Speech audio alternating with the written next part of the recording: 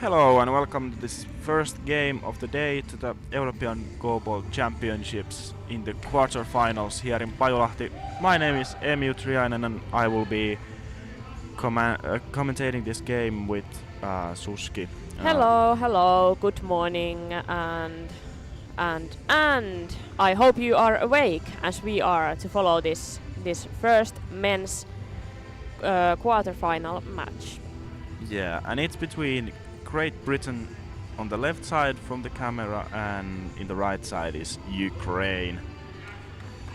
Yeah, Ukraine won the pool and Great Britain was fourth in the pool.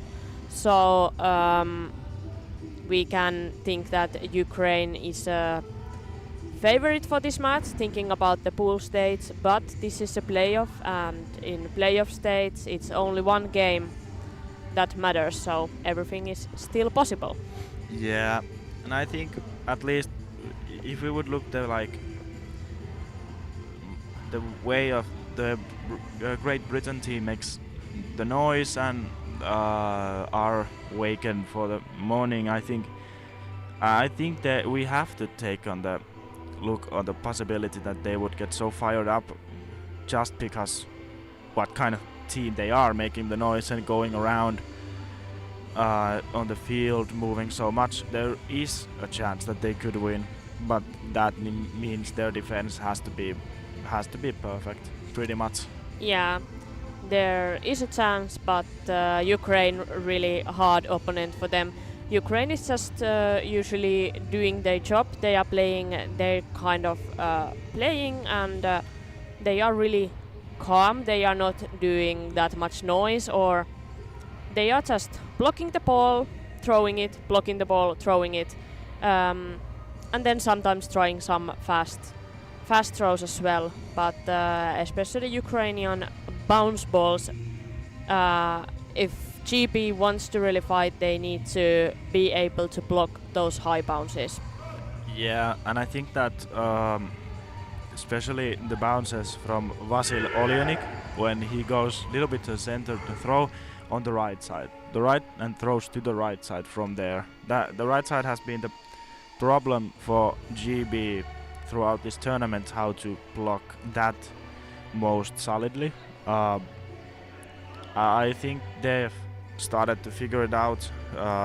David Scott usually starts and plays in the center most of the game, and then they just change. Sometimes is it Caleb Nanevi or Joe Rooper in the left side, and right side is usually always Dan Rooper. Yeah, and Dan Roper is really the offensive power for GB. But now we have a little, at least for me, a little surprising start. There is Dan Rooper, David Scott, and the young new guy Jack Peters. Okay.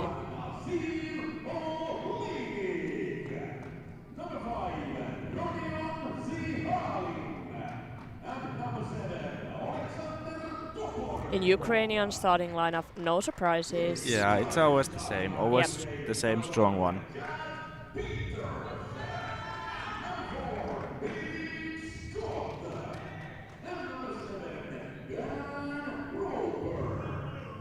Yeah, it's also a little surprise for me to have Jack Peters there right now. They have had their always Joe Roper or Caleb Nanevi in the starting lineup. But now in the playoff there is Jack Peters, so let's see how it goes. Yeah, of course. Jack is used to, Peters is used to play against players who throw bounce throws and the high bounces. So there might be the chance that they want to give him the chance to show what he's able to do against the high bouncers of Ukraine. But we'll see. Okay. It can be a working trio and surprising us with his play. This is his first time in the Euros, so it's pretty good chance to show himself. But not easy task that suddenly you are in a starting lineup in a playoff, not in the against pool, but Ukraine. Yeah, in a playoff against Ukraine. So mentally, not the easiest. Yeah. And those usually so known about what has happened before that Ukraine is one of the most strongest defensive, very strong defense. That's why they Euros they won the last Euros championships and silver medalist in Paris in Paralympics last year. But we'll start. Now we go. Vasil Oljanik with the ball in the center. Throws to the right side. Dan bounces it, Rupa bounces it, but blocks it out in the end. Important to block the first ball, always. Yeah.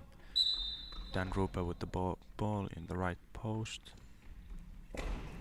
Throws it to the center. Toporkov blocks. Passes it to Zihalin. Zihalin from the left cap. Bounce to the middle. David Scott blocks. Brings it to Jack Peters. Peters from the left cap. Throws it to little cross, but Toporkov blocks it out. Solid start from both teams. Yep. Now, ball with Zihalin on the left post. Bounce cross, but David Scott blocks it, brings it to Ruper. Ruper throws to the middle, Toporkov blocks, passes to Oljanik. Oljanik goes to the center to throw. Bounce there on the left cap, but Peters blocks it. Peters goes around to throw from the right side, but throws out.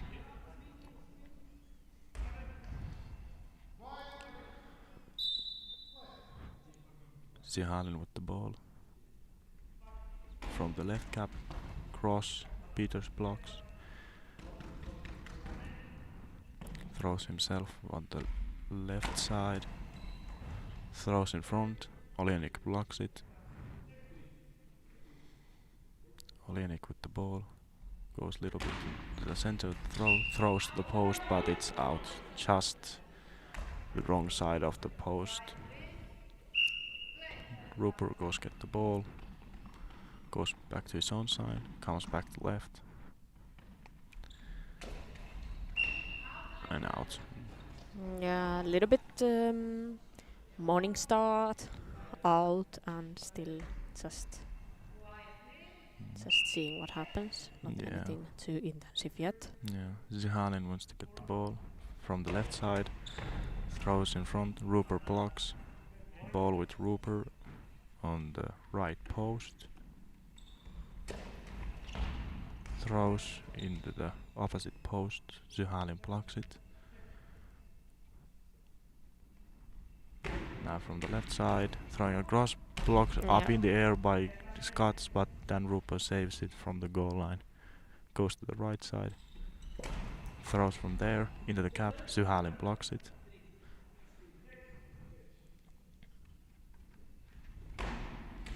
Zihalin throws to cross, Scots blocks it, brings it to Peters.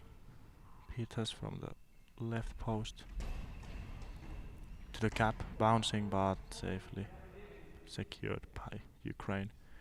Oljanik in the center, throws to the right cap. Ruper bounces it a little bit, but gets it covered. Then Ruper from the right post to the center. Toporkov blocks it, passes it to Zihalin. Zihalin from the center. Flicked. It flipped over the crossbar from David Scott. Yeah, but still 0-0, and both teams I can see really focused on the defense. They know the importance of defense in this match. Yeah. Peters from the left post to the cap. Oljanik blocks it. Oljanik from the center. Bounce to the middle. Scott blocks it. Brings it to Ruper from the right cap to the center. Toporkov fast return to the right cap, but Scott blocks it. Brings it to Peters. Peters from the center. Cross throw. Zihalin blocks. Zihalin with the ball on the left post. Oh, flipped over Rupert by Scott. An unfortunate goal by Ukraine against GB 1-0.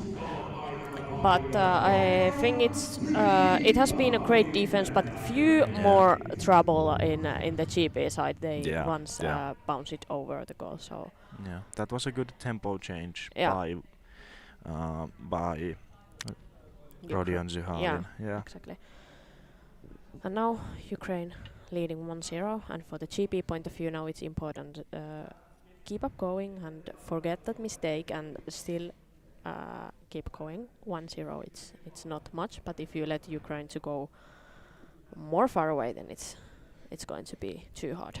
Yeah, there's still like 20 minutes to play, so Yeah. it's a long game. 8 Yep. minutes 21 seconds in this half. Rupert has the ball in the right post. Dummy run from Peters. Just touching the post but And going out quite by close Rupert. to noise penalty also with that dominant. Yeah. They have to be careful. Yeah. Olenik goes get the ball, goes back to his own side, the right side. Throws in front of himself, but Peters blocks it out. Solid game from Peters so far. Now Rupert goes get the ball. Peters keeps it by himself. Dummy run from Rupert. Peters throws to the gap, but Toporkov blocks it. Passes it to Zyhalin. Zyhalin from the left post to the center.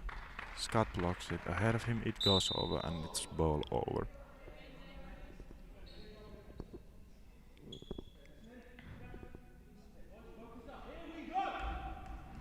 Ball in the left side of the court with Zyhalin. Little dummy run from Olenik. High Bowson from Zyhalin going up from the legs of Scott, bouncing into the legs of Peters, but his legs were on the goal.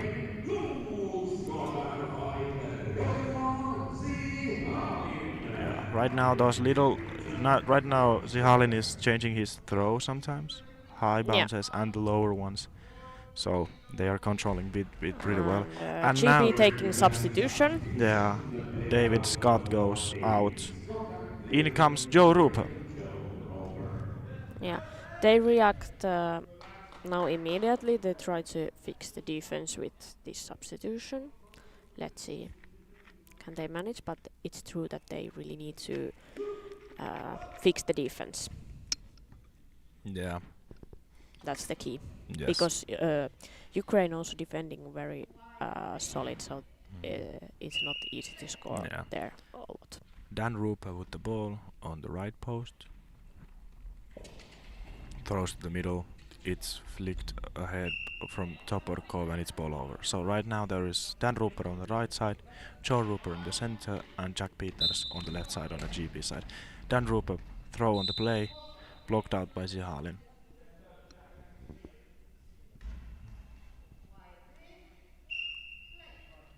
Olenik goes to get the ball, goes back to his own post in the right side.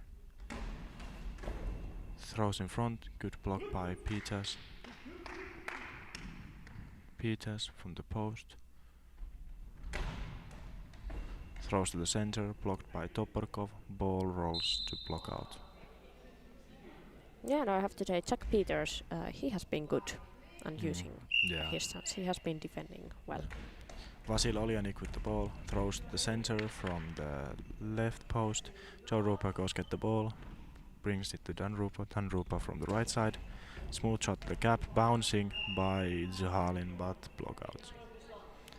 He flicked it over the court, out from the right side. Oljanik with the ball in the right side.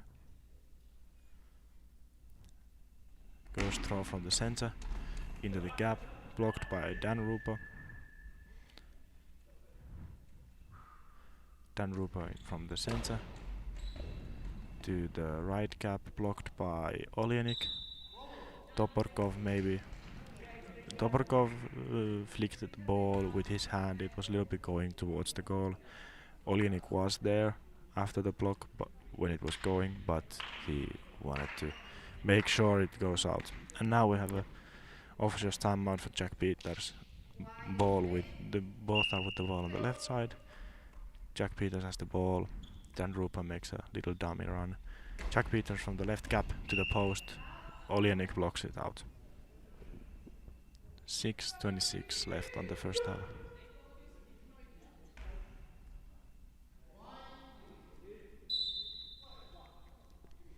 Zihalin goes get the ball, goes back to his own side from the left post, left gap, but throws out. Dan Rupa with the ball, goes around the left side from the left post, a curving ball to the gap, Olienik blocks it.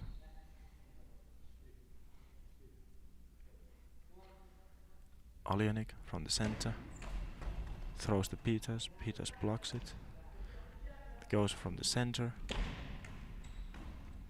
Oh, Zihalin bounces it, but the save by Olienik in the goal line. Yeah, that was a good try. Zihalin to the post, the right post of the GB team, blocked by Dan Rupa. Dan Rupa throws to a cross throw, blocked by Olienik. Topurkov passes it back to Olienik. Olienik from the center to the gap, but blocked by Joe Rupa. Joe Rupa brings it to Jack Peters. A lot of shouting in the GB now. Peters throws to the middle. Topurkov blocks it. Topurkov throws himself from the left gap. Bounce shot to the gap between Joe Rupa and Jack Peters, but Joe Rupa blocks it, brings the ball to Dan Rupa from the center to the center. Topurkov blocks it out.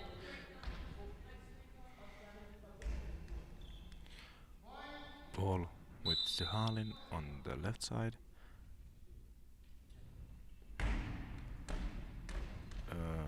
High bouncer to cross on the right, but Jack Peters blocks it from the left post. Throw to the corner to the post of Olienik, but blocked out by him. Yeah, Ukraine leading 2-0 against Great Britain at the moment.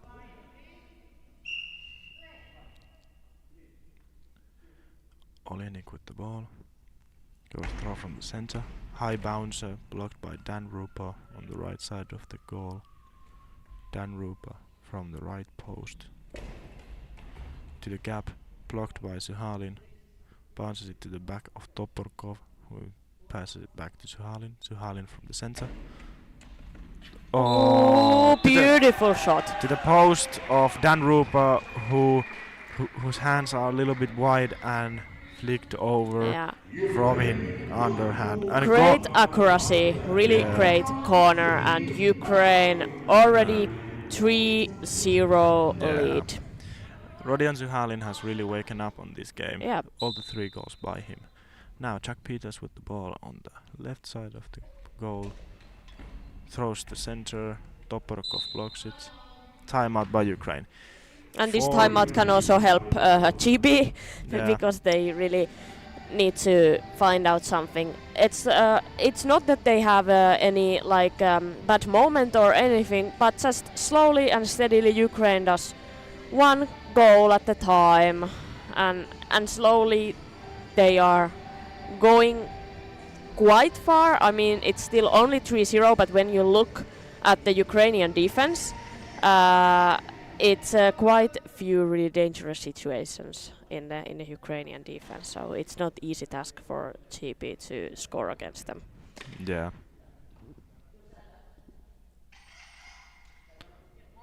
Yeah. Olienik with the ball in the center. A throw to Dan Rupa, he blocks it. Goes around to the center, kicked by Topurkov, rolls between the legs of Joe Rupa, who finally finds the ball and gives it to Dan Rupa. Bounce to the cap, blocked by Zihalin. Zihalin from the left cap, throws to center, blocked by Joe Rupa, brings it to Peters. Peters from the left side, the left post. Slower throw to the center, blocked by Toporkov, who passes it to Olienik. Olienik from the right cap, cross to the right cap of GB team, blocked by Dan Rupa. Dan Rupa throws in front of him to the gap between Toporkov and Zuhalin, blocked by Zuhalin. Zuhalin from the left post, throws ahead of him but little bit out. No one takes the ball. Jack Peters takes it. Goes to throw from the right post. Throws in the line, blocked by Zuhalin from the left post. Zuhalin from the left cap. Throws to in front of him, blocked by Dan Rupa. Fast throw by Dan Rupa. Fast throw by Zuhalin, blocked by Dan Rupa. Dan Rupa has the ball, goes back to the goal from the right post. The gap, little bit bounced by Zuhalin. Ball is rolling, no one is taking it. Olienik takes it. Olienik goes back to the right side to throw. Shows to the left gap, blocked by Dan Rupa. Joe Rupa gives it to Jack Peters. Peters throws it to center, blocked by Toporkov. Toporkov gives it to Olienik. Olienik from the right cap throws to the left side, blocked by Dan Rupa. Dan Rupa with the ball goes around, throws from the left side, throws to the same side, blocked by Olienik. And we have officials timeout. 2 minutes 9 seconds on the clock. Ukraine really impressive so far in this match. Scored 3 goals and really strong and stable defense. Yeah, so we have shoelaces of Jack Peters. Yeah, it's good to always have your shoelaces so that there's no risk for injury. Yeah, Zuhalin with the ball on the left cap, throws cross, blocked by Peters, ball going away, taken by Joe Rupa, gives that to Peters. Peters to the right, to the left post, blocked by Olienik.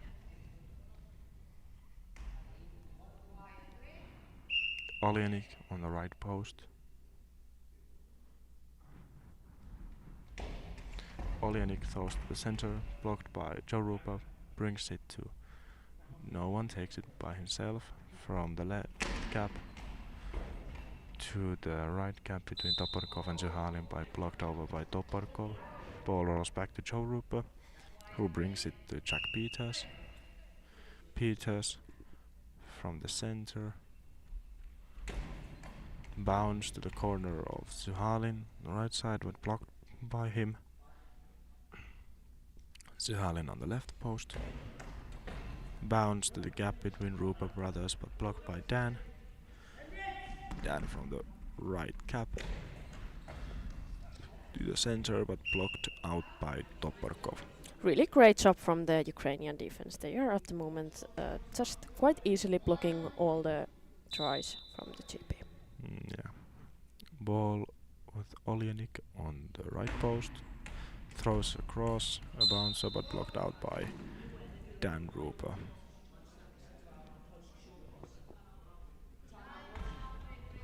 Timeout by Great Britain. 1 minute 4 seconds left on the first half. Yeah, Ukraine looks as strong as I expected.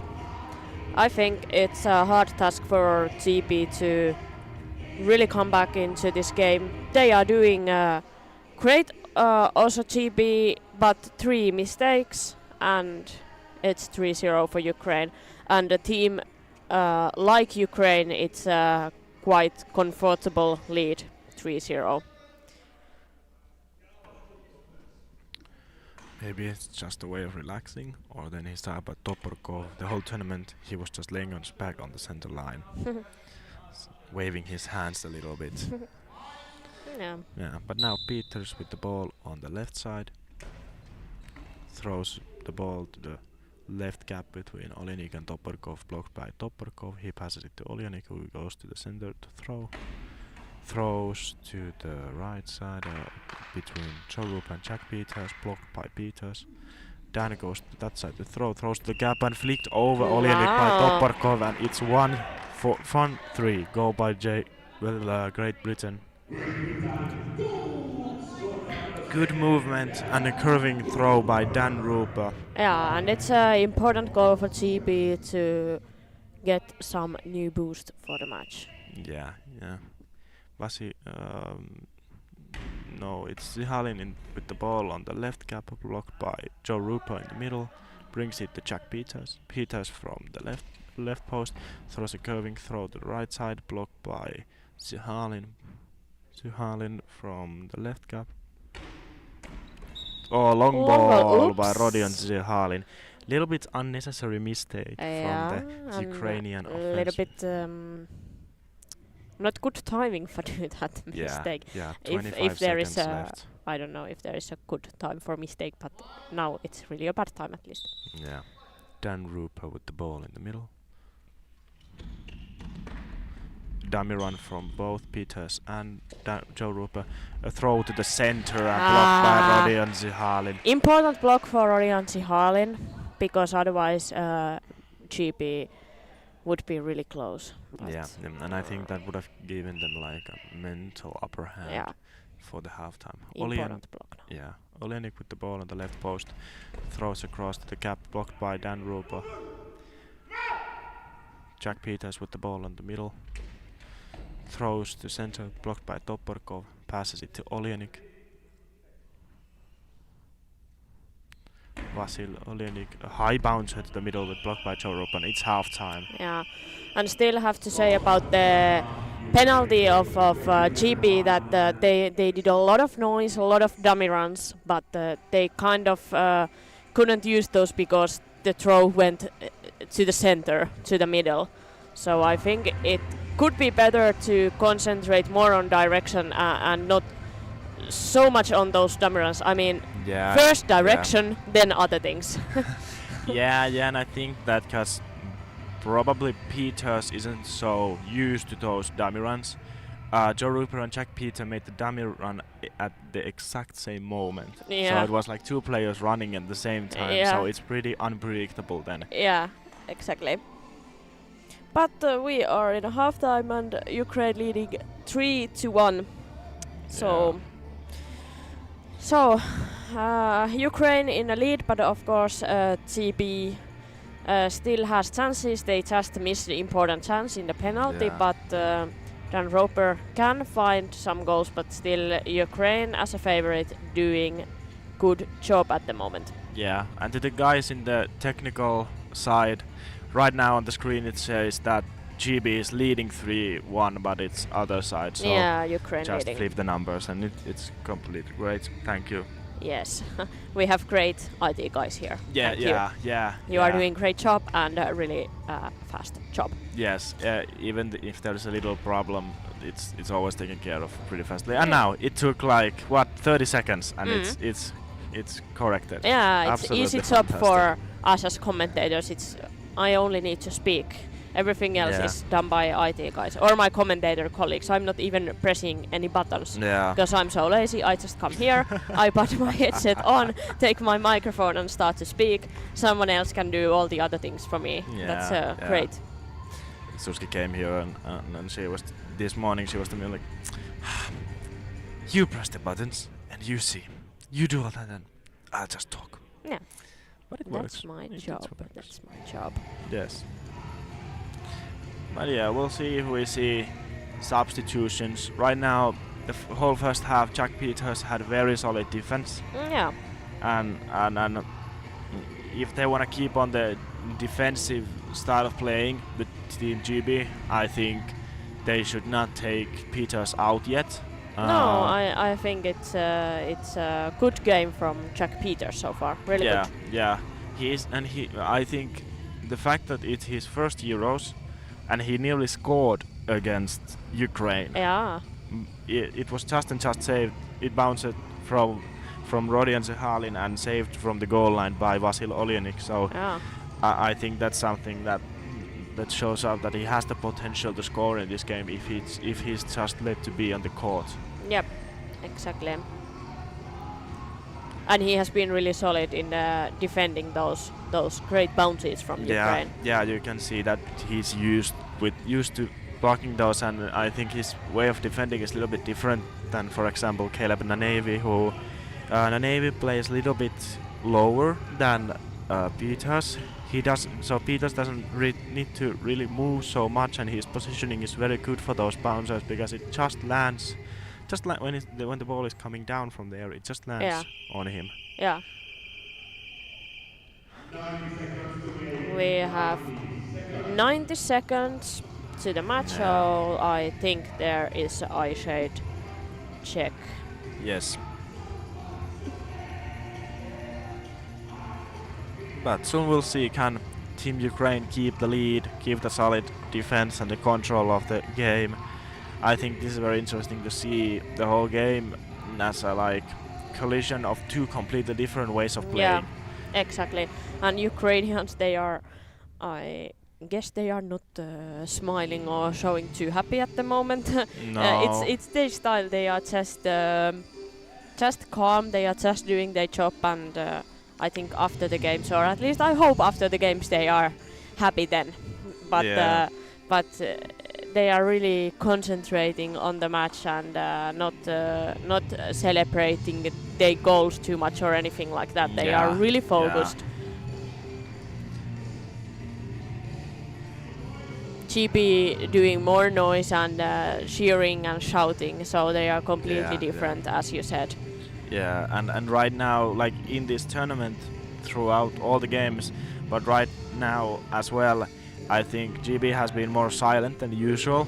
Yeah. And in the years before and tournaments before, they might be so loud. There is not a single moment with silence sometimes when they play. So, especially when the women team are watching the game and the boys are playing, then it's wild. And now we are about to start. Ukraine leading 3-1. GB starts with the ball. So no halftime substitutions.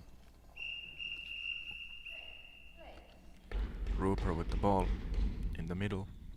Dan Rooper throws the left cap between Olyanit and Toporkov. Ball rolls away, blocked by Olyanik. Toporkov has it back to Olyanik. Oh, there it is. Yeah, and what a great start for Ukraine for this second half. 4-1. Yeah. Vasil Olyanik throw to the right cap between Joe Rooper and Jack Peters. Touches a little bit the tiptoes of Joe Rooper and there through Jack Peters. Yeah, 4-1. First goal also for Olinek in this match. Ball with Dan Rooper on the right post, throws to the right gap between Toporkov and Zuhalin, blocked by Toporkov, goes get the ball, passes it to Zuhalin. Zuhalin from the left side, a cross bounce path, blocked and controlled by Jack Peters. Jack Peters from the left side, throws to the center, blocked by Toporkov. Toporkov passes it to Zuhalin. No, Olyanik, sorry. Olyanik goes to the other side, the left side to throw, blocked by Peters. Peters gives it to Dan Rooper. Dan Rooper goes back to the right side to throw. Bouncing shot between Toporkov and Zuhalin, blocked by Toporkov, who passes it to Zuhalin. Zuhalin from the left side throws to Dan Rooper. Dan Rooper, fast free throw into the gap, but blocked by Rodion Zuhalin. Zuhalin from the left post. A bounce to the gap, blocked by Dan Rooper. Dan Rooper gives it to Jack Peters. Peters goes to the left side to throw. A smooth shot to the center, but blocked by Toporkov.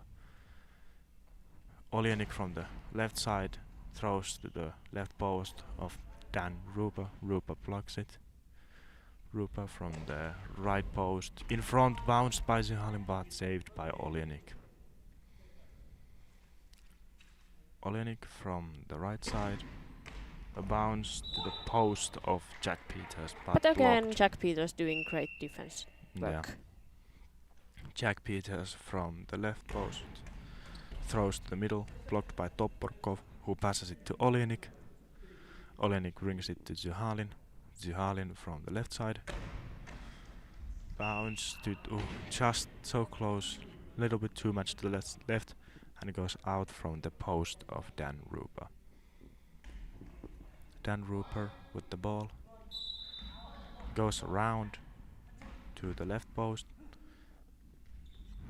throws ahead of him, blocked by Close to the Olenik. high ball, at least sounded like that. Yeah, and you can see Strajic, who was playing usually on the Ukraine and team, waving his hands on those throws of Dan Rupa. Yeah. Jack Peters from the left post throws a cross throw on the right side, blocked by Zihalin from the post. From the left post, Zihalin bounce to the middle. Joe Rupa blocks it, brings it to Dan Rupa. Dan Rupa goes to the right side to throw. A cross throw blocked by Olenik, ball rolls over, gathered by Toporkov. Toporkov passes it to Olenik. Olenik a bounce to in front of himself, but blocked by Jack Peters from the Peters from the middle. Oh, flicked over by Toporkov, but saved by Olenik. Great team effort. Yeah. Now Zihalin with the ball. From the left side, throws to the center, blocked by Joe Rupa. Joe Rupa brings it to Dan Rupa in the middle.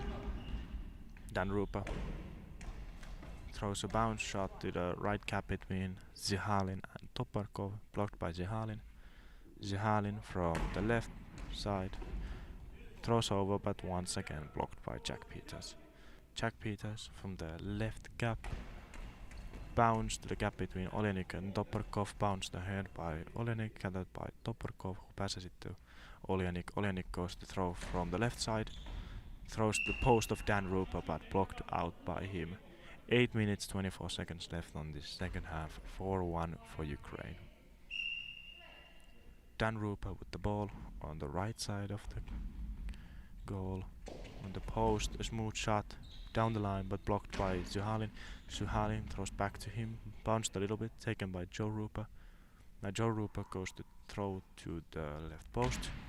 A bouncy shot to the corner of Olenik, but Olenik blocks it out. Olenik with the ball on the right side, throws fastly to the center, but blocked by Joe Rupa. Joe Rupa gets it, brings it to Jack Peters on the middle. From the left cap by Jack Peters, throws to the legs of Toporkov. Toporkov passes it to Zihalin. Zihalin from the left cap throws as a bounce in front of him and through Dan Rupa's hands. 5-1.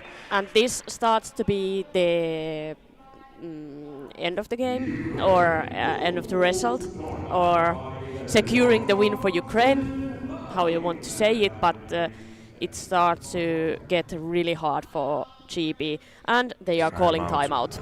7:44 on the clock. Yeah, it's strong offensive game by Rodion Zihalin. I think this is what we talked about, that Ukraine just does what they do usually, and that's how they play. They just defend and throw those good shots. And they believe that in some point always they are scoring and they are going into the goal, and they are. They just keep doing, and it's goal, then and it's enough.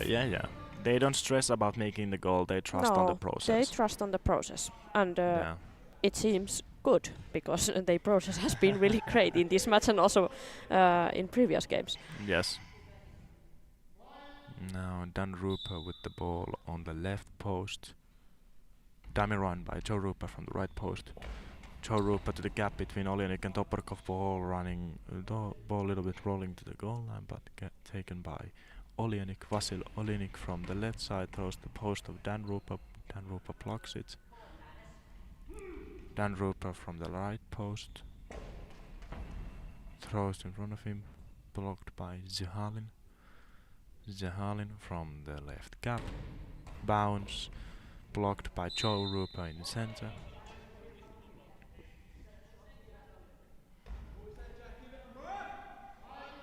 Jack Peters, fast around the play, blocked by Toporkov. Toporkov passes it to Olenik. Olenik from the right cap. A cross throw to the post of Dan Rupa, but he bounces it out. some defense problems by Dan Roper we have seen in this match. Yeah, A in few the mistakes. post. Yeah. Yeah, so from the left post by Dan Roper, smooth shot, but blocked by Toporkov in the left gap. Now, Rodin Zihalin on the center, throws it to the left post, the post of Dan Roper, but he blocks it, brings it to Jack Peters in the middle. Peters from the left side to the center, blocked by Toporkov. Toporkov passes it to Olenik. Olenik from the left gap throws to the center. Oh, bounced by Joe Rupa, but saved by Jack Peters from the left side of the court. Very good team effort by Joe Rupa and Jack Peters. Peters from the left post throws the gap between Toporkov and Olenik, blocked by Toporkov. Olenik in the right gap. Throws out from close to the right side post, the post of Jack Peters. 6 minutes 12 seconds on the clock, 5-1 for Ukraine.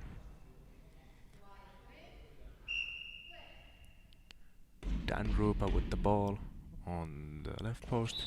Smooth shot out and then through the hands of Toporkov. So there is a chance to make goal from there, but it was out. Now ball in the hands of Zihalin in the left gap. Bounce shot, through the legs of Jack Peters in the gap, in the right gap, and 6-1. Yeah. Fifth goal by Rodion Zihalin. Yeah, Rodion Zihalin really been impressive in this match. Really been crucial for Ukrainian offense. I think those little bit lower bouncers are hard for GB. At least those he's been scoring with those. Joe Rupa to the post of Zihalin, blocked by Zihalin. Now we have equipment check. Yeah, I think the eye shades of Rodion Zihalin. Okay.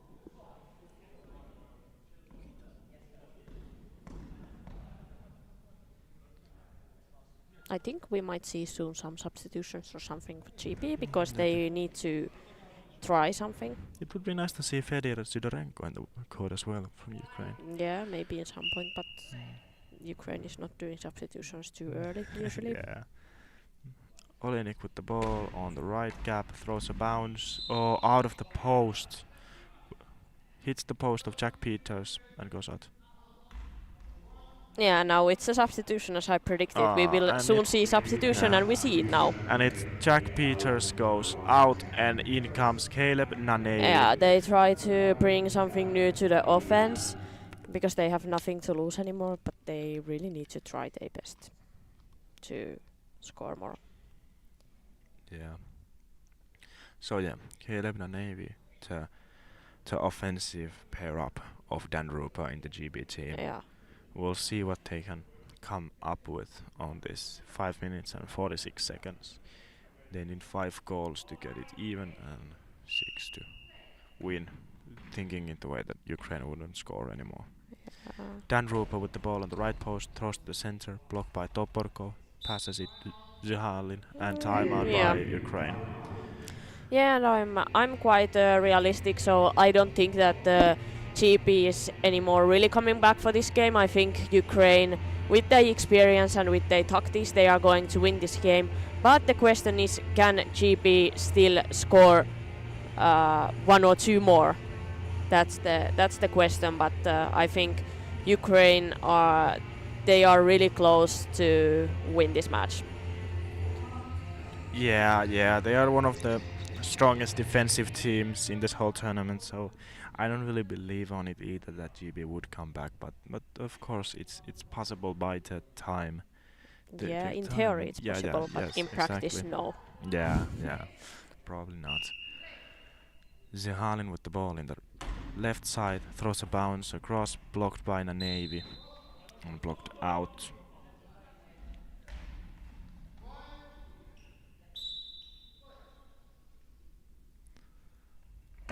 Navy from the center, blocked by Toporkov. Toporkov passes it to Olenik. Olenik from the right side. A bounce shot to cross in the left side, blocked by Dan Rupa. Dan Rupa from the right gap. A bounce to the left side, blocked by Oljanik. Besides that one throw of Dan Rupa, it's been very solid defense by Ukrainians. Vasil Oljanik from the right gap throws to the post of Caleb Nanevi. Nanevi blocks it, gets up, a curving shot to the left gap between Oljanik and Toparkov. Oljanik brings it to Zuhalin. Zuhalin throws about. A throw goes through the legs of Dan Rupa, but he catches it from the goal line. Now he throws back to Zuhalin. Zuhalin a fast throw back to Dan Rupa. Ball rolls. Dan goes get the ball. Rupa brings it to Caleb Nanevi. Nanevi from the center. The throw to the right side blocked by Zuhalin. Zuhalin gives it to Oljanik. Now Vasil Oljanik from the left side, a faster throw underneath Dan Rupa. Dan Roper, he has had some difficulties in defense. Maybe he's focusing a little bit too much on the offense and then small mistakes in defense in this match. Yeah. In practice, it's gonna be pretty done for GB 7-1. Yeah, now we are just waiting what is the final score, but we know the winner already. Yeah, Caleb Nanevi could throw to the gap between Zuhalin and Toporkov. Toporkov blocks it over back to GB. Now Nanevi from the center. A bounce shot to the same gap blocked by Toporkov. Toporkov goes to get it and passes it to Oljanik. Vasil Oljanik in the right side of the goal. Throws the gap between Joe Rupa and Caleb Nanevi, blocked by Nanevi. No, Dan Rupa from the left side throws to the right side in the legs of Toparkov, who blocks it, and it rolls all the way to the other side, and it's a ball over. Dan Rupa gives the ball to Caleb Nanevi. Nanevi from the right post to the gap between Toparkov and Zuhalin. Toparkov blocks it, passes it to Zuhalin. Zuhalin from the center. A bounce throw to the left side. A fast throw by Joe Rupa at the post, but out. I would like to see a substitution from Ukraine. You would? Yeah, I would. Okay. But I don't know if I will see that. Oljanik in the left side with the ball. Throws to the center. Blocked by Joe Rupa. Brings it to Caleb Nanevi on the left side. Goes to the left side, the throw goes out of the court into the gap, into the deep gap between Toparkov and Oljanik. Yeah, I see the substitution. Yes, because they are safely in the lead and they are only 4 players because 2 of the players didn't pass the classification. So it's good to it's smart. Yeah, and now the Mr. Goalmaker of the game, Rodion Zuhalin, goes out and in comes Fedir Sydorenko. Yeah. Zuhalin can be really happy for this match. He was really great in this match.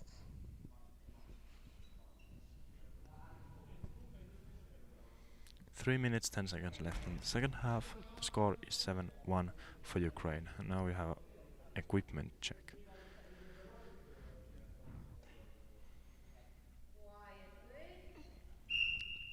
Sydorenko on the left side. He is with the ball. Sydorenko throws a bounce throw into the center, blocked by Joe Rupa.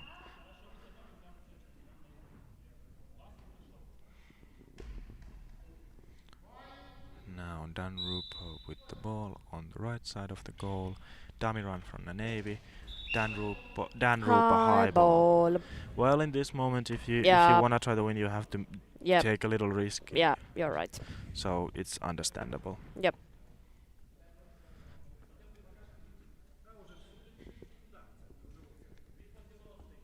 So we'll see how will this go.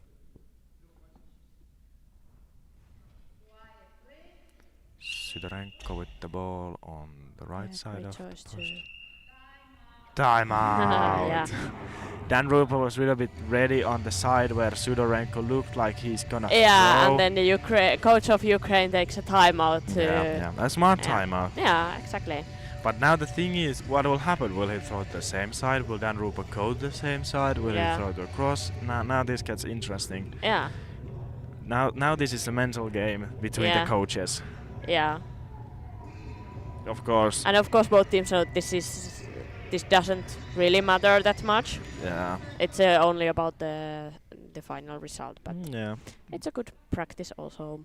Yeah, and I think it's good too. A chance for Sidorenko. Yeah. European Championships, it's nice to get your name on the scoreboard.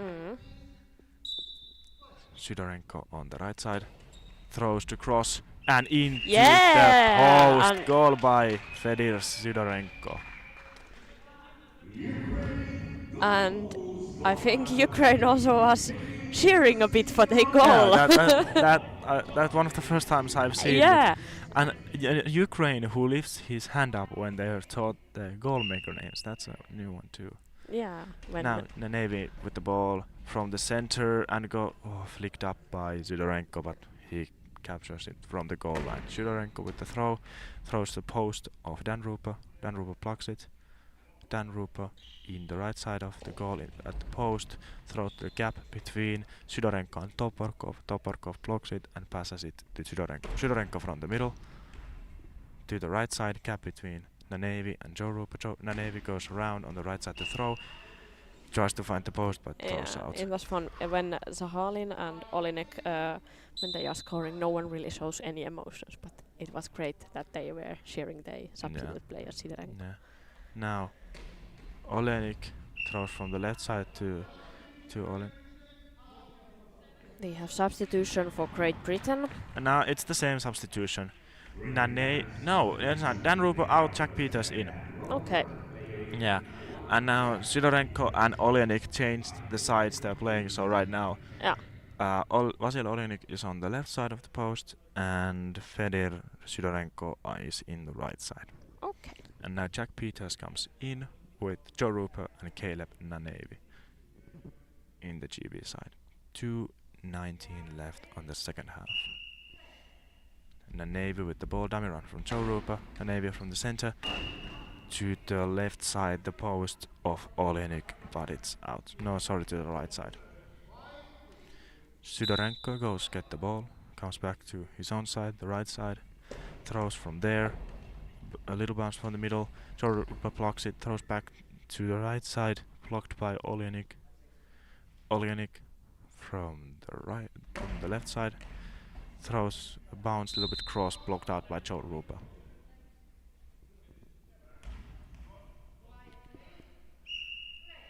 Nanevo with the ball, a bounce out to the middle, Toporkov blocks it, passes it to Sidorenko.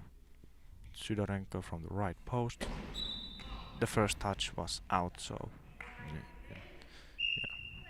Now Jack Peters goes get the ball, goes back to the right side from the right post. A little cross-grinder, but captured by Toporkov in the center. He passes it to Vasil Olenik. Vasil Olenik throws in front of him and blocked out by Jack Peters from the post. And now the GB team is cheering as well.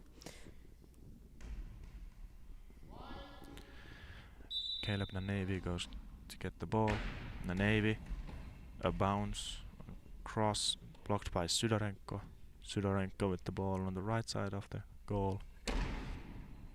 A bouncer to the center, blocked by Joe Rupa, who takes the ball. Goes to throw from the left side, a bouncer to the gap between Sidorenko and Toporkov and blocked by the legs of Sidorenko. Sidorenko from the left side throws to the post of Jack Peters but goes out.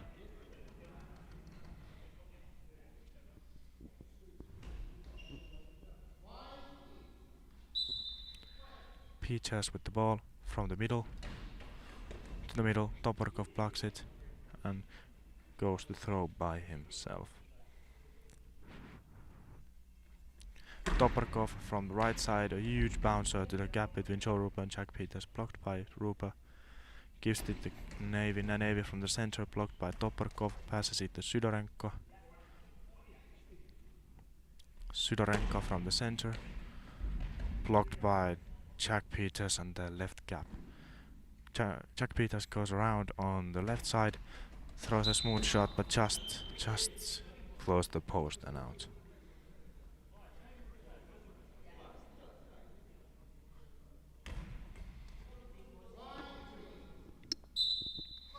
Sydorenko with the ball, a little dummy steps from Olenik.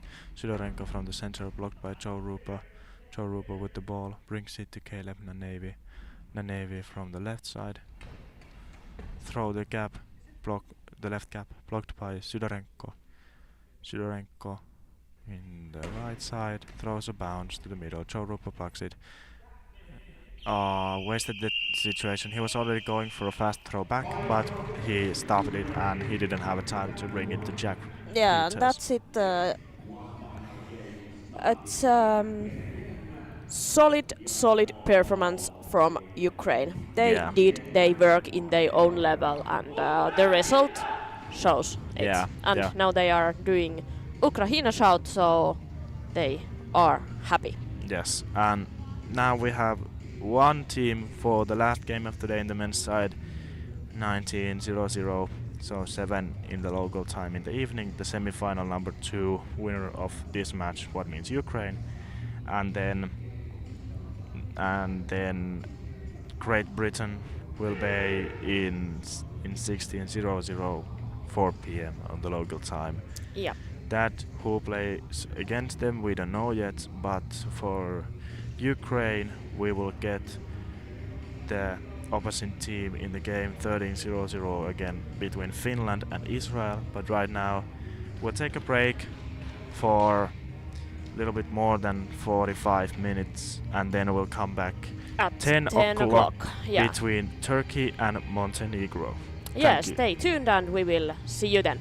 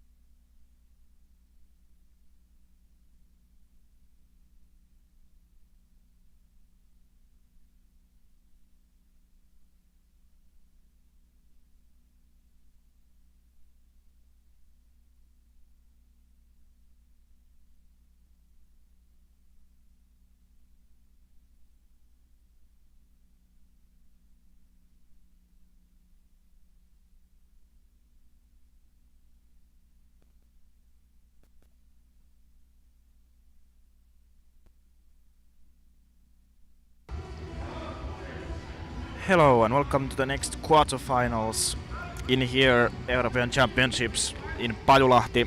My name is Emil Triainen once again, and I will be commentating this game with Susanna Halme, who is just arriving here to the commentating box. Next we're gonna have a game again between Montenegro and Turkey, and this is the second quarterfinal game. The first one win to Ukraine over Great Britain, and now we're gonna see which one of these two teams gets to the semi-finals.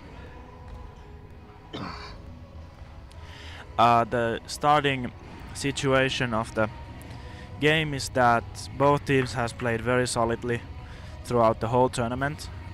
Maybe a little bit stronger. Onko sä valmis? Okay, now we have Suski unmuted as well. Hello! So yeah, both teams has played very solidly throughout the tournament, but the injury of Ebubekir Sidikara. Yeah, I was remembering the old lineups of Turkey. Yeah. But yeah, Ebubekir Sidikara's injury. I think it's been a little slowing for the Turkish offense. They have played well even without him, but he brings much of knowledge about the sport and the. Yeah, and he's a great player, so I really wish him a fast recovery. Injuries are always part of the sport. They are always a risk, but they are always just shit. Yeah. So I really hope that we can see him back in goalball really soon. Yeah. But I think Korkmaz and Ilmaz both have taken more spot and more responsibility of the game so far after the injury of Kara. So we'll see how the Turkish defense will hold this time. It's been their biggest weapon against every team, that they're very solid defenders. Yeah, and they have a great center, Hussein Yes, Alkan yes. there, so that helps a lot with their defense. Yeah, their offense isn't so strong. Like if we compare to Montenegro, Nikola Nikolic, Marko Nikolic, very strong offense, but Turkish defense is so strong that it's easy for them. Wait that the opponent throws a long ball or a high ball and score, and then just defend. But yeah, as I mentioned, Team Montenegro, the offense of theirs, the Nikolic brothers, Marko and Nikola, they are a strong duo in the offensive side. They have had some problems with the left side defense. Usually Milos Ranitovic is playing there, and the gap has been open, and Ranitovic is post as well sometimes. In the latest games, Marko Nikolic has supported very well the gap. That's true. But yesterday then Israel could also use that, and then after pressuring a lot that side, then they turned to the cross gap, and that was then the weak point. So so I think that's something that Turkey is gonna do as well. They have most of them throw lower curving bounces, so especially with someone like Marko who moves fast to the gap, especially if he's supporting the left gap of their goal, then it might be a trouble for them. But we'll see how the teams are ready for this game, and soon we'll know the starting lineups as well. I think I'm pretty sure that Montenegro is gonna start with the usual, both Nikolic and Ranitovic. I think so too. And in Turkey, well, of course, Alkan is probably gonna be in the center, and then there is Korkmaz. And Ilmaz. Yeah. Yeah, I don't remember how they went, which was in which side, but Korkmaz and Ilmaz. Yeah. In the sides. So we'll see. Now it's 2.5 minutes until the start of this game, and the whole hall is filled with shouting and cheering for the teams. But right now it seems that Korkmaz is on the right side. Yeah, I think it was like that. I also tried to remember, but we have long days and so many teams, so it's not possible to remember all the times who is in which wing, but I think it's like that. Yeah, but a good thing, a chance for Turkey. Ebubekir Sidikara is on the bench with his gear on. So he it seems like he isn't starting on the starting lineup, so they might be saving him. Yeah, and maybe there's still some. Of course, it's a risky go after the injury, but if he has his gear on and because after the injury he couldn't put any weight on any weight on his foot, so it looked quite bad. But it's good if it's better now.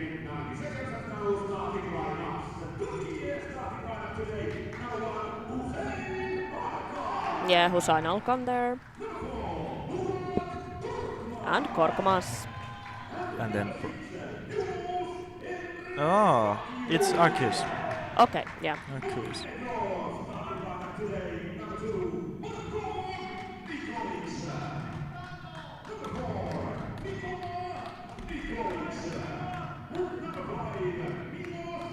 And no surprises, 2 times Nikolic, 1 time Ranitovic in the Montenegro side. And we can bet you that, and it can be seen that Nicolas on the right side, Marko in the center and Milos on the left side. Definitely. Yeah. I think Turkey is a slight favorite for this match, and of course they are the pool winner, and Montenegro is fourth in their pool, so of course that also tells something how this tournament has been so far. But again, in the playoff stage is only this one game that matters, and sometimes in major championships we have also seen when pool number 4 is winning pool number 1, you can never say it's easy for any of the teams. Yeah, and for Turkey, Korkmaz is on the right side, Alkan in the center, and Akis on the left side. Yep. And Georgia starts with the ball.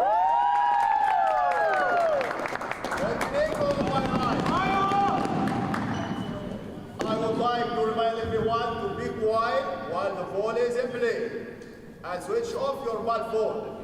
Thank you. Turkey will start with the ball. Table is not ready. Clock is not ready. Yeah, so we'll wait for a moment for the clock to be ready.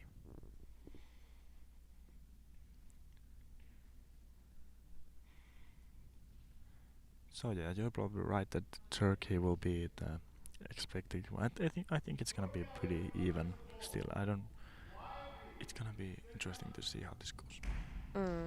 So yeah, Turkey starts with the ball. Now we go. Yeah, Alkan brings the ball to Akis. Akis from the left side. Throws in front and straightly from the cap of Marko Nikolic and Nikola Nikolic. Yeah, that was the web cap yesterday also. Yeah. And now, really good start for Turkey, really bad start for Montenegro. It's really hard if you concede the first throw. It's a worst possible start for your match, and you really need to come back from that quickly. Yeah. And Nikola Nikolic with the ball on the right side. Smooth shot blocked by Akis and ball over. Strong shot from Nikola Nikolic, but a good block by Akis. Nikola with the ball on the right side. A bounce, little cross. From the hands of Alkan to the goal of Turkey. 1-1. We've played only 19 seconds. Yeah. A little bit nervous defense maybe in both sides.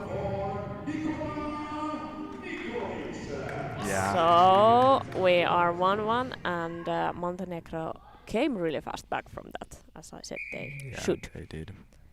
And now Korkmaz with the ball on the right side, throws a bounce and a goal. I would ask now one question. Do you know what is defense, boys? Yeah. Milos jumped to the post and the curving bounce went in. Yeah, we've played what 25 seconds. And We have seen 3 goals. Yeah. Now every single player in the court defense, defense, and defense. Yes. Nikola Nikolic with the ball on the right side of the Montenegrin goal. Throws blocked by Akis. Ball is rolling. Alkan gets it. Passes it to Akis. Akis on the left side. Bounce. Cross. Blocked by Marko Nikolic. Marko Nikolic goes to the left side of the goal. Bounce. Blocked by Alkan. Passes it to Korkmaz. Korkmaz from the right side. A slower ball. Now Marko Nikolic is supporting the gap, blocking it and passing it to Nikola, and now we have an equipment check. A little bit nervous start. Yeah. But maybe. Yeah, we're fixing the eye shades of Marko Nikolic. Yeah. But maybe now we are seeing more controlled game. Turkey are leading 2-1 already.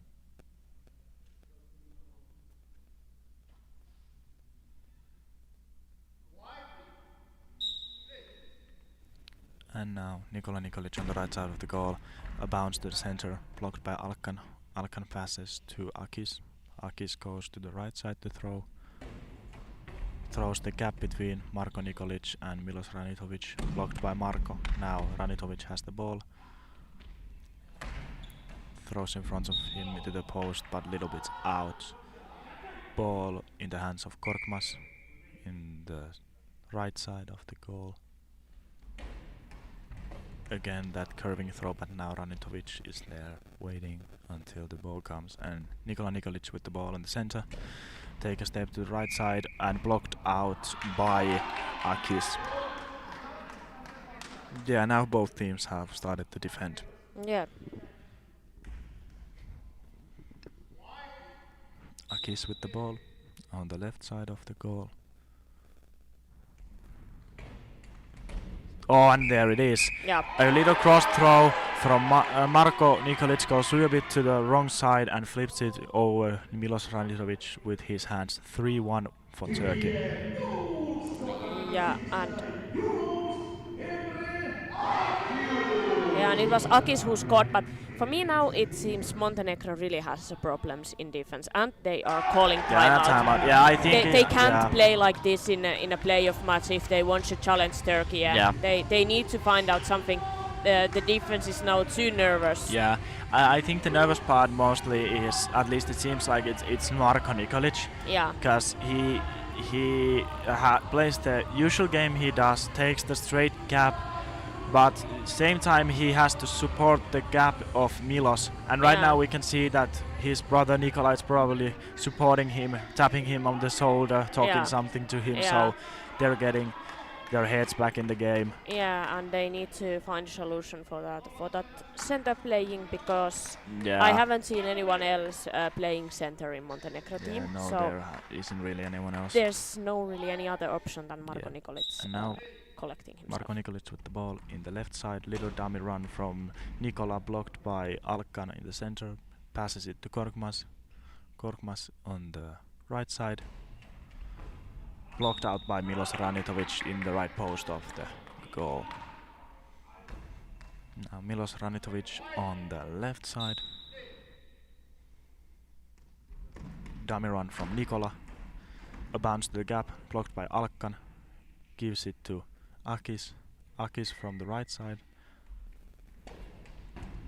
Blocked by Marko Nikolic. Marko goes to throw in the right side. Bounce into the gap, right gap, blocked by Akis. Akis with the ball on the left side of the goal. A cross throw blocked by Milos Ranitovic. Marko takes the ball, brings it to the hands of Nikola. Nikola throws from the right side to the center, blocked by Alkan. Alkan brings it to Korkmaz. Korkmaz from the right side of the goal. A bouncing shot to the center, blocked by Marko Nikolic, who passes to Nikola Nikolic. Nikolic on the right side of the goal, throws a bounce to the center, a little bit to the right side of the center, and blocked by Alkan, who brings it to Akis. Akis from the center, throw towards the post of Milos Ranitovic, but it's blocked, and it's blocked out. It's blocked. Yeah, because it was a ball over. It went over the 6 meter line and then out. So probably they're just now gonna figure out that hey, it is a ball over. Yeah, now they whistled it as a ball over. 8:56 on the clock of the first half, 3-1 for Turkey.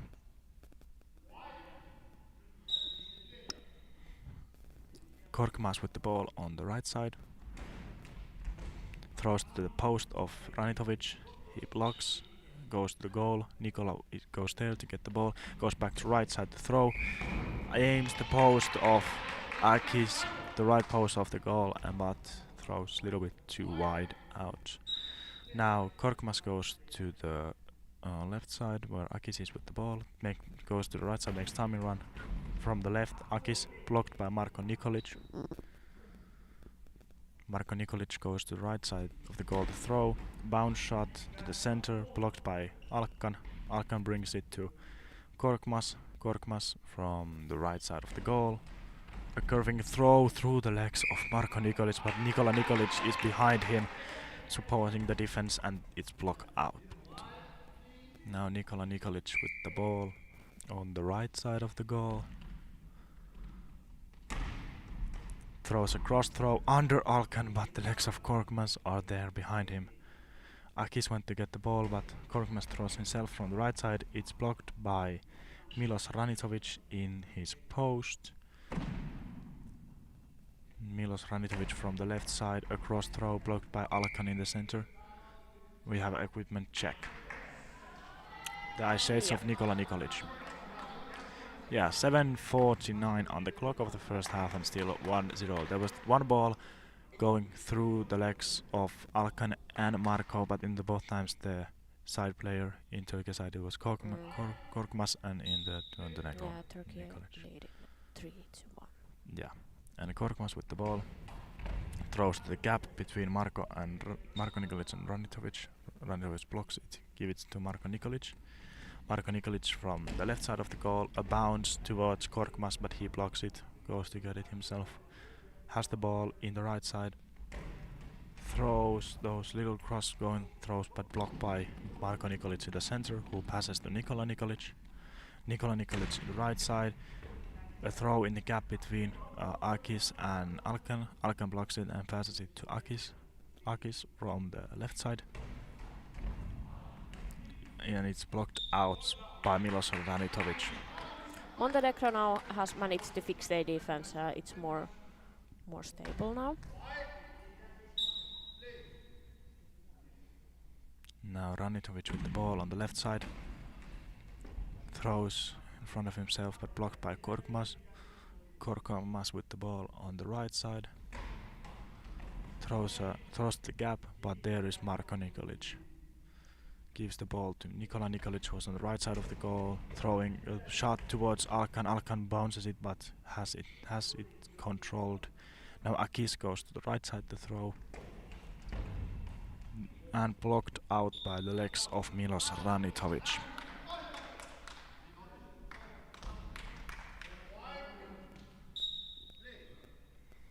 Marko Nikolic with the ball in the center.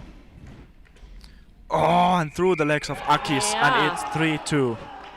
Yeah, Montenegro has found more control to the game, and when your defense is more stable, you can also focus easier on offense. And 3-2. Yeah, so 3-2 and 6 minutes 28 seconds left.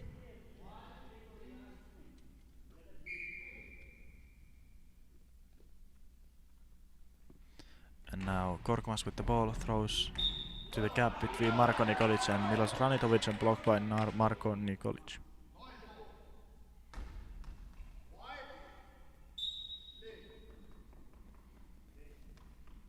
And now Nikola Nikolic with the ball on the left side. Long ball. Little bit unnecessary long ball. Like, it's important to get to the tie and get the third goal, but it's like 18 minutes to go on the game, so you don't really need to let still be so risky so early. but we'll see can Nikola block it. All the Turkish people are on the center with the ball now. I think it's Akis, a dummy run from Alkan, and Akis throws to the center. Yeah, important block for Montenegro. Important Yeah. block, and they can get some momentum from this. Yeah, they really did. Nikola was shouting his face straight to the Turkish players. Marko Nikolic in the right side of the goal with the ball and a throw, and nearly another long ball.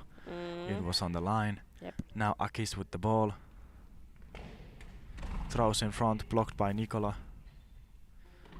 Nikola Nikolic on the right side of the goal. Throws in cross, blocked by Alkan. Alkan gets the ball, passes it to Korkmaz.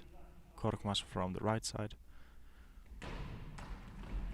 to the gap, but there is Marko Nikolic again. Marko Nikolic from the center. Bounce to Korkmaz on the left side. He blocks. Comes to a little bit more center, but still on the right side. Throws to the post of Milos Ranitovic, who catches the ball under his shoulder. Milos throws into the gap between Korkmaz and Alkan. Korkmaz blocks it and brings it to Akis. Akis goes back to the left side to throw.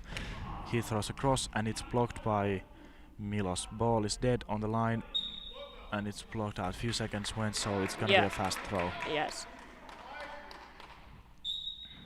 Milos Ranitovic with the ball. Throws fastly to the gap.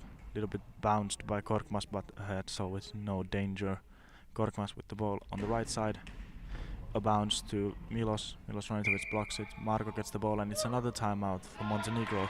A second one in the whole game. 4:51 and it's left. already a second timeout for Montenegro, so they are using 2 timeouts already in the first. Yeah, so half of the all 4 that they can use in the game.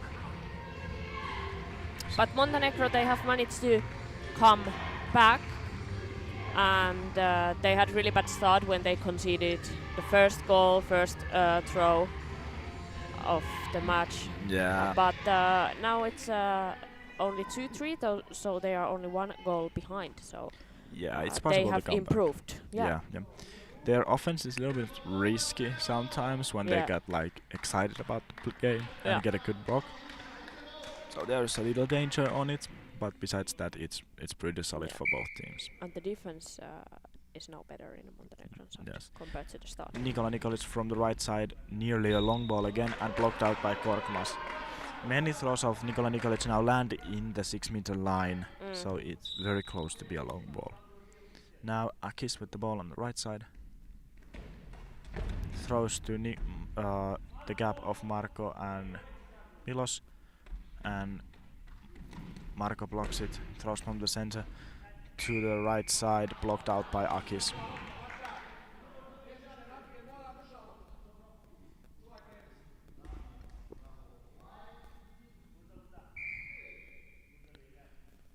Korkmaz goes to get the ball, goes back to the right side to throw, throws in the gap, bounced ahead by Marko Nikolic. Milos Ranitovic goes to get it, throws from the left side, dummy run from Nikola Nikolic.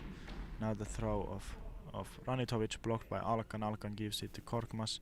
Korkmaz from the right side, throws a bounce to the post. It's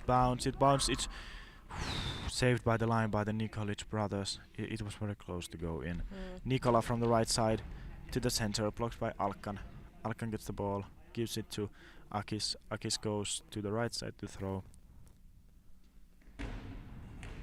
A bounce blocked by Marko Nikolic, who goes to the right side to throw. Blocked by Akis. Akis brings the ball to Korkmaz in the center. Goes to throw on the right side. Throws to the gap between Ranitovic and Marko Nikolic, and Marko blocks it and passes it to Nikola Nikolic, who throws from the right side. A bounce to the center, left side of the center, and Alkan blocks it out. Akis goes to get the ball, comes back to the left side. From the center, flipped over by Marko Nikolic, but Nikola is there. Yeah, some bit dangerous situations in the Montenegro defense. Nikola Nikolic throws to the left side. Cross throw blocked out by Korkmaz. Korkmaz with the ball on the right side. Throws a bounce on the post of Ranitovic, who blocks it. Ranitovic with the ball on the left side. Long ball, Milos Ranitovic. This is a very good chance for Turkey to take. A little bit uncontrolled now from Montenegro side. It is. There has been a few quite dangerous situations in the defense, and already this is already a second offensive mistake. So yeah, we played only 10 minutes. And timeout taken by Milos Ranitovic went to the right side to be ready, and Turkey were probably gonna throw there. So now again we have the situation that we see how the coaches read each other. That can they score? Yeah. So yeah, it's 2:52 on the clock of the first half, and it's 3-2 for Turkey. Yeah, but Turkey, in my opinion, they have been more controlled. There was a small nervous mistake in the beginning, one mistake from Alkan, but after that it has been quite solid and controlled. And then one good throw for Marko Nikolic was the second goal, but now we will see this penalty.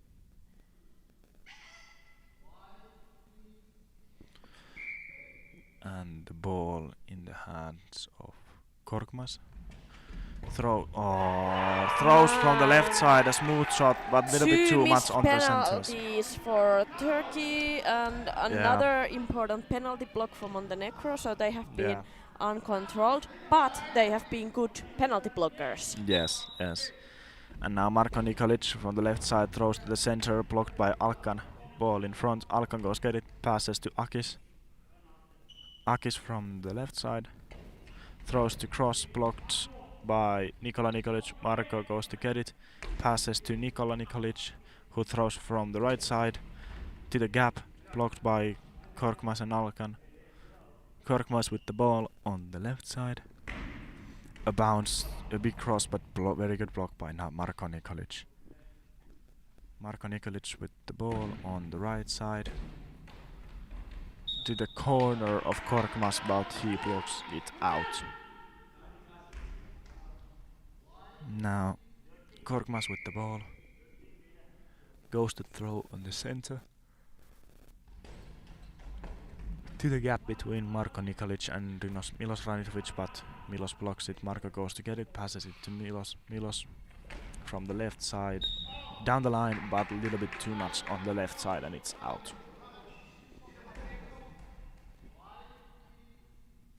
Akis go to get the ball, comes back to his own side. From the left side of the goal, a cross throw, but Milos Ranitovic blocks it out. 1 minute 47 seconds left on the first half. Nikola Nikolic goes to get the ball, comes back to the right side. From the right side, a fast shot to the corner of Korkmaz again, but it's blocked out.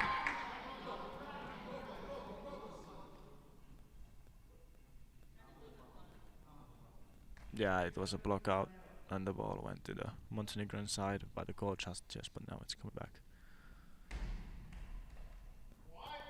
The ball in the hands of Korkmaz, goes to throw in the center spot. Throws a bounce to Milos Ranitovic, who blocks it out.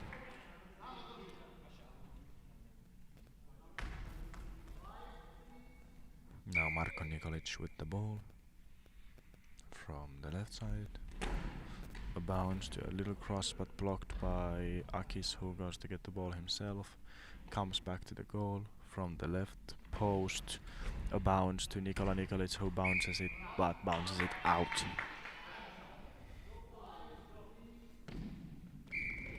Nikola Nikolic, a fast shot to the center, but Alkan blocks it. Takes the ball and brings it into the hands of Korkmaz. Korkmaz from the right side.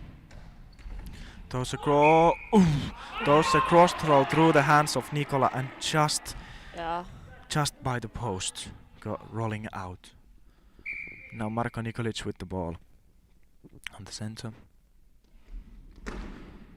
And a long long ball. again. And now it's again this offensive mistake, but Turkey already missed 2 penalties, so let's see Yeah. what can they do now. Can they Yeah. finally benefit from these mistakes done by Montenegro? Every single of the trio in Montenegro has now thrown 1 long ball, and now it's Korkmaz throwing. Dummy run from Alkan.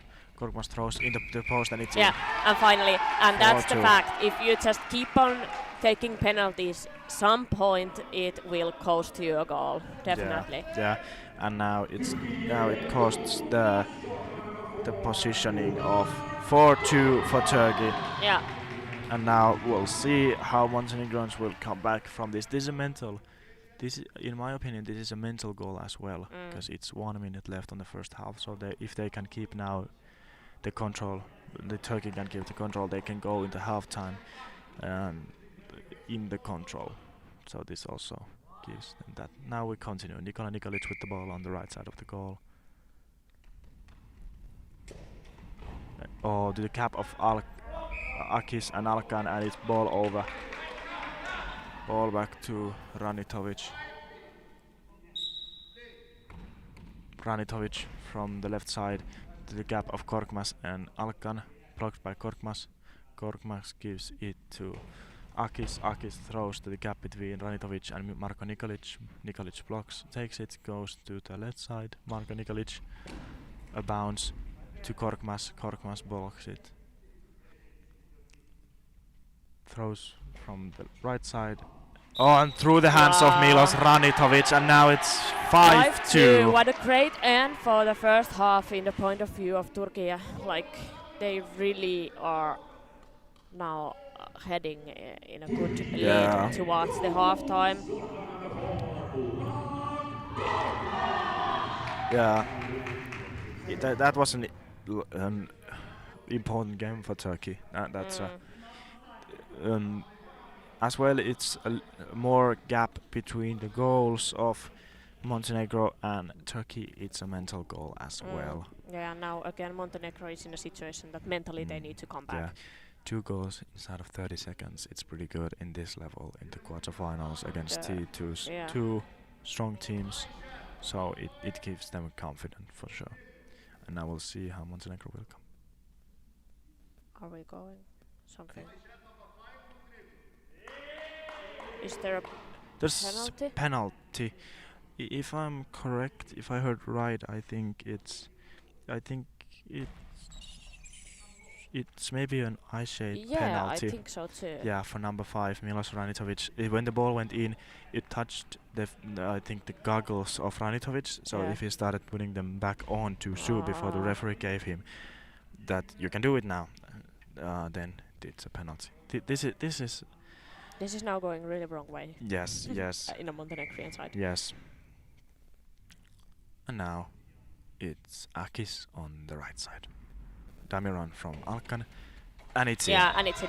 And something that I really have to say, eye shade penalties are something that you shouldn't take in this level.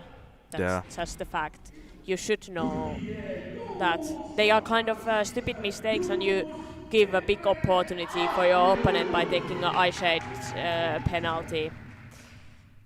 But now it's a huge step that Montenegro should Nikola Nikolic on the right side throws to the post of Akis, but it's a block out. 14 seconds left on the first half.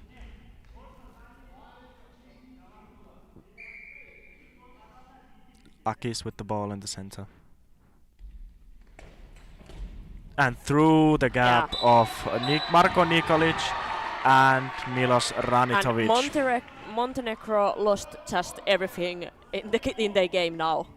They lost the focus totally. Yeah, the defense, solidness, everything. They were only 1 goal down, 2-3, and now suddenly it's 7-2. Yeah, so that's a very bad situation for them. Yeah, they really need halftime.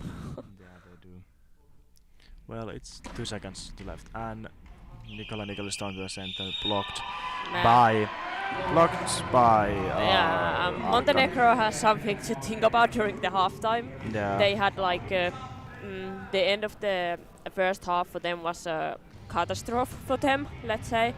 Like it started to go really wrong way, and they don't have a lot of substitution options, so they need to find with their players how they can go back to the game that is in their level. Turkey can be quite relaxed. Of course, they still need to focus the whole second half, but they have done good job.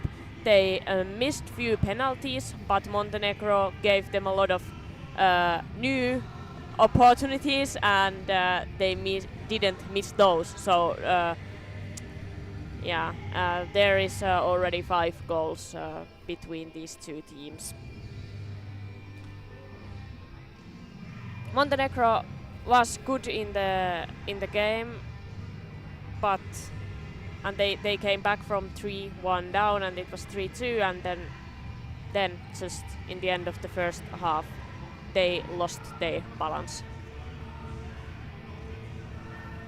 Yeah. Now Turkey has a pretty solid lead, and I bet that a pretty solid confidence as well. Yeah, definitely. Yeah, they are also mentally in a lead now. They had the momentum in the last minutes of the first half. Yeah, but after 3.5 minutes, we'll see how the second half will go. Yeah, Turkey is really strong now.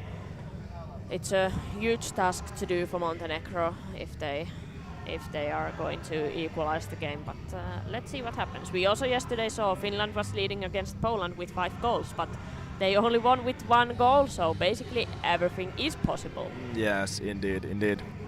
But Turkey doesn't seem like that they are really solid in defense. They only had 2 single individual mistakes, and that's it. Other than that, it has been really controlled. No penalties against them. They have been really controlled in their offense as well. No high balls, no long balls for Turkey, so they have really played balanced.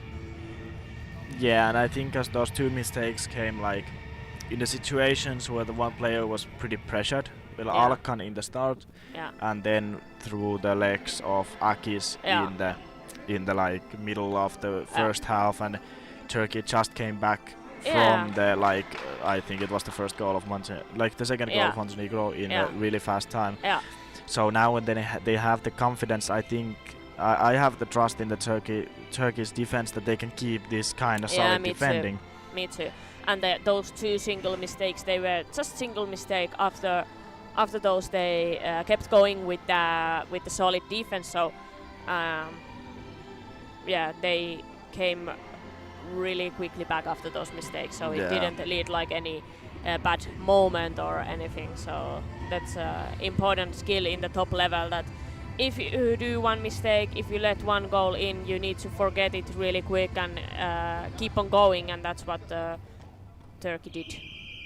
Yeah. And Montenegro, they didn't, especially in the end of the first half. They just couldn't calm down and couldn't find the control and balance back.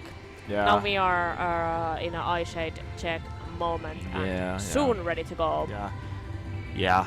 So let's hope that Montenegro can get the sloppy mistakes, too many long balls, and the eye shade penalty from Milos Ranitovic. I hope they can get those out of the game and then get their offense and defense in the same solid level that it usually is.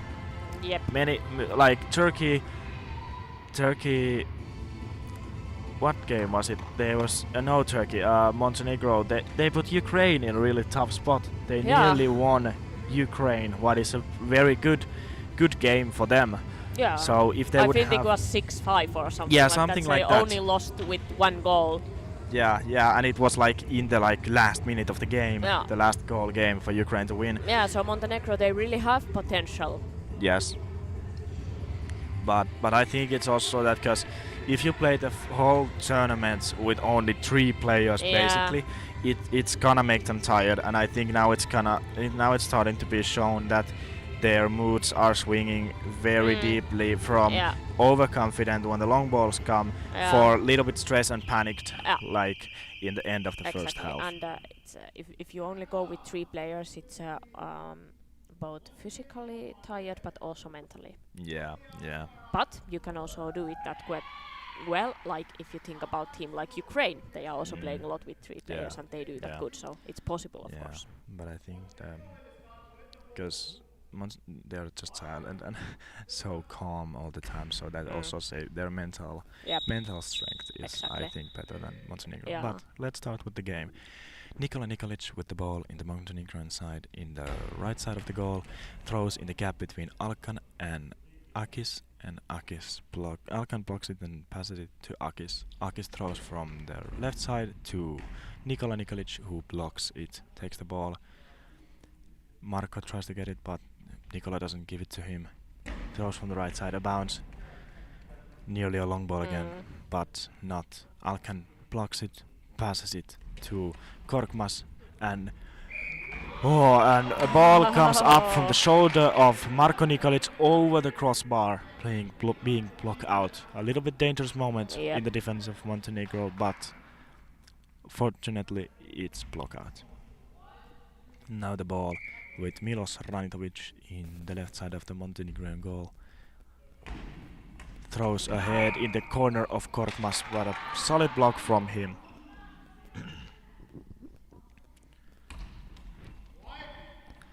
Now Akis goes to get the ball. Goes back to his own side, the left side. Akis, cross throw, bounced from Marko Nikolic, but a block and save by Milos Ranitovic. Equipment check. Little bit a nervous start for the Montenegro defense again, but they have managed to keep their goal clean in the second half. Yes. And Milos Ranitovic with the ball in the left side. Nikola Nikolic goes to get it. Goes to the right side, throws through the line in the corner of Akis, but Akis gets it blocked out. A very good shot, accurate and strong shot from Nikola Nikolic.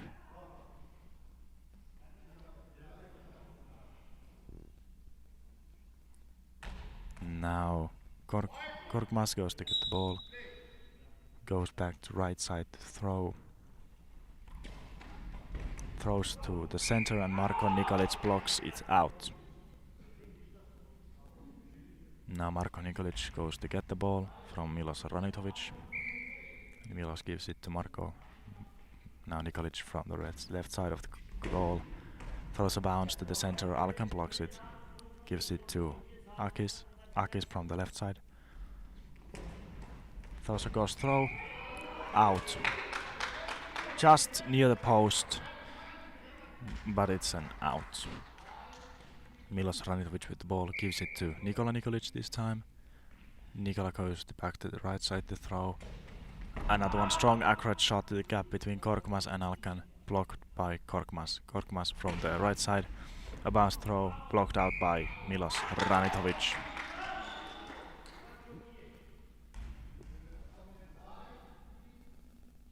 Now Ranitovic with the ball on the left side of the goal.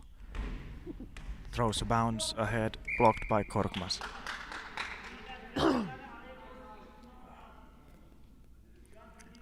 Now the ball comes back to the Turkish players. Korkmaz gives the balls to Akis. Akis goes back to the left side to throw from the post. To the gap between Marko Nikolic and Nikola Nikolic. Marko goes to get the ball, but it's ball over. 20 minutes and 12 seconds on the clock of the second half. 7-2 for Turkey. And Korkmaz goes to get the ball. Goes back to his own side. Throws to the center. Marko Nikolic blocks it. Brings the ball to Nikola Nikolic, who throws from the right side. A bounce throw to the center to Alkan. Alkan blocks it and brings it to the hands of Korkmaz. Korkmaz from the right side to the center. Marko Nikolic blocks it. Goes back to the goal. and goes throw from the left side. A bounce to the left gap. It's bouncing. It's bouncing. What a save from Yeah. Akis. Bounces from the legs of Korkmaz in from the goal line of the Turkish team in the right side and the left side, and kicked out by Alkan. Very important team save by Turkey. Now Akis with the ball on the left side of the court. Throws across but out again.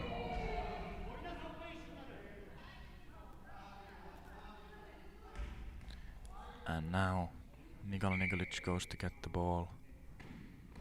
Nikola Nikolic in the left side of the goal. Throw to the same gap, but now it's blocked by Korkmaz. A throw by Alkan, blocked by Marko Nikolic. First Alkan special that we saw in this match. Yes. He's special, quick. Marko Nikolic from the left side of the goal, catched by Alkan. Alkan passes it to Korkmaz, who goes to the center of the throw. Throws to the center on the left side of the legs of Marko Nikolic, who passes the ball to Nikola Nikolic. Nikola Nikolic throws from the right side. A bounce and a long ball by Nikola Nikolic. Montenegro doing again a long ball. Let's see. Turkey have missed a few penalties but scored from few, so let's see what now happens. Yeah. And Korkmaz with the ball on the right side of the court. And the center out again, and Nikola Nikolic blocks it. Something to improve for Turkey to be better in penalty shots. Yeah, I think many times, Kara, who is on the bench now, takes those. Yeah. So maybe the others haven't just trained them as much. Yeah, they need more accuracy Yeah, to they their do. penalty shots, better directions. Now Marko Nikolic with the ball in the center, goes to the left side a little bit, throws a bounce, blocked by Korkmaz. Akis comes to get the ball, throws from the right side to the gap between Marko Nikolic and Milos Ranitovic. Marko blocks it and passes it to Nikola Nikolic. Nikola Nikolic from the right side of the goal, a bounce to the gap, and it's a goal between the legs of Alkan and Akis. And maybe Montenegro got again a little bit of momentum from the penalty block, and now they scored 7-3. It was a little slower, little lower bounce, so Akis and Alkan bounced themselves up a little bit too high, and the ball went under their legs. Now Korkmaz with the ball in the right side of the goal, and throws to the corner of Ranitovic, but the first touch of the ball is out.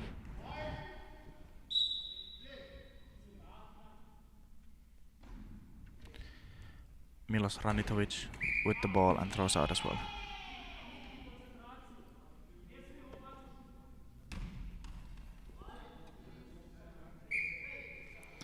Now Akis goes to get the ball from the left side of the goal, throws to the gap between Marko and Nikola Nikolic, and it's in.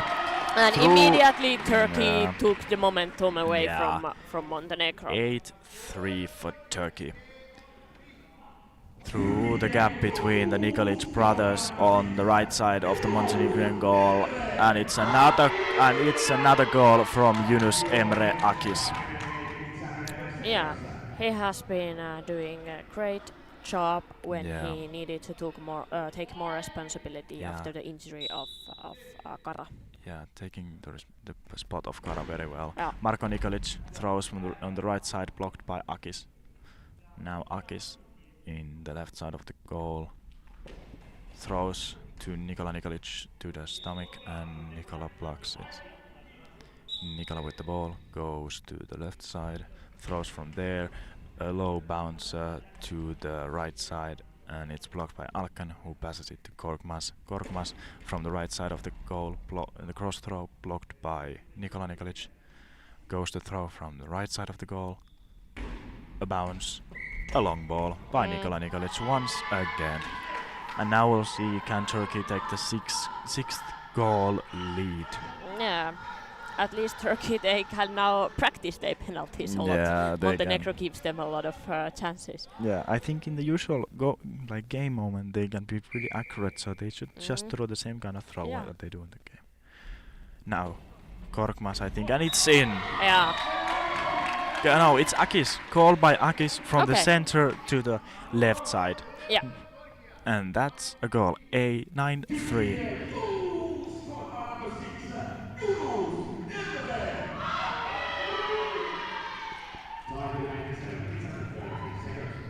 Yeah, 7 minutes 36 seconds left. Now second half. 9-3 for Turkey.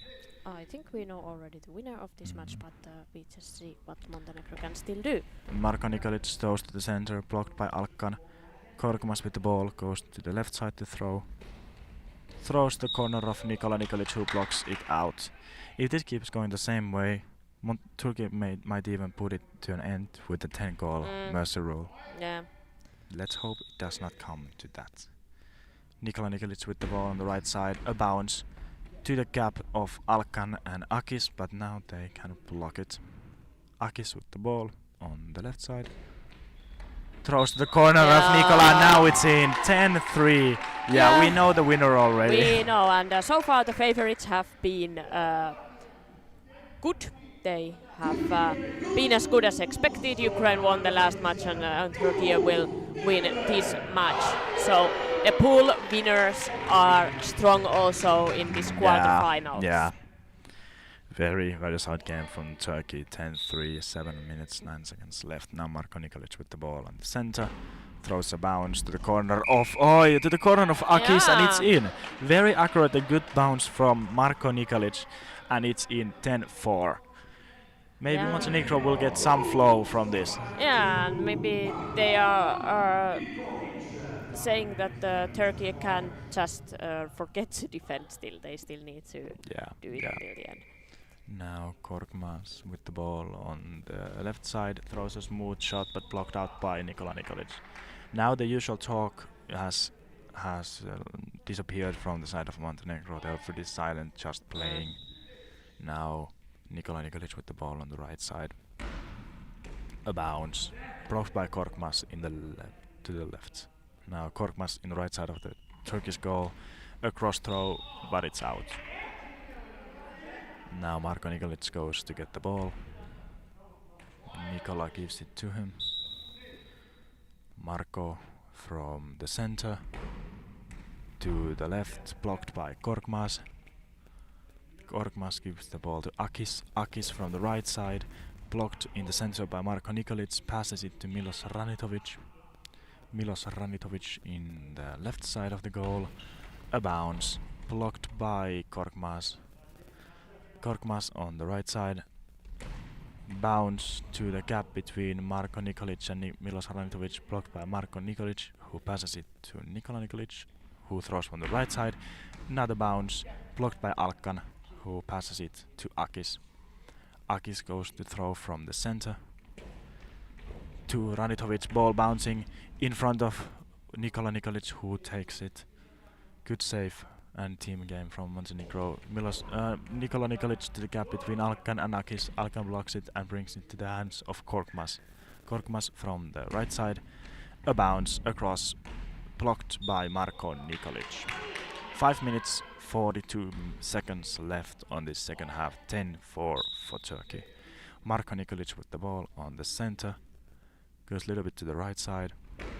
A bounce to the gap, blocked by Alkan and Akis.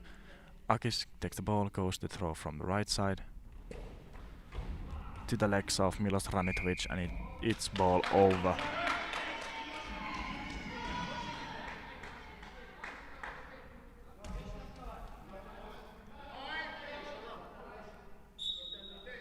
Now the ball with Korkmaz on the right side. Throw the gap between Ranitovic and Nikolic. Nikolic blocks it and passes it to Nikola Nikolic in the right side of the goal. A bounce from Nikola to the gap. Alkan blocks it once again and gives it to Akis. Akis on the left side and throws out. 5 minutes going still on the clock. Nikola Nikolic with the ball on the right side. Little dummy run by Marko Nikolic. Nikola Nikolic, smooth shot to the center. Alkan special to the gap, and it's in! It's in! The Alkan special between the cap of Nikolic brothers. he's not that strong with the Alkan special, but it's fast. Yes, it's fast. it comes fast and it's very accurate. Yeah, And now even Alkan is lifting his hand. yeah, great. 11-4. Yeah, Alkan special, he's just throwing it from his position without even standing. Yeah, Just from the sitting position. And now Nikola Nikolic with the ball in the right side. To the gap of Akis and Alkan, blocked by Akis. Akis in the left side of the goal. To the gap of Nikolic brothers, blocked by Marko. Now no one goes even to get it, and it's a ball over.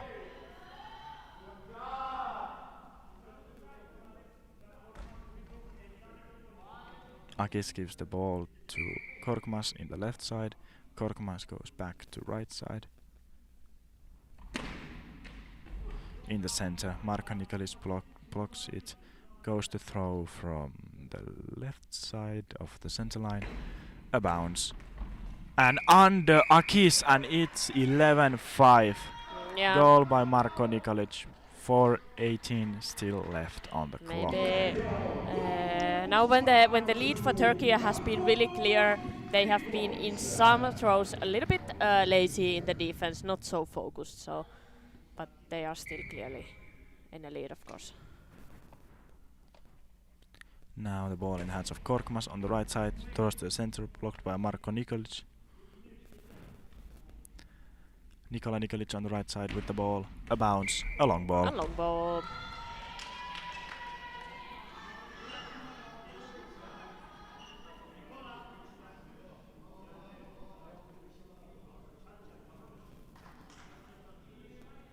I haven't counted how many long balls Montenegro. Like 6 maybe or something like that. Many at The least. ball in the hands of Korkmaz in the left side. And it's in the left to the right side of the Montenegrin goal. It's 12-5 goal by Murat. No, sorry, Burak Korkmaz.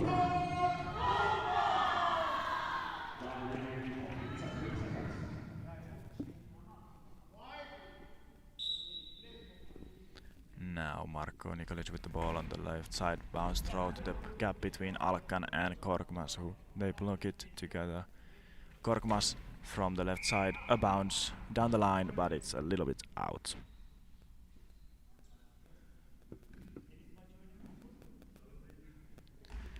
Now Nikola Nikolic goes to get the ball from Milos, but Milos doesn't give it and throws from the left side. A bounce to the gap, blocked by Korkmaz and substitution. So now out goes number 6, Yunus Emre Akis, and in comes number 3, Ebubekir Sidikara. Yeah. So we'll see how is the playing mood of Ebubekir Sidikara after the little injury Yeah, he but had. I'm really happy that he can come back. The Yeah. injury looked worse, but I'm happy that it was not that bad that he can already come back. Yeah. So let's see how Ebubekir Sidikara does. Korkmaz and Ebubekir with the ball on the left side of the goal, and Kara takes the ball. He's with it on the left side. He throws a bounce through Marko and blocked out by Milos Ranitovic. Yeah, seems that he can throw. The same way as usual. Yeah. Nikola with the ball on the right side to the corner of Kara, and Kara blocks it out.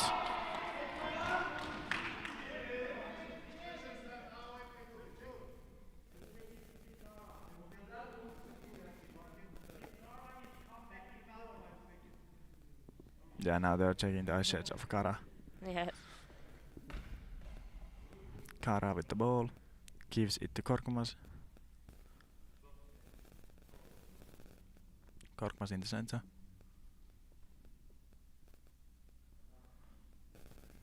Now something is going on.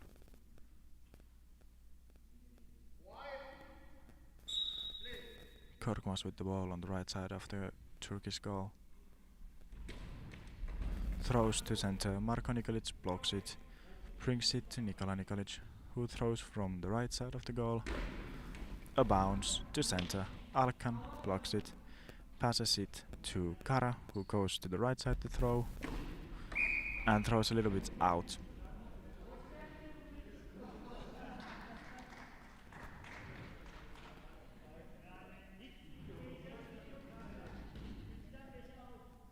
And now the ball in the hands of Milos Ranitovic.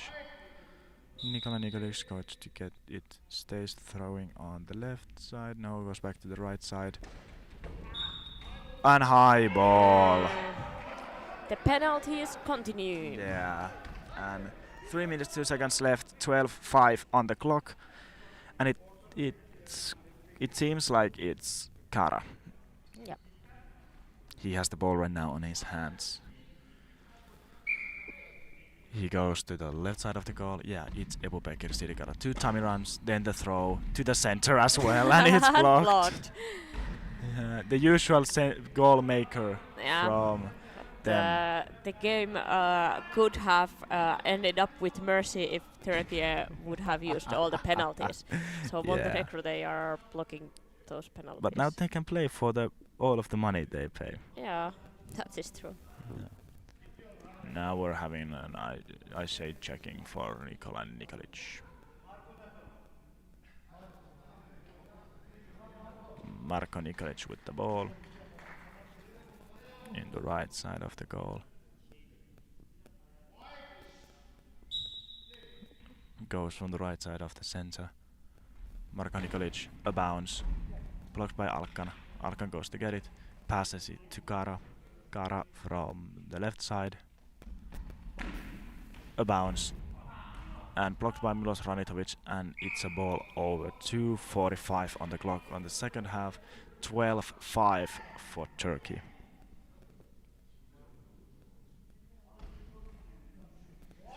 Ball in the hands of Ebubekir Sidikara, who goes to throw in the center. A throw to the gap between Milos Ranitovic and Marko Nikolic, blocked by Ranitovic. Marko takes it, brings it back to Nikola Nikolic. Nikola, a throw, blocked by Alkan in the center. Gives it to Ebubekir Sidikara. Kara from the left side. Throws a bounce to the gap of Nikolic brothers. Marko blocks it, takes the ball, goes to throw from the left side. A bounce to the gap between Alkan and Korkmaz. Korkmaz blocks it, goes from the right side. Throws across, blocked by Nikola Nikolic. Nikola with the ball. Goes to the left side to throw. A smooth shot to the gap. Very good block by Alkan. Alkan special in the gap of Nikolic brothers, but this time it's blocked. Marko brings the ball to Nikola. A bounce to the center. Alkan blocks it, and a substitution. And now Korkmaz goes out, and in comes number 5, Emrullah Torpachi. Yeah, it's a smart substitution. They can rotate the players a bit and save them for the next games. Korkmaz has had a really good and solid game. Yes. As well as all the others in the starting lineup. Yeah. Alkan and Akis. And they give the ball to Torpachi. Torpachi with the ball on the right side, throws to the legs of Milos Ranitovic, and it's a block out, and we can hear the Montenegro players shouting, "High ball!" You can always ask what you want. Yeah. What do you think? You can always say it. But ball in the Ebubekir Sidikara's hands, throws to the corner of Nikola Nikolic, who blocks it. Nikola Nikolic goes to the left side to throw. Make a dummy, goes back to right side into the corner of Ebubekir Sidikara, but a little bit too much wide out on the right side, and it's out. And another substitution, and now out comes Hussein Alkan, and in comes number 2, Murat Ilmaz. Yeah, Turkey has now changed all the players, so all the starting 3 are now resting on the bench, and other players can take responsibility. Hussein Alkan did a great job as a center, and also scored with his Alkan special. Yeah. 1 minute 24 seconds left on the game. 12-5 lead for Turkey, and now they have completely different trio in the field from the one they started with. And now the ball in the hands of Torpachi, throws to the center. Nikolic blocks it, brings it to Ranitovic. Ranitovic throws a block by Torpachi. Gives it to the hands of Kara. Kara from the right side. Oh, into the post of Milos Ranitovic, but out. Yeah, Turkey, they have substituted all the three players. Montenegro going all the time with the same three. Yeah. Nikolic from the right side, smooth shot up from the legs of Ilmas, but it's blocked out.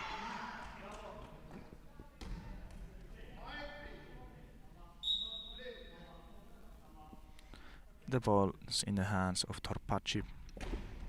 Throws to the corner of Ranitovic. He blocks and falls. I hope that he looks a little bit like he would have maybe hit his knee or something. The floor is so wet. Now they're making it not so wet with the goal judge. It looks like Milos Ranitovic did not hurt himself. Yeah, that's good. Yeah, it would be very sad to have an injury after a game like this, and after every game, of course. Yep. Now the ball in the hands of Marko Nikolic in the left side of the center. A bounce in the corner of Kara, who blocks it. Kara takes the ball, throws from the center into the gap between Marko Nikolic and Milos Ranitovic. Marko Nikolic gets it, gives it to Nikola Nikolic, who throws from the right side. A bounce to the gap, blocked by Ebubekir Sidikara. Ball in the hands of Ebubekir, gives it to Torpachi. Torpachi, a cross throw, bounced from the legs of Milos Ranitovic. Ball in the hands of Marko Nikolic, pass it's to Nikola. It's only a few seconds go. A bounce, and the game is done. Win for Turkey, 12-5. Yeah, solid performance from Turkey. Montenegro was lacking control. They did way too many mistakes, both in defense and in offense. So, good performance from Turkey. Something to improve for them. Still being more accurate in penalties. Yeah. So now we have the game.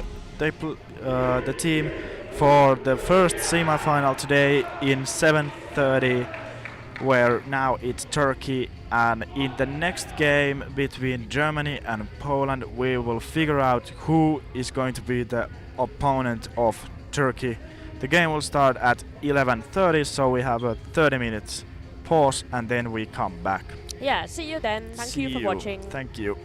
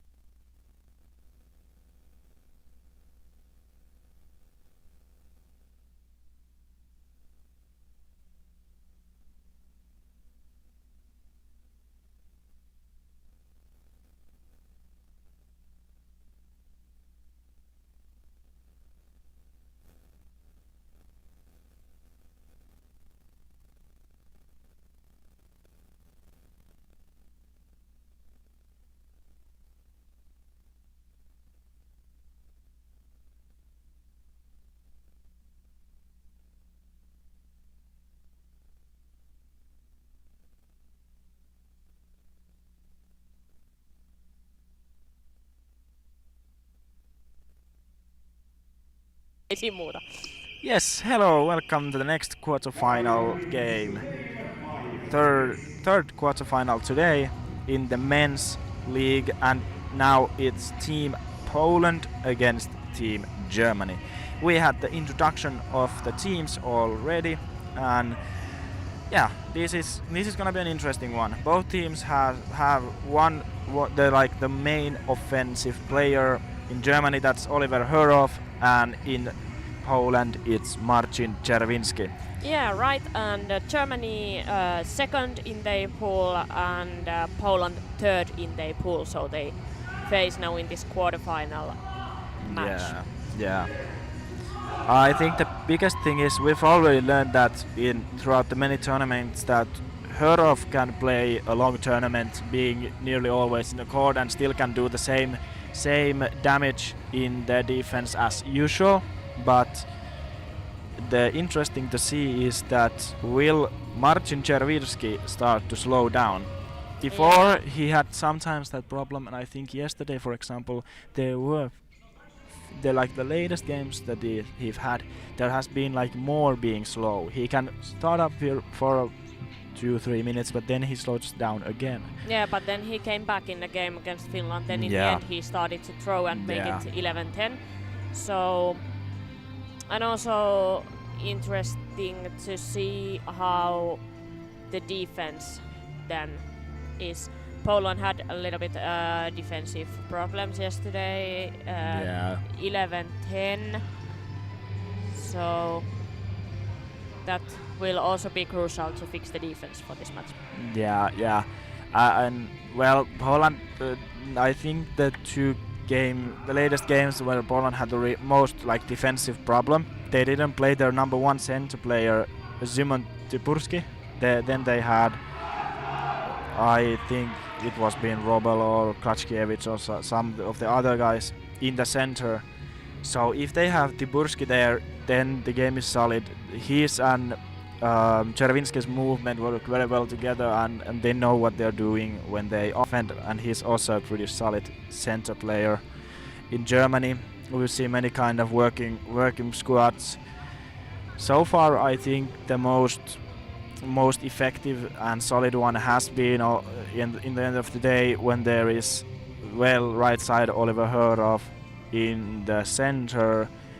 Well, I'm not sure. What do you think? Which one to the center, Steiger or I would put Diem? Fabian Diem to the center and Thomas Steiger on the left wing. I would have put Daniel Arendar on the left side. Okay. Yeah, I like they his have way of options. gaming. Yeah, they do. They really do. And they have the knowledge, and they've played. Many of them have played a long time, especially Steiger and Hurov. They were already in the Rio Paralympics 2016, and then their friend and these days a coach, Reno Tiede, who used to play on the national team as well in the Rio, and so they know each other for a long time.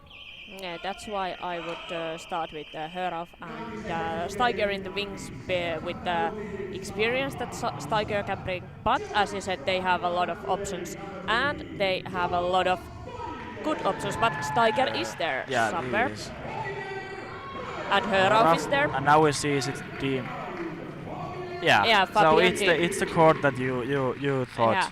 So yeah, that's a so good one. I agree at the moment with the German coach. And now they have Tyburski on the center. Yeah, that's good. Okay, Niesczynski, he is on the right side usually. And of course Czerwinski. He's on the left side. So both sides start with their number one trio. Yeah. And of course they should. This is a playoff, so this is the most important game in this tournament so far for both of the teams. Yeah, for sure. German women's team, they have arrived to the hall to support their, and maybe also Polish. Yeah, they are. They arrived here like a few minutes before the start of the game. Yeah, so we will have support for both of the teams. That's nice. Yeah. And I think that's right. In this game we will decide who will meet Turkey this evening in the semi-finals. Yep. So we'll see how this goes. And it seems like that Poland starts with the ball. Yeah, now the referee giving the announcements that we will start.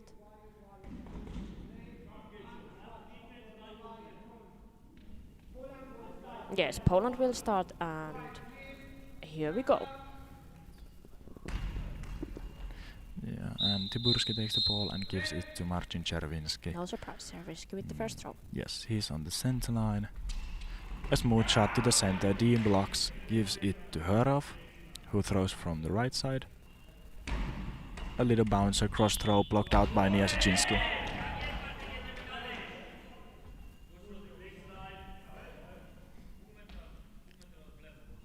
So Niesiczynski with the ball. A smooth shot to the gap, blocked by Deem. Deem brings it to Steiger. Steiger from the left side. Into the gap, blocked by Tyburski. Going out, and it's a ball over. Solid start for both teams. Yeah, a few important blocks for both teams to block the first balls of the game. Yes. Now Steiger gives the ball to Hörov. Hörov goes to the right side, a dummy run from Steiger. Hörov throws a cross, blocked by Niesiczynski. Niesiczynski with the ball. On the right side, a bouncer, blocked by Deem. Now the goal judge will bring the ball to the post. In the post there is Hörov and Steiger. Hörov takes the ball, Steiger goes back to the left side, and Hörov, Tyburski and Niesiczynski blocks it. And it's ball over, ball rolls to Steiger on the left side. Now Steiger goes to the right side to throw. A little curving ball, it's in. That's a very and Steiger is celebrating, but that's a very unfortunate. It went for under Tyburski. Czerwinski kicked it once out of the goal line, but Tyburski kicked or punched it back on there. They were almost making the great save, but not this time, and that's 1-0 for Germany. Yeah, that's usually why the center doesn't go for save those. Czerwinski, strong shot to the gap between Deem and Hörov, blocked by Deem, and he gives it to Hörov. Hörov from the right cap, a bounce to the center and through, and 2-1 for Germany. And as what I said, Poland hasn't been so stable in the defense, and we see that problem again now. 2-0 for Germany. Yeah. And goal for both wing players of Germany, Thomas Steiger and Oliver Hörov.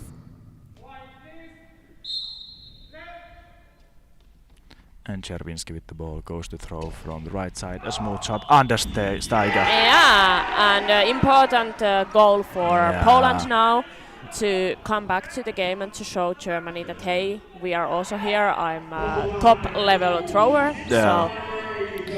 So under the upper body of Thomas Steiger, goal by Marcin Czerwinski. Yeah, and it's 2-1 for Germany. 10:43 on the clock. Hörov goes with the ball to the left side, goes back to right side, throws another little cross, blocked by Niesiczynski, ball going, Tyburski goes to get it. Got a good start, leading already 2-0, but with Czerwinski's hard shots it's now 2-2. Quite many goals right in the beginning of the first half. It's still, I think, 10 minutes left. Yeah, there's a very good, accurate, soundless, fast, smooth shots. So they're hard. Hörov in the right side, a bounce to the center. Tyburski flicks it over the crossbar. Very nearly immediate response from the German offensive player Oliver Hörov. Now Niesiczynski. From the right post, smooth shot to the center, Deem blocks, Deem up, fast return into the gap, bounce just from the deep toes of Niesiczynski, gives it to Czerwinski, goes to the center, Deem punches it, but Oliver Hörov saves it. From the right side, goes to throw in the center, A bounced shot, but blocked by Tiburski, who gives it to Niezhichinski. Niezhichinski from the right side, a bouncer to the gap, blocked by Deem. Deem goes to get it, doesn't catch it, and it's a ball over. Yep. 2-2 the situation between Poland and Germany.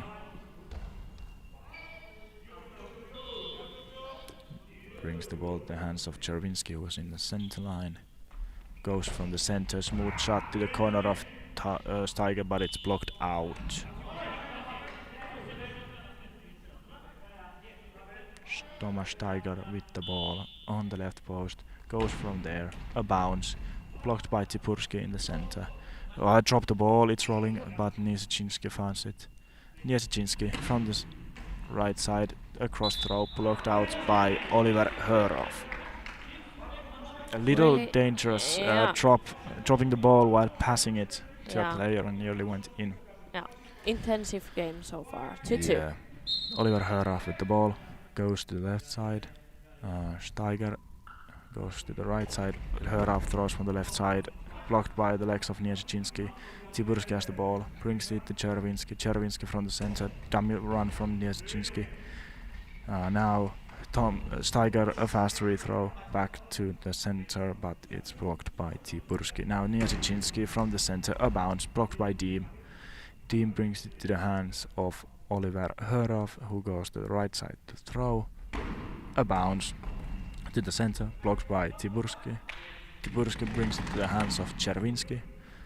Czerwinski from the left post, one of those skipping balls, but it's blocked by Hörov. Deem takes the ball, throws a smooth shot, and it's in. Goal by Fabi and Deem on the right cap between Tiburski and Niezhichinski. And Germany taking again the lead 3-2, and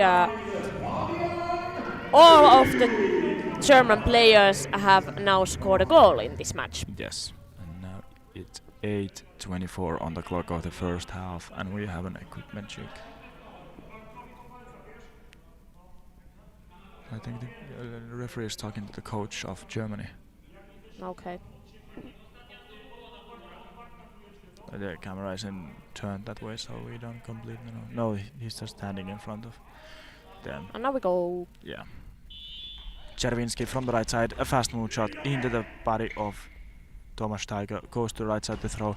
Throws a cross throw, blocked by the teamwork of Tiburski and Niezhichinski, and now Niezhichinski with the ball on the right side.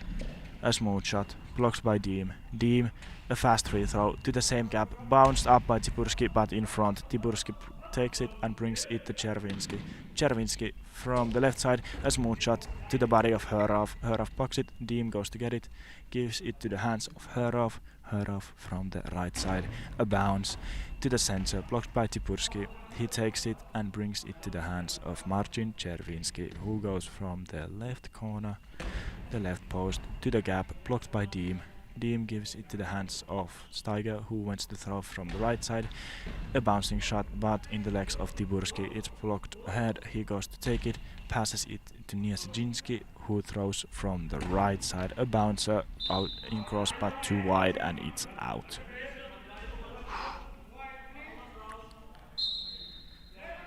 Oliver Hörov on the left side.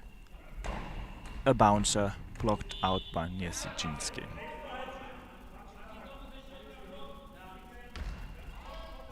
Niezhichinski brings the ball in the hands of Czerwinski in the middle, goes to throw on the right side into the body of Steiger. Steiger, a fast free throw, blocked by Tiburski, who brings the ball into the hands of Niezhichinski. Niezhichinski from the center, a skipping ball to the right post of Germany, where Oliver Hörov is defending.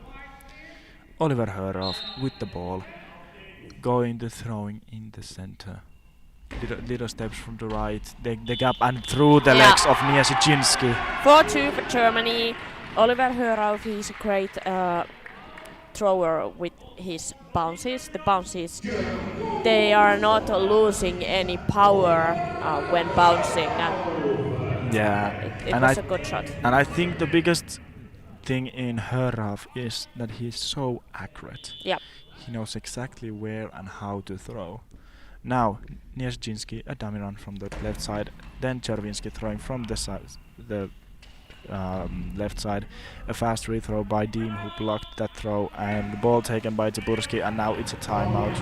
Yeah, 4-2 lead for Germany, but Poland also showed that they can quickly come back. Germany already once was leading with 2 goals when the score was 2-0, but quickly Poland make it 2-2. So Germany can't really relax yet. It's still really intensive. Yeah, but I think the 2 first one looks like a little bit kinda, because it was the start of the game that Deem and Steiger, who both the goals went through them, one through the hands of Deem and one under Steiger. I think they were a little bit sleepy, but now they're all in the goal. All 6 players are awake. Yeah. So now the game has really started after a little bit less than 6 minutes. Chervinsky with the ball on the center. Good shot to the gap, but blocked by Tomasz Steiger. Team goes to get it, gives it to Höraf, a bounce to the gap between Chervinsky and Tiburski, but Chervinsky gets the ball, he throws to the corner of Oliver Höraf, and there it is.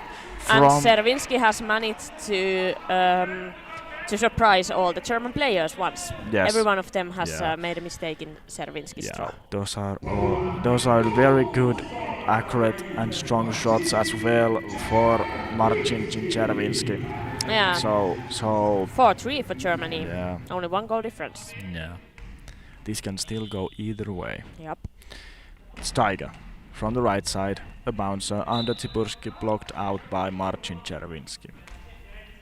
Chervinsky with the ball, brings it to Bartholomew Niezhinski, goes to the right side to throw a curving ball into the corner of Tomasz Steiger. Steiger from the left side throws a bouncer in the gap between Tiburski and Niezhinski. Niezhinski blocks it, Tiburski takes it and brings it to Marcin Chervinsky. Chervinsky from the right side into the body of Tomasz Steiger, gives the ball to Oliver Höraf, who goes to the left side to throw a skip bounce ball from to the Tiburski in the center, who blocks it and gives it to the hands of Chervinsky, who goes from the left corner and 4-4. High curving bounce, and Höraf jumps to the post and little bit falls on his back and it's over him. 4-4 tie And between that's something Poland also and Germany really need Oli Höraf in the offense, but now we have seen a couple of defense mistakes by him. So now they Tomasz Steiger in the center throws a ball into the gap between Tiburski and Niezhinski. Niezhinski blocks it and now he's with the ball on the right side. A bouncer to the body of Fabian Deem. Fabian Deem fastly up, a fast throw blocked by Tiburski, who gives it to Marcin Chervinsky. Chervinsky from the center. Strong shot to the gap between Steiger and Deem, but Deem blocks it out. And we saw again Poland came fast, equalized the game fast after being 2 goals down. Exactly. Steiger with the ball, and we have a noise. No throw. Yeah, we probably have some baby in the audience who wanted to say his or her opinion, so we will take this throw again. Yes. Steiger and Höraf on the left side. Steiger takes the ball and goes to the right side. The same little bit cross ball from Steiger from right to left, but it's blocked by Tiburski, who gives it to Niezhinski, who throws a bouncer straightly to Steiger, who gets up and throws to the center. Tiburski blocks it. Tiburski passes it to Niezhinski, who throws a cross throw into the corner of Höraf, but he blocks it. Now Höraf from the center. A bouncer, a strong bouncer, but blocked by Tiburski. Very good shot, but a very good block as well. Yeah, really intensive game so far, really intensive. Yes. Now the ball in the hands of Marcin Chervinsky. Nearly ran over Tiburski. That was a very dangerous situation, but he didn't hit him, hopefully. Steiger throws a cross. No, substitution. Substitution. So now Niezhinski goes out, and in comes Filip Klatskiewicz. Yeah, we have seen him playing So we have seen the same substitution already Yeah. earlier. Of I- course 4-4, so quite brave substitution, but he has been playing. So. I think fifth blocks from Nieczynski has been little not strong looking, little bit shaky. Yeah. So I think they're trying to avoid Yeah. Germany to make a goal from that. Yeah. And it seems that like Czerwinski goes to the right side and Klackiewicz stays on the left side. Czerwinski from the right side. A fast move shot straight to the body of Steiger, who blocks it. It goes out. 4:38 left on this first half of the game. 4-4. Hraf goes to get the ball, goes to the right side. A bouncer to the gap, blocked by Tiburski. Tiburski brings it to Klackiewicz, who throws from the left side. To the gap between Hraf and Deem. Deem blocks it, takes a fast free throw, blocked by Klackiewicz. Klackiewicz brings it to Czerwinski, who throws from the same side in the right. Very good block by Fabian Deem, who brings it to Hraf. Hraf from the center. A bouncer to the corner of Klackiewicz, who blocks it out. Very intense game going on right now. Klackiewicz with the ball on the left side. From the post, a bouncer into the cross post, blocked by Steiger. Steiger goes to the right side to throw. A bouncer to the gap between Klackiewicz and Tiburski. Tiburski blocks it and passes it to Czerwinski, who goes throw on the center.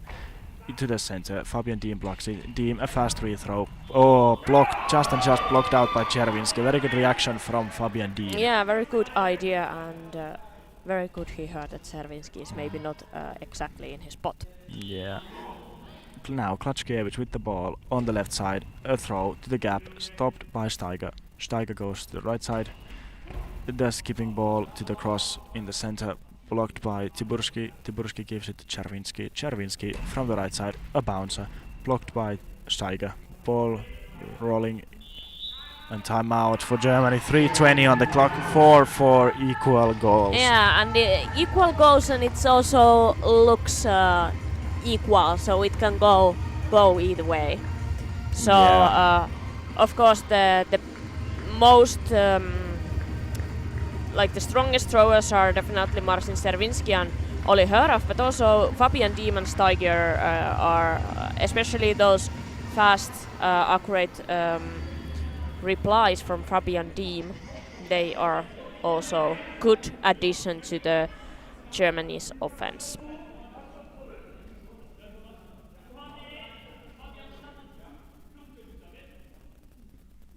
And now Deem with the ball in the center, goes to the right side to throw into the post of Klackiewicz, who blocks it. Klackiewicz with the ball on the left side. A cross throw blocked by Steiger, who gives it to Hraf. Hraf from the right side. A bouncer to the gap between the legs of Klackiewicz, but there's Czerwinski saving it. A throw to the post by Marcin Czerwinski, but it's just out from the wrong side of the post. Steiger with the ball on the left side of the court. Spins in the post. A bouncer to the gap, blocked by Tiburski. Gives it to Klackiewicz, who throws from the left side. A bouncer to the center, blocked by Deem. Deem gives it to Hraf. Hraf from the right side. A bouncer to the post, and it's out. Very that was good close. shot. Yes, and a very good shot from Hraf. And fortunate situation that it went out from the post. Fortunate for Poland. Czerwinski goes to get the ball from the right side. Fabian Deem blocks. Fabian Deem up, fast curving throw. That was a very good block by Czerwinski. There was very much space in the right side, but he just got his toes on that block. 2:30 left on the first half. Ball with Marcin Czerwinski in the right side. Czerwinski, a bouncer, a cross throw. Oliver Hraf bouncing it in front of him and taking the ball. Going the throw from the right side, staying there. Bouncer in front of him, blocked ahead by Klachkiewicz. Tiburski goes to get it, gives it to Klachkiewicz from the center. A bouncer, blocked by Höraf. Bouncing ball taken by Diem, gives it to Höraf. Höraf from the center. A bouncer to the gap, catch by Tiburski. Tiburski gives it to Czerwinski. Czerwinski to the center, blocked by Diem. Diem up, fast free throw, a curving one, blocked by Klachkiewicz. Klachkiewicz goes to the right side to throw, to the center. Diem blocks, doesn't go for that fast return. Gives it to Steiger, who goes to the right side to throw. A bouncer to the post, but blocked out by Klachkiewicz.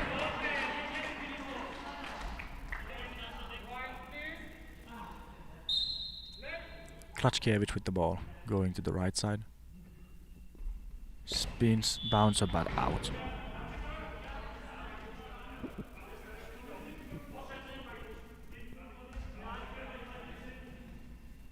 Ball in the hands of Oliver Höraf in the right side. Goes a little bit to the center. A bouncer, a cross throw, blocked by Klachkiewicz. Klachkiewicz brings the ball to Czerwinski. Czerwinski goes to the right side to throw. A bouncer towards the post, but a little bit wide.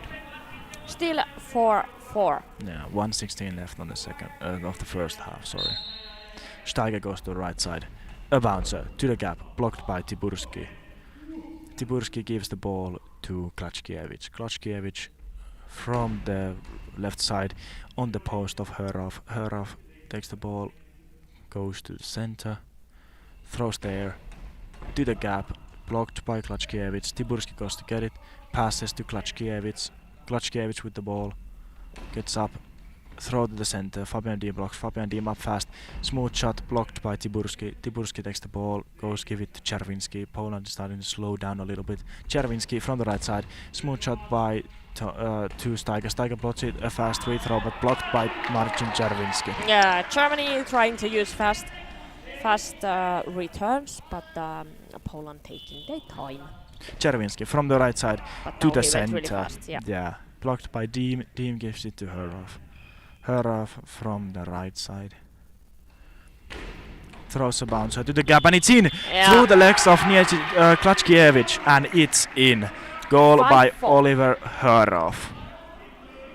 Yeah, and it's 27 seconds before the halftime, so this is a mental goal as well Yeah. for Germany. Exactly. It's in Finnish we call it pukukoppimaali, but I don't know really a good translation for it. But it's A changing room goal. yeah, changing room goal. So it's good to go to the changing room. But in goalball you're not going to a changing room. But Yeah. doesn't matter.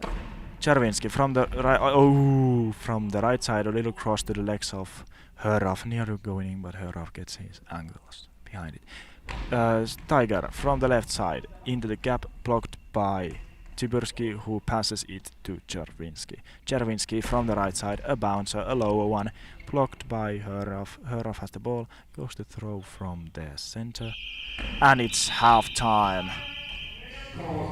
It's 5-4 for Germany, and I gotta go find something to drink, but you can continue. The Yes. Polish names are so tongue twisters. Yeah. Just take your time. Yeah, we have 5-4 for Germany, and we just saw really intensive first half.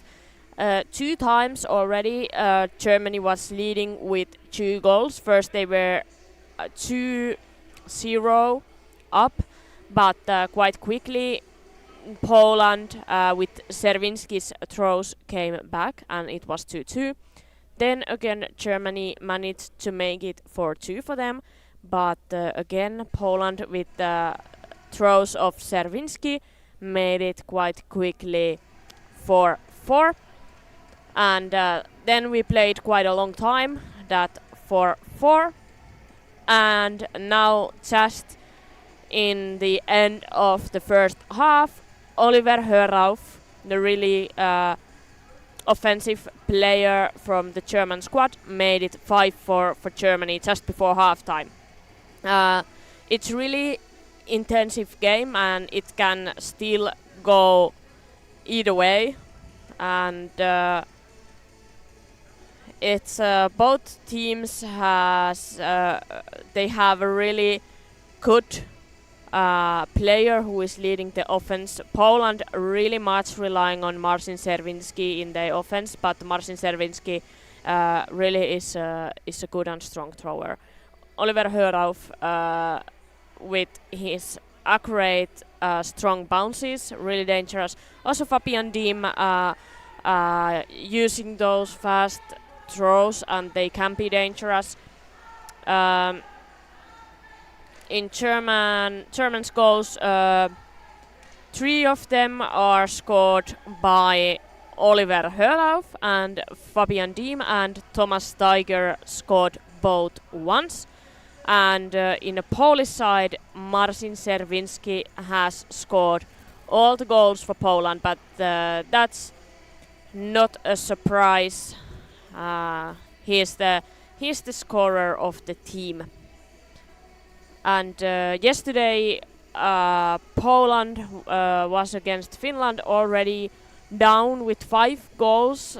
They were 5-10 down, but they made it until 10-11. Okay, they still lost the game, but they still showed that they can come back, and now they are only 1 goal behind, so that's really nothing. That's so small difference that everything is possible in the second half, and this game can go either way.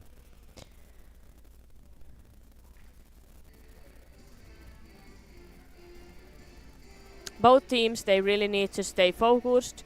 They know the importance of this match. This is the quarterfinal, and the winner of this game will continue to the semifinals. So they will be in top 4 of this tournament. So the winner will be playing for medals. And the winner of this match will face Turkey later today.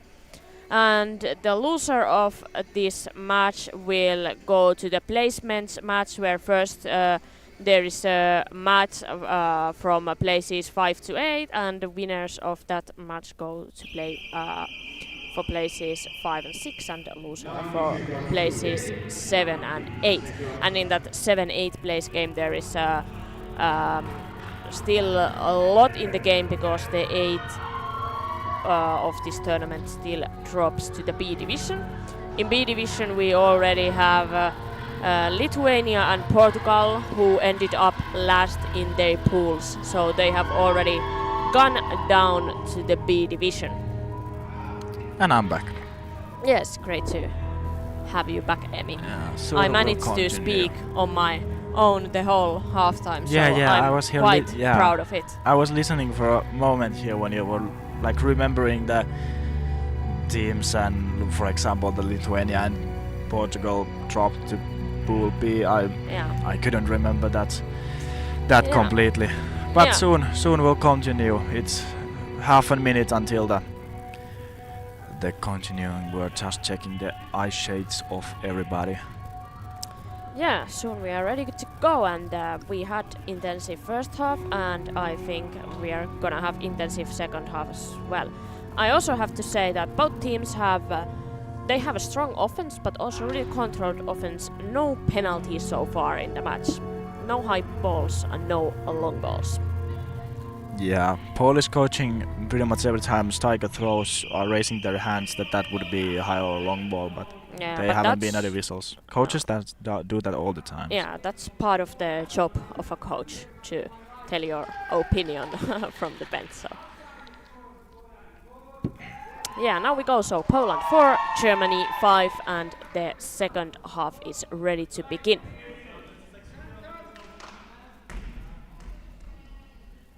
There is still equipment check. And we have immediately equipment check, and I don't know what the clock probably. No. So Hörauf with the ball on the right side of the court, throwing a bouncer to the center, blocked by Tiburski. And we had no substitutions in the halftime. Both continues. Klatschkiewicz throws in front, and Hörauf bounces it out.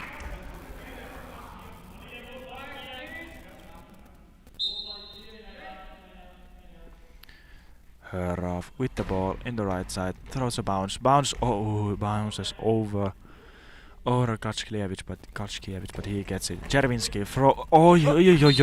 Yeah!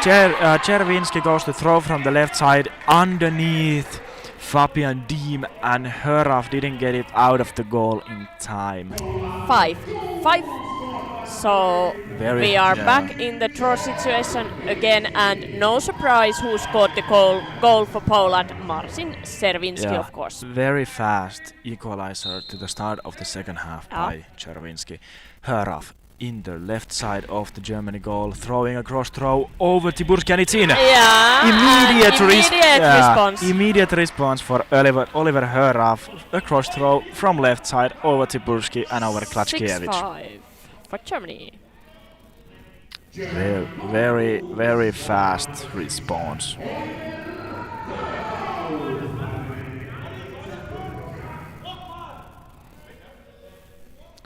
And now ball in the hands of Kachkiewicz in the left side of the Polish goal. And throws in front, block by Heraf. Heraf goes to get the ball. Goes again to the left side.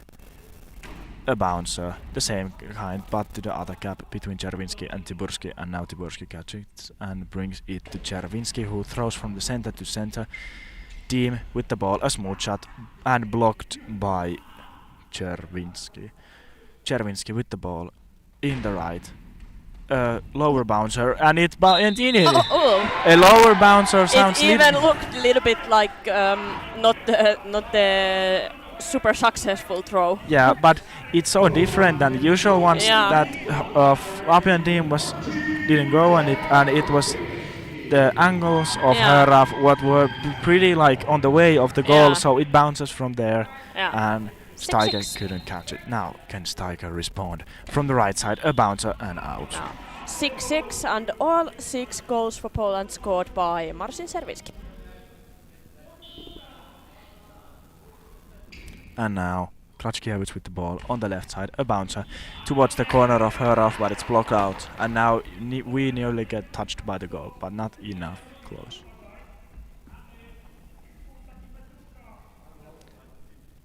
And now ball in the hands of Oliver Heraf on the right side, walking to the center and throwing from there.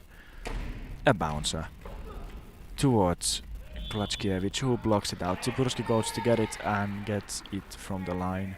Czerwinski with the ball in the right side, spinning.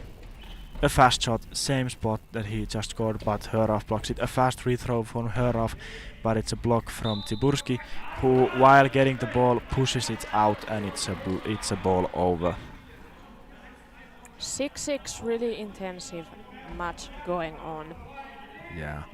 Steiger with the ball in the left side, goes to the right side, spins around, a bouncer to the gap, blocked by Tiburski, who gives it to Kachkiewicz. Kachkiewicz from the left side. Throws to the corner of Heraf, but it's a block out. Heraf with the ball, goes around to the left side, to the corner, all the way a little bit outside. A bouncer to the cap, but blocked by Czerwinski. Czerwinski from the right side. A bouncer to the center. Dean blocks it and gives the ball into the hands of Thomas Steiger. Steiger from the right side. A bouncer to the cap, bounces up, but it's rolling and blocked by Czerwinski. Czerwinski, a fast shot to the legs of Steiger. Steiger, a fast throw back to the corner of Czerwinski, and it's a blocked. Now Czerwinski has the ball on his hands, gives it to Kachkiewicz.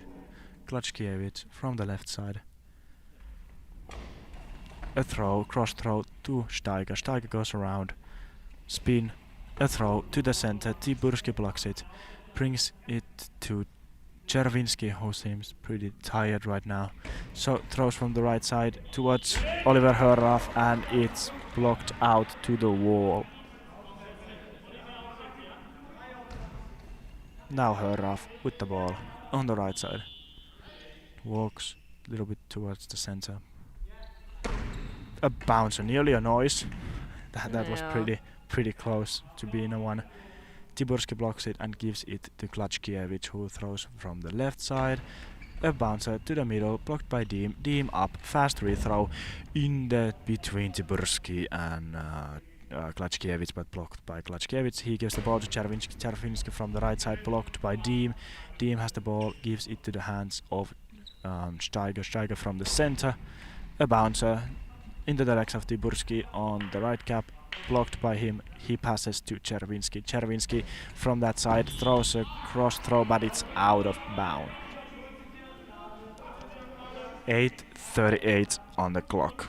6-6. Oliver Höraf in the right side. Sorry, goes to the left side with the ball. The smoother shot and over the legs of Tiburski, and it's the same kind of effect with what Chervinsky scored Yeah. a few minutes ago. A slower throw than usual, very different, and it goes over. And exactly 7-6 for Poland. Germany. Yeah, and it's kind of a scoring competition between Oliver Höraf and Marcin Chervinsky.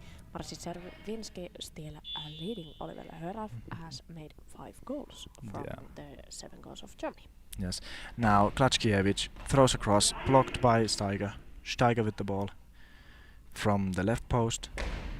A bouncer on the post, but blocked by Chervinsky. Chervinsky fastly up, smooth shot blocked by Steiger. Steiger calms down, doesn't go for the fast reply.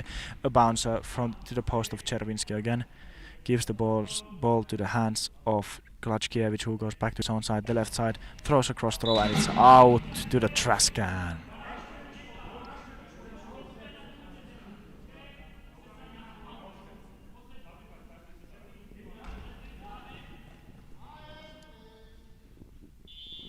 Oliver Höraf in the left side. Throws a cross throw, but it's just flipped over the crossbar like Klachkiewicz. That was a close one again. 7 minutes and 55 seconds left on the second half. 7-6 lead for Germany. Only 1 goal lead. Chervinsky in the right side. A bouncer towards the gap between Deem and Steiger, but it's a block out.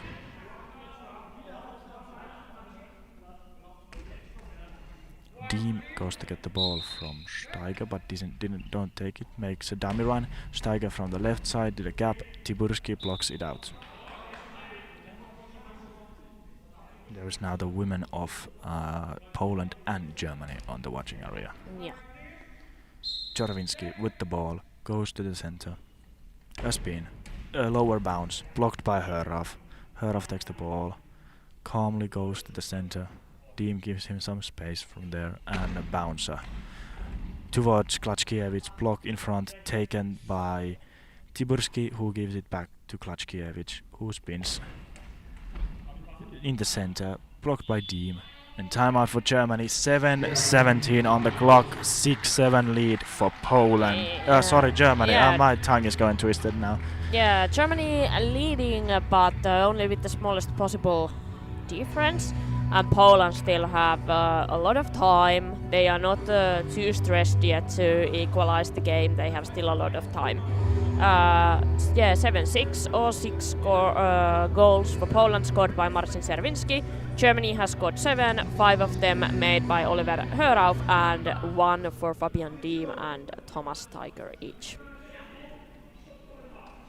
Yeah, and I think right now Chervinsky is a little bit slowing down, giving the ball to Klachkiewicz. I think so too, but I think he will save a little bit and then after a few minutes he will start again. I think the exact same thing. Now Diem from the center to the gap between Chervinsky and Tiburski. Tiburski blocks it and brings it to the hands of Chervinsky. Chervinsky from the right side. A lower bounce. Stopped by Steiger. Steiger goes to the right side.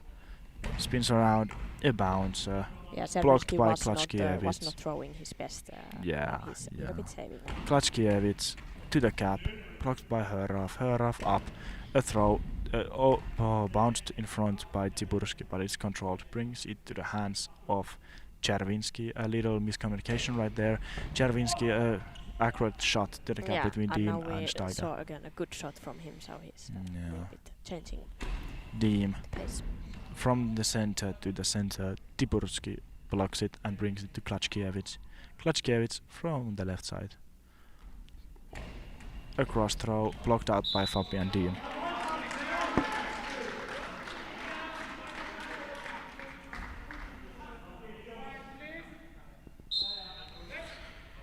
Steiger making a dummy run for Höraf. Höraf is on the left side of the court. Oh, and there, oh, it's so close. A good Yeah. accurate shot from Höraf going up from the hands of Klachkiewicz and going just out so near the post. Czerwinski to the gap between Diem and Höraf, and it's a block out by Fabian Diem. Yeah, that was a good try, good effort. From Yes, Czerwinski. yeah. There he put the power behind. Yeah. And now Steiger is there on the right side with Höraf. Höraf gives him the ball and he goes back to the left side from the post. And we have a noise, no throw, so the ball will be given back to the Germany side.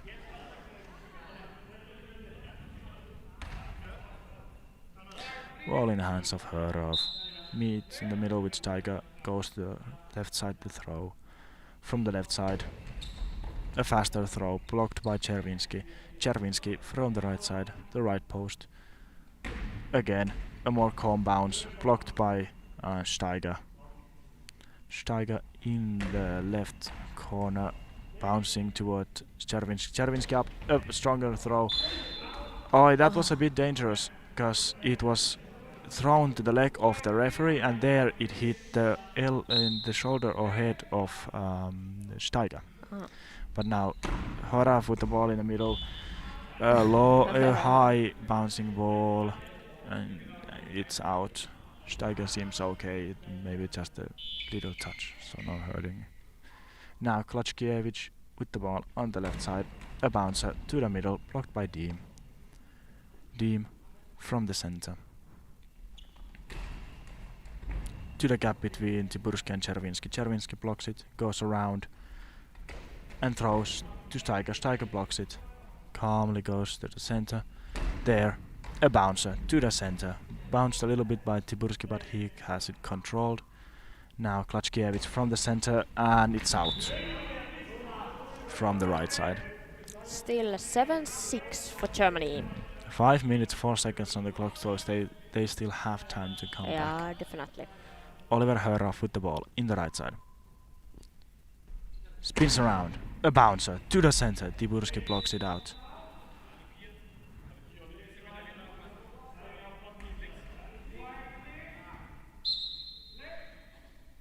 Czerwinski in the right side with the ball. And a strong shot, but it's out. Yeah, now Czerwinski a little bit missing accuracy, Yeah. but he can find it back. Höraf with the ball goes to the right side. From there, a lower bounce to the center, flipped up in the air and in front by Tiburski, and it's a block out.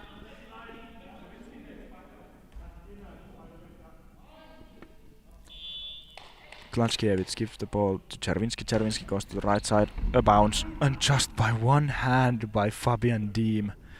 Very good stretch by him. And now Diem from the center to Czerwinski. Czerwinski from the right side. A lower bounce, blocked by Höraf. Solid defense from both sides right now. Steiger with the ball. Goes to the left side. From there, a bouncer, a cross one, blocked by Klachkiewicz. Ball spinning ahead, taken by Tiburski, gives to Klachkiewicz, who throws to the gap between Diem and Höraf. Höraf saves it and throws to the center, and it's blocked out by Tiburski. Now Czerwinski in the left post, a bouncer to the center, blocked by Diem. Diem up, a fast free throw into the gap between Tiburski and Czerwinski, and it's blocked over, and ball back to the Germany side.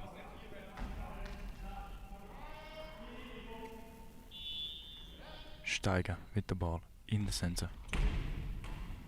Throws to the center. Tiburski kicks it in front, takes it, brings it back to Klachkiewicz. Klachkiewicz from the left side to the center, blocked by Deem. Deem gives it to Heraf. Heraf from the left side. A lower bouncer, blocked by Tipurski, who gives it to Chervinsky. Chervinsky from the right side. A good bouncer, but good block by Fabian Deem. 3 minutes 19 seconds left on the clock.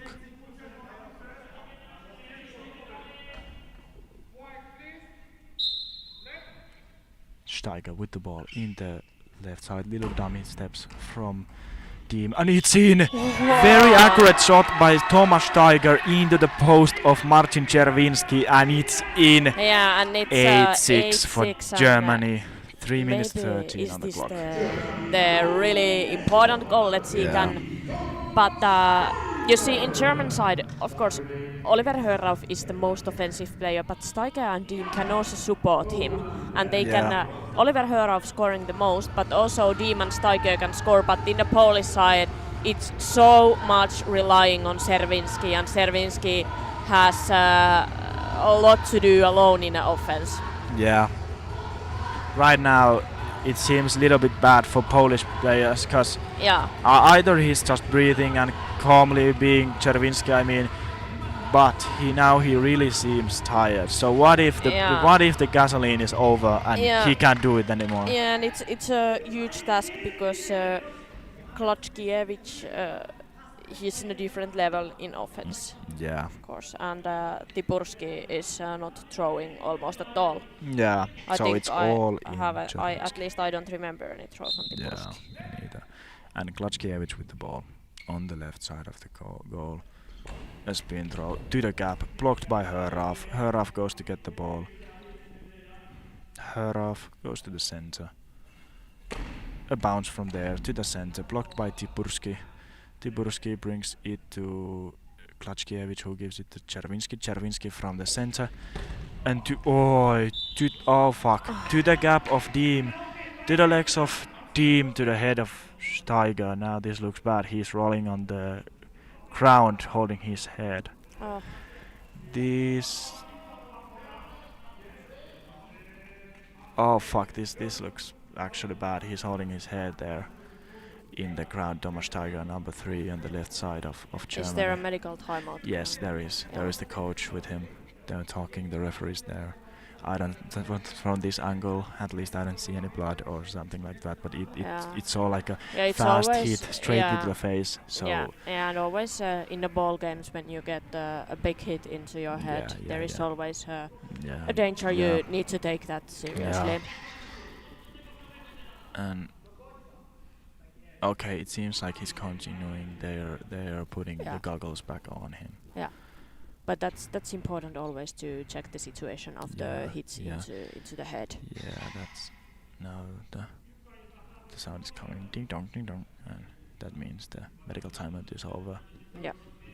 And Joona Somerkivi, the referee, is looking at the goggles.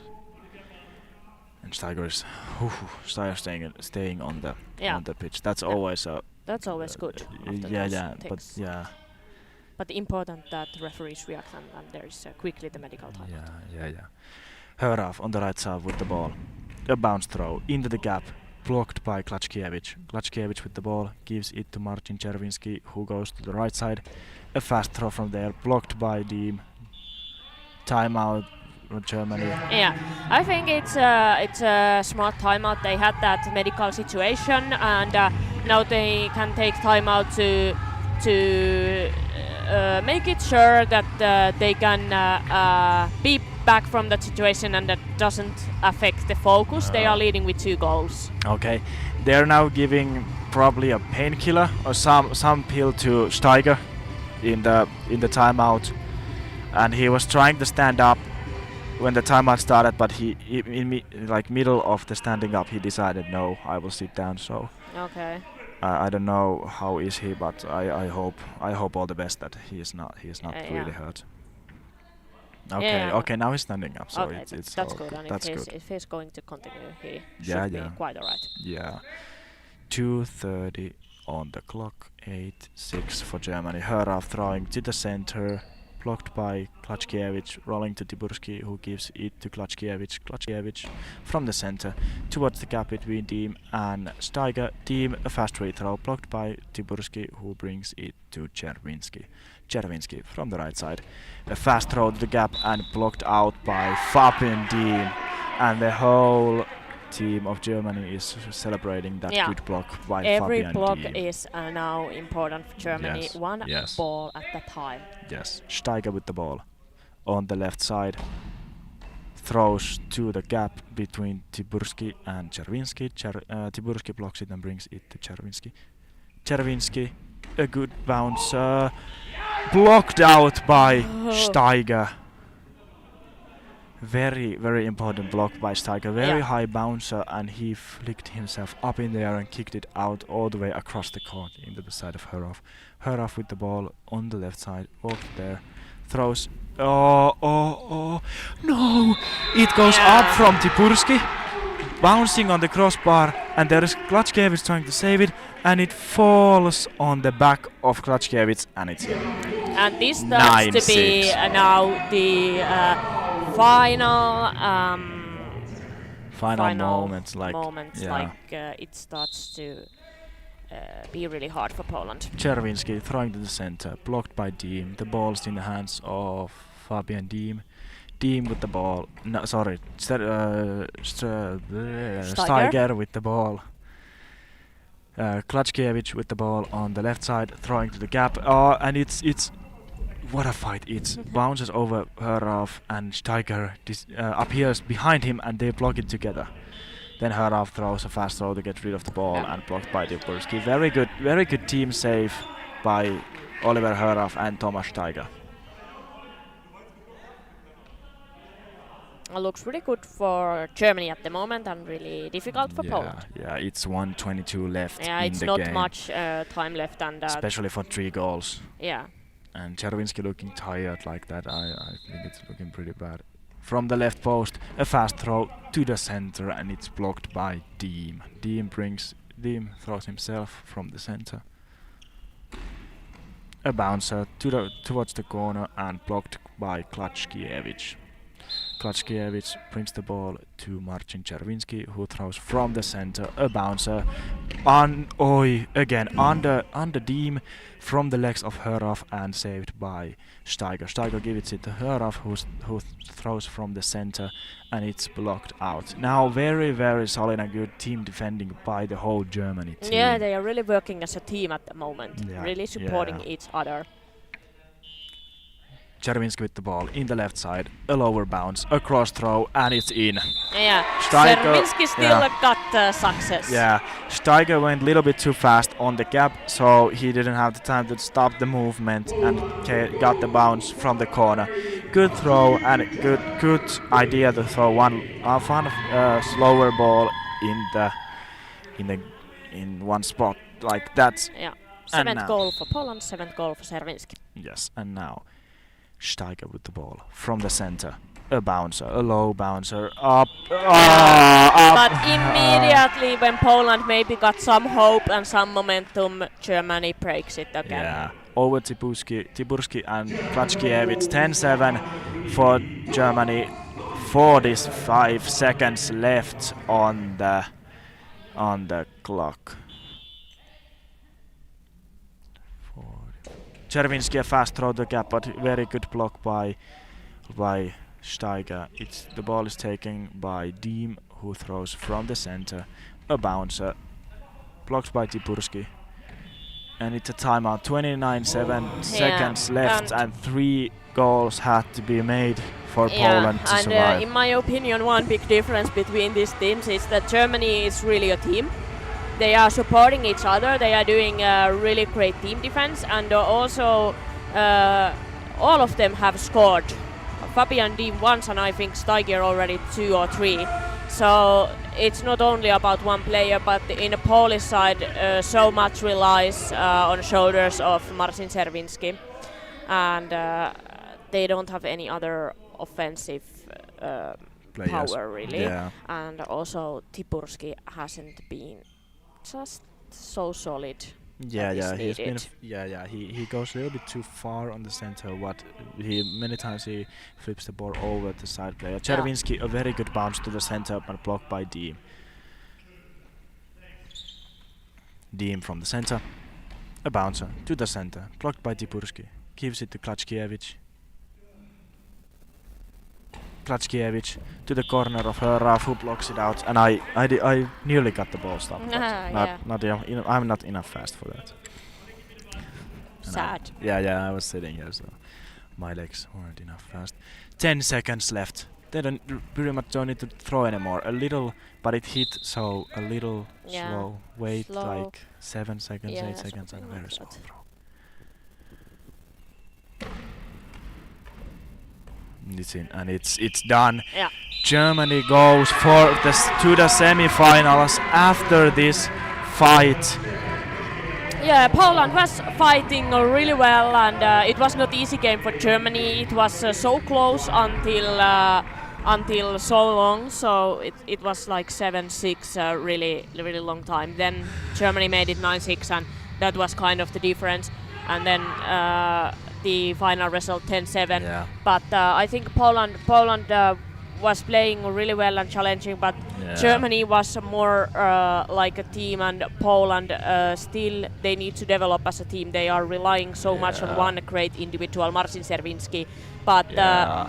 they can manage in many games. But when the opponent gets tougher and tougher, it makes a difference if you have a whole team or if you have one talented individual, but then the level of other Yeah. players is a little bit lower. Yeah. And I gotta say, I love the celebrity of the Germany team. I've seen that kind of celebration last time when it was the Euro Championships 2019 when they won the gold. Yeah. They were hugging and little bit. It looked like they were having a fight against each other, like a physical fight, a little bit, a Yeah. friendship fight. But So I think they are happy, and they have had some Yeah. trouble, like for example in some major Yeah. tournaments. So now they can be happy that they are in the semifinals. They are playing Yeah. for medals here. But we will have a break, and we will Yeah. be back at 1 o'clock, right? Yes. So after half an hour we'll come back for the game between Finland and Israel. And now we know that 17:30 today in the first semi-final there is Germany against Turkey, but soon we'll find out who comes against Ukraine. Is it Israel? Is it Finland? Come back, watch it at 13:00. Thank you.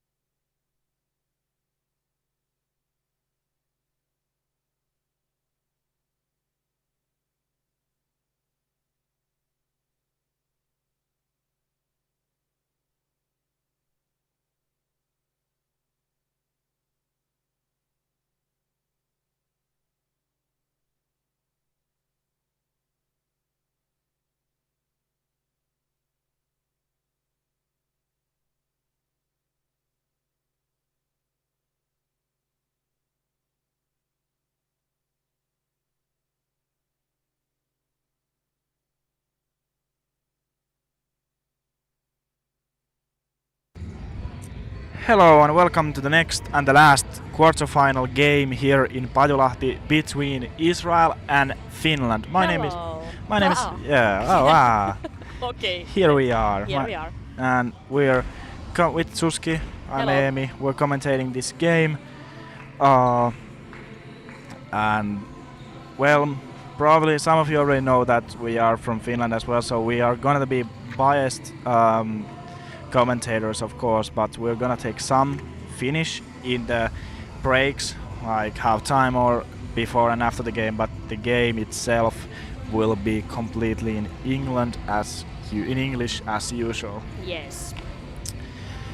So soon we'll start this quarterfinal game in 7 minutes, or well, it's like 5 or something. Otetaanko me vähän suomeksi? Joo. Eli Mitäs aattelet? No mä ajattelen että tosiaan tervetuloa tähän puolivälierään tässä ja Suomi-Israel.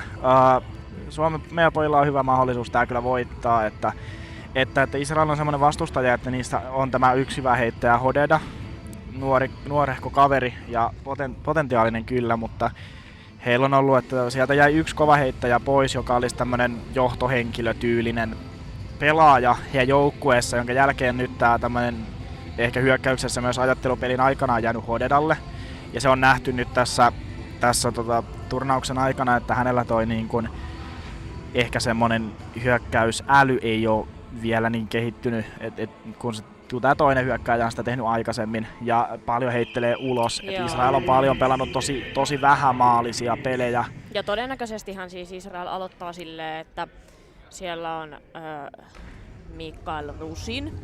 Joo. Ja sitten jossakin vaiheessa ne vaihtaa Rusinin pois.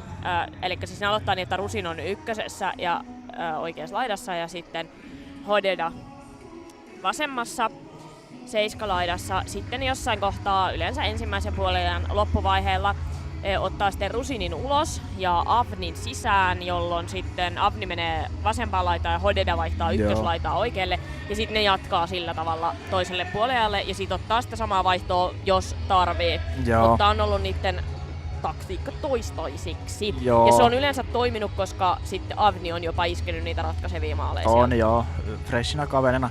Tietenkin Avni on kans nuorehko pelaaja ja aika pienikokoinen muihin pelaajiin nähen. Ja hänellä on vielä se, että hän kuulee pallon hyvin, mutta se reaktio asentoon ei ole mikään paras. Eli tavallaan se Avni-vaihto myös pikkusen heikentää heidän puolustusta, joka sitten myös helpottaa Suomen hyökkäystä varmasti. Joo, ja sen takia ne varmaan vaihtaa sen aina sit vasta tolle, että ne lähtee tommosella vähän enemmän puolustavalla kyllä, juuri kokoonpanolla. Juuri näin. Ja joo, Suomesta en tiedä miten ne aloittaa, mutta jos mä olisin, niin mä aloittaisin Eki ja Espi laidoilla. Joo, mäkin vetäisin ja samalleen Miika keskelle, joo.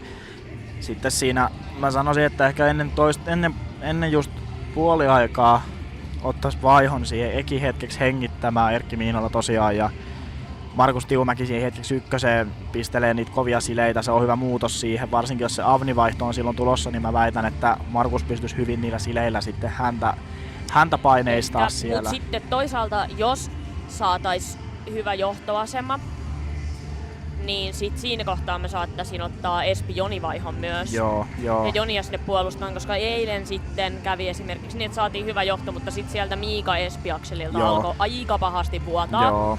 Loppuun asti se puolustus ei pitänyt. Että toki sitten jos tarvitaan just hyökkäykseen muutosta ja näin, niin sitten toi on hyvä, että Eki lepäämään ja Markusta sinne. Mutta sitten toisaalta Eki on kyllä aika varma puolustaja, että sitten se voisi olla Espi Joni-vaihtokin. Joo, mutta kyllä. Saa nähdä, se riippuu myös, että missä tilanteessa Suomi on. Ja Ekillä riippuu myös päivästä. Silloin nyt nämä kisat on ollut tosi hyvä sen puolustus, mutta toivotaan, että ei lähde nyt alajuoksuun. Yleensä ei lähde kesken kisojen, mutta se on tietenkin aina riskinä. Jep, ja aika mentaalinen peli, koska Suomella on EM-kisoissa vähän sellainen puolivälierä peikko, että on joo, se on monesti hävitty tää paikka se on viimeisimmät kerrat hävitty, niin Kyllä. Mutta voitais ottaa taas englanniksi vähän tosta noita samoja peloutuksia. Joo. So we were talking about the Finnish as well, about the playing styles of the teams, and we are discussing about the Israel way that they usually start with Hodeda in the left and Rusin on the right side. Who's the center? Isn't it Ben David. Yeah, I was thinking the same. Ben David is in the center pretty much the whole game. And then in the end of the first half or start of the second, it depends on the game, they change that Rusin goes to the bench, Avni comes in, and Hodeda goes to the right side and Avni in the left side. That puts some more on their offense, but in my opinion, Avni is a little bit not so good defender as Rusin, so it gives Finland a little bit chance to make a goal, but they need to remember to defend. And now we get the starting lineup. So Finland, they have Erkki Miinala on the right wing, Miika Honkanen will be in the center, Joni Ylönen. and Joni Ylönen will be on the left wing. And in Israel we have Mikael Rusin in the right wing and Hodeda in the left wing and Orben David in the center. So quite much we expected. Only thing that I was saying that I would have started instead of Joni Ylönen with Esan Soveidavi, but that's my opinion. Yeah, and I think the thing is now when they start with that lineup, Miinala, Honkanen, Ylönen, that they'll start with the solid defending. Of course, Miinala is a goal maker as well, so he might make few. And then when they feel like it, they're gonna take the substitution Soveidavi, Ylönen and put more to the offense. Yeah, maybe. But I hope that they dare to do that. So if they need more offense, that they dare to do the substitution. But this is good also because Joni Ylönen has been really solid in the defense part. Yeah, he's not so strong in the offense if we compare to Soveidavi, but he's accurate at some points, and his left hand throws give a different variation to the whole team's offense with Erkki. And now the referees are making the announcement and we are soon ready to start the match. And Finland will start with the ball. Here we go. So, Miinala takes the ball. He's on the center. Movement straight from the center to the center. Blocked by Ben David. Passes to Rusin, passes to Rusin, and he throws ahead of himself, and Ylönen blocks it out. Ylönen with the ball on the left side, and little bit out from the left side. Now Rusin gives the ball to Hodeda on the back center. Hodeda from the left side, a bounce to the center, blocked by Honkanen. And Honkanen gives the ball in the hands of Miinala. Miinala from the right side. Blocked out by Doron Hodeda. Hodeda gives the ball to Rusin. Rusin goes back to the right side. To the center, blocked by Honkanen, who gives the ball to the hands of Ylönen. Ylönen from the left side. And out again, and this time from the right side. Yeah, and Joni Ylönen needs to now fix the accuracy. Yeah. He has had 2 throws, 2 out. Yeah, he needs to relax a bit. Yeah. Hodeda from the left side. A bouncer to the center, blocked by Honkanen. Miinala from the right side. Oh, it's the steps of Erkki Miinala. It's a noise, and now we can hear even the coach of Finland, Pasi Koivukari, raising his voice a little bit, thinking this is a wrong whistle. Yeah. Erkki is trying to Of course, fight. I'm Finnish, but if this was noise, then I think also Mikael Rusin's every throw is noise. Yeah, it's the same kind, so we hope that they give it to him as well. And into the right corner of the Finnish goal, and it's in 1-0 for Israel. Very good start for Israel, the game. 1-0 in the first minute. It's 10:59 on the clock. And it was the center player Orben David who scored that goal, and Israel 1-0. Yeah, so now we'll see how Finland will come back from this. Ylönen with the ball in the left side. And out again. Yeah, and now Joni Ylönen really needs to relax and find directions. Third throw, third out. No, that way. Yeah, he seems little stiff. He needs to relax. And that's Rusin throwing a cross throw and Yeah. out as well. But he has also quite heavy steps that are echoing also. When the throw is Miinala goes around to the left side, a bouncer and out as well.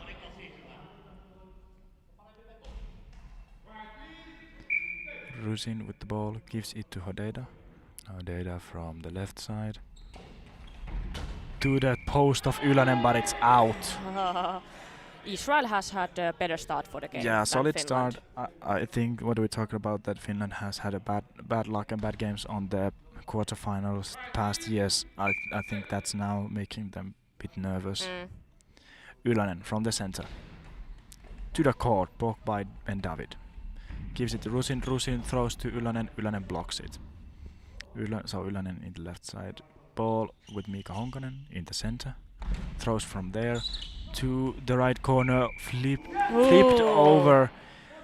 over Rusin by Ben David, but it went out. Fortunate outgoing for Israel. Now Hodeda in the right side, goes back to left side.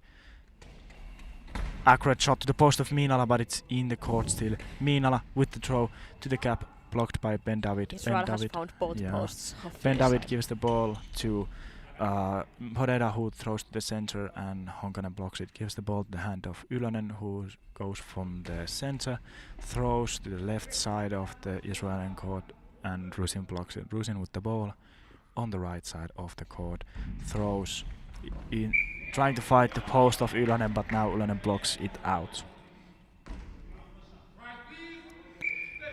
Miinala goes to get the ball, throws from the left side. A bouncer towards the post, but Rusin blocks it. Gives the ball to Hodeda, who goes to throw from the right side. And the first touch was out, but also Ylänen blocked it, so no danger there. Ylänen with the ball, fastly moving, going to the post of Rusin, but Rusin blocks it. Rusin with the ball on the right side of the Finnish Israeli goal, and a cross throw, but out again. Both teams have started to lose the accuracy now on the past minute. It looks a little bit nervous. Maybe they. Yeah, but maybe It's of both. course pressure in this game, so. Miinala throws in front of himself. Hodeda blocks it straightly to the body of Hodeda. Hodeda from the left post, a high bouncer, but good block by Erkki Miinala. 9:16 on the clock of the first half, 1-0 for Israel. Miinala with the ball on the right side. A dummy run from Ylänen. Miinala throws to a cross throw, but it's blocked out by Rusin. Solid defending from him as well.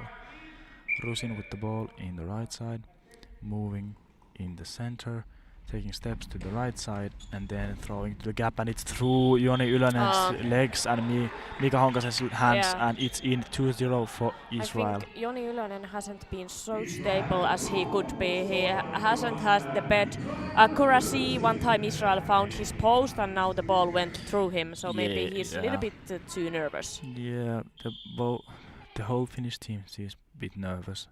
They need to relax. Ylänen with the ball, throwing to the center, blocked by Ben David. Ben David goes to get the ball and passes it to Hodeda, who goes from the center, blocked by Honkanen. Solid block now. Passing the ball to Miinala. Miinala from the right side. A curving throw to the left side of the Israeli goal, but blocked out by Ben David. Ball in the hands of Rusin in the right side. Rusin trying to find the same gap, but now Honkanen is very solidly and sharply there with his hands, and it's blocked and passed to Ylänen. Ylänen from the left side. A bouncer to the gap between Ben David and Rusin, but Ben David blocks it. Hodeda goes around to the right side to throw. Throws to the post of Erkki Miinala, but Erkki Miinala blocks it. Goes to get the ball. Comes back to the post, the right side of the court. Spins around, but out. Israel leading 2-0. They won the first one. They scored from penalty against Erkki Miinala. It was a noise penalty, and the second one was a regular goal in the game time.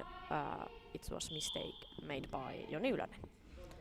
Now Hodeda from the center to the gap to Erkki Miinala. Erkki Miinala fast back throw to Rusin on the right post, but it's blocked by Rusin.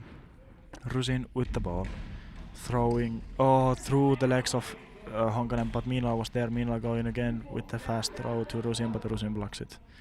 Rusin brings the ball to Hodeda. Hodeda from the right side, throwing to the right side and the corner of Ylönen, but Ylönen blocks it. Ylönen from the left side, throwing towards that gap. It's spinning, but saved by Ben David.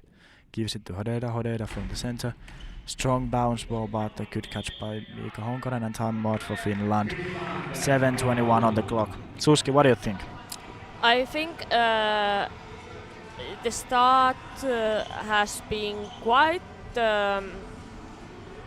It has been a little bit nervous in the Finnish side, but now they are fixing it a little bit. And Israel, of course, they are now in a good feeling. They are leading with 2-0, but in the really first minutes, it looked a little nervous in the Finnish side. They were not best in their accuracy, and of course the noise penalty. We haven't seen a lot of noise penalties here, and in my opinion, it was not so much more noise than some other throwers. So yeah, but it depends, of course, on the referee who is whistling the game. Miinala with the ball on the right side of the court, throws to Hodeda, who blocks it on his side, and now Hodeda from the left side of the court, a bouncer. Miinala blocks it, brings the ball to Ylönen. Ylönen goes back to the left side to throw, and out once again. Johnny Ylönen throwing way too much out. Now Rusin with the ball on the right, and blocked up by Miika Honkanen, but it's bouncing back to Miika Honkanen, who gives the ball to hands of Erkki Miinala, who throws a cross throw over Ben David, but then there is Rusin blocking it, and now we haven't taken the eye shades of Ben David, what got flicked off when he jumped after the ball, and to the legs of Ben Rusin. Now Hodeda in the back center with the ball, going to the right side, making noise there, and going back to the left side. And now a bouncer towards Ylönen, but Honkanen is there catching it. Ylönen with the ball on the left side, and a bouncer to the gap, but Rusin blocks it. So far, great team defense. Yeah, Rusin throwing towards the Miinala. Miika goes get it and brings it back to Miinala. Miinala, a bouncer to the gap again, but there is Ben David once again, and now the Israeli substitution comes. Yeah. And it's Rusin out and Avni in. As I expected. Yeah, so Shai Avni comes in now, and he goes to the left side, and Hodeda to the right side. Yeah. Let's see if Finland can try to challenge Israeli team in a new positions. Erkki Miinala was just saying, we have still a lot of time. We are not in a hurry. That's true. There's plenty of time still. And now ball with Hodeda on the right side. And a strong shot blocked by Miika.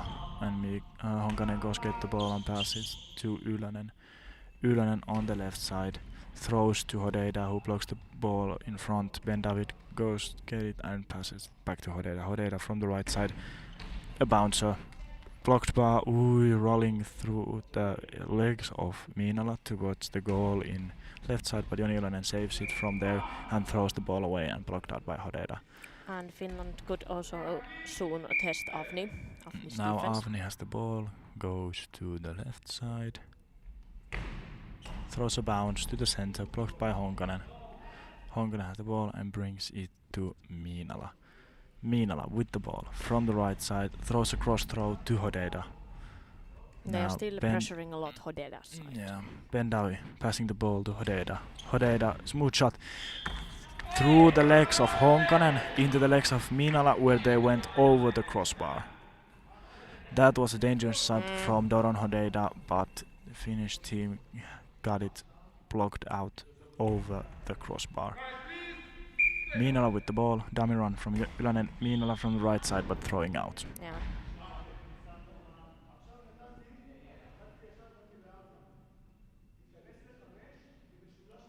Finland a little bit more missing accuracy. Israel has been a little bit more accurate with throws in my opinion. Yeah.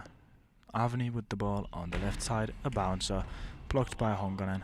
Honkanen brings the ball to Ylonen. Ylonen from the left side. Throws across, but it's out. Yeah, way too much out from the Finnish offense, really. Out is always the missed opportunity. Now Avni gives the ball to Hodeida, who goes to the left side. A bouncer blocked by Ylonen, and now a substitution is coming. And it's Ylonen out and Sovedavi in. Yeah, now we want to see more offense. Offense power. Esen Sovedavi yesterday scored many goals in the game against Poland, where he got the place in the starting lineup. So let's see if he can bring something new.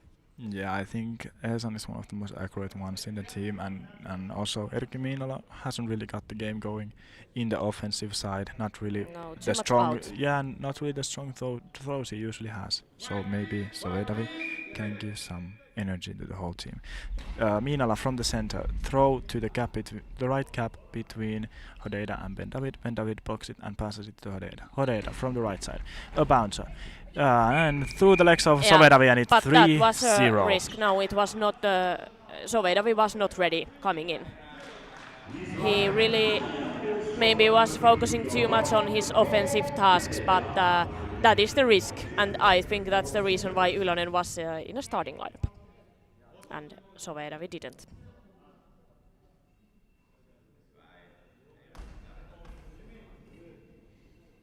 Again, some nervous mistake. It looks like Sovedavi was not ready and was a little bit too nervous. Maybe 4:33 in the clock. Sovedavi throw to the same gap again between Hodeida and Ben David. Hodeida blocks it and gives it to Shai Avni. Finland should also turn to Avni. Shai Avni from the left side. A bounce blocked by Miinola. Miinola a fast back throw from the legs of Ben David going towards the goal, but blocked out by Shai Avni. Good reaction from Avni right there. It was dangerous just when Finland turned to that side. Hodeida with the ball on the left side and throws out just wrong side of the post. Miinola brings the ball to Sovedavi. Sovedavi from the left side, a bouncer, and fast rethrow from Hodeida, and Miinola blocks it. Honkanen passes it back to Miinola. Miinola shot again to Ben David, who blocks it out.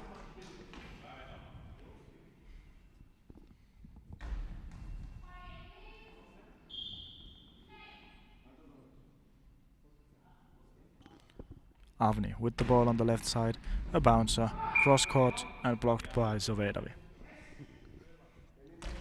Now Sovedavi with the ball from the left side. Oh, down the line but blocked out by Hodeida. Hodeida on the right side. On the post of Sovedavi, and it's 4-0 for Israel. Sovedavi hasn't been ready for defense, and it's now really hard because it was not the best for Ylonen. He threw almost everything out, and he also did one mistake. Now Sovedavi 2 mistakes in a row. It's really hard now, Finland, because every player is not in their best. And Miinola again out. So now they are completely not in their level. Yeah, now Shai Avni in the left side with the ball. A bouncer, blocked by Honkanen. And another substitution. Yeah. Yeah, and again, out. the same substitution. Yeah, but it they has to do that. Sovedavi was not ready for this match, unfortunately. 2 defense mistakes in a row you can't do in this kind of game. If you score after that, you can. Yeah, that is true. If you're Martin Czerwinski, then you can. Yeah, that's true. That's true. I admit, I agree. But yeah, otherwise, you can't. Yeah, that's true. That's true.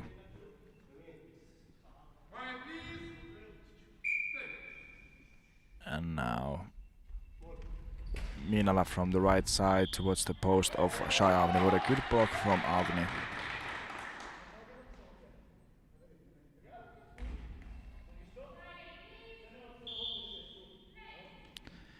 And now Avni from the left side. A bounce ball to the center blocked by Honkonen. Gives it to Ylönen. Ylönen goes around Honkonen. A bouncer towards the post of Shai Avni. Very accurate shot, but Avni gets it blocked. Hodeida from the right side. Fast shot blocked by Minala and it's going out.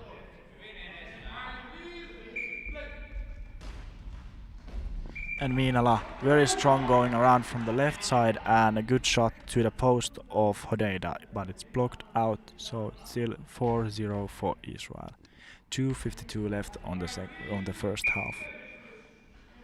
Shai Avni with the ball, going back to his own side, to the left side, and trying to find the post of Minala, but it's a little bit too much wide out.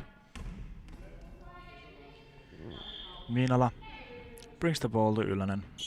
Ylönen with the ball in the center.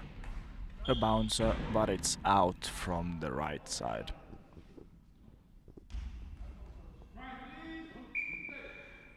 Shai Avni brings the ball to Hodeida. Hodeida from the left side. Strong shot blocked by Honkonen. Honkonen passes it to Minala, who goes from the right side. And to the center, blocked by Ben David. Ben David, a fast rethrow to the corner, but it's blocked by Minala. Minala goes with the fast return again, and Shai Avni blocks it. And now they calm the game down. A bouncer from Shai Avni, blocked by Ylönen. Honkonen goes get it and brings it in the hand of Ylönen. Ylönen from the left side. A bouncer, blocked by Hodeida, and Hodeida with the ball on the right side. And it's out from the right side as well. Really solid defense in Israel team so far. And now it's Ylönen on the left side with the ball, a dummy run from Minala, and it's blocked by Ben David, who passes it to Shai Avni. Shai Avni from the left side, a bouncer towards the gap of Minala. Minala blocks it. A curving throw above the head of Ben David, and it's the first goal for Finnish defense. Yeah, and I think now this can give a new boost and new energy for the Finnish team, some belief for the team, some motivation, some idea that they are in the game. They didn't have a good start for the game. They were maybe too nervous, too excited, or not just relaxed. But now maybe they can start be better, and now we have immediately timeouts. 1:34 in the clock of the first half, 4-0 for Israel. They have still pretty solid lead of 3 goals, but still that 1 goal for Finland can really give them some hope and motivation and mental strength to go on with the game and not give up. So now we'll see how the teams come back off that time. But now it's important that Finland keeps going with the good defense and they don't concede a goal right after they scored. Yes, this is the important catch now. Hodeida on the right side with the ball. Throw blocked by Ylönen, is bouncing and it's not. Oh. There's some noise, so it was a noise then. Ylönen with the throw to the center, blocked by Ben David. Shai Avni with the ball. Throws to the center. Blocked by Honkonen, who passes it to Minala. Minala on the right side.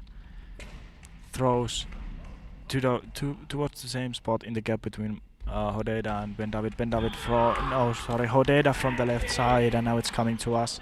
Yes. I'm checking my dog, but she's not really interested. It's good we at have all. the check roller in there, so it's Yeah, for so the my chair, so it's dog is protecting safe. us. Yeah, Miinala from the left side, a fast throw underneath the legs of Ben David, but Shai Avni is there. Shai Avni from the left side, a bouncer towards Ylänen, but Honkanen blocks it. Ylänen from the center, bouncing up in the air from Ben David, but it's controlled and passed to Shai Avni by Ben David. Shai Avni across throw blocked by Joni Ylänen. Joni Ylänen goes on the throw, but it's an out. It's 30 seconds in the clock, 4 against 1, the lead for Israel. Now Hodeida with the ball on the right side. It's out as well from the right side.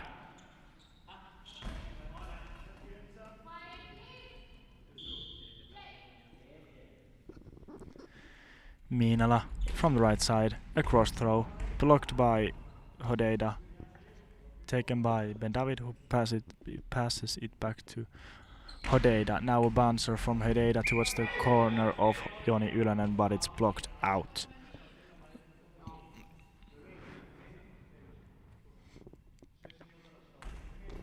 Now 6 seconds to go. Ylänen with the ball on the left, throwing from the center, and it's out, and it's 3 seconds left on the clock. Still too much out from Finnish offense.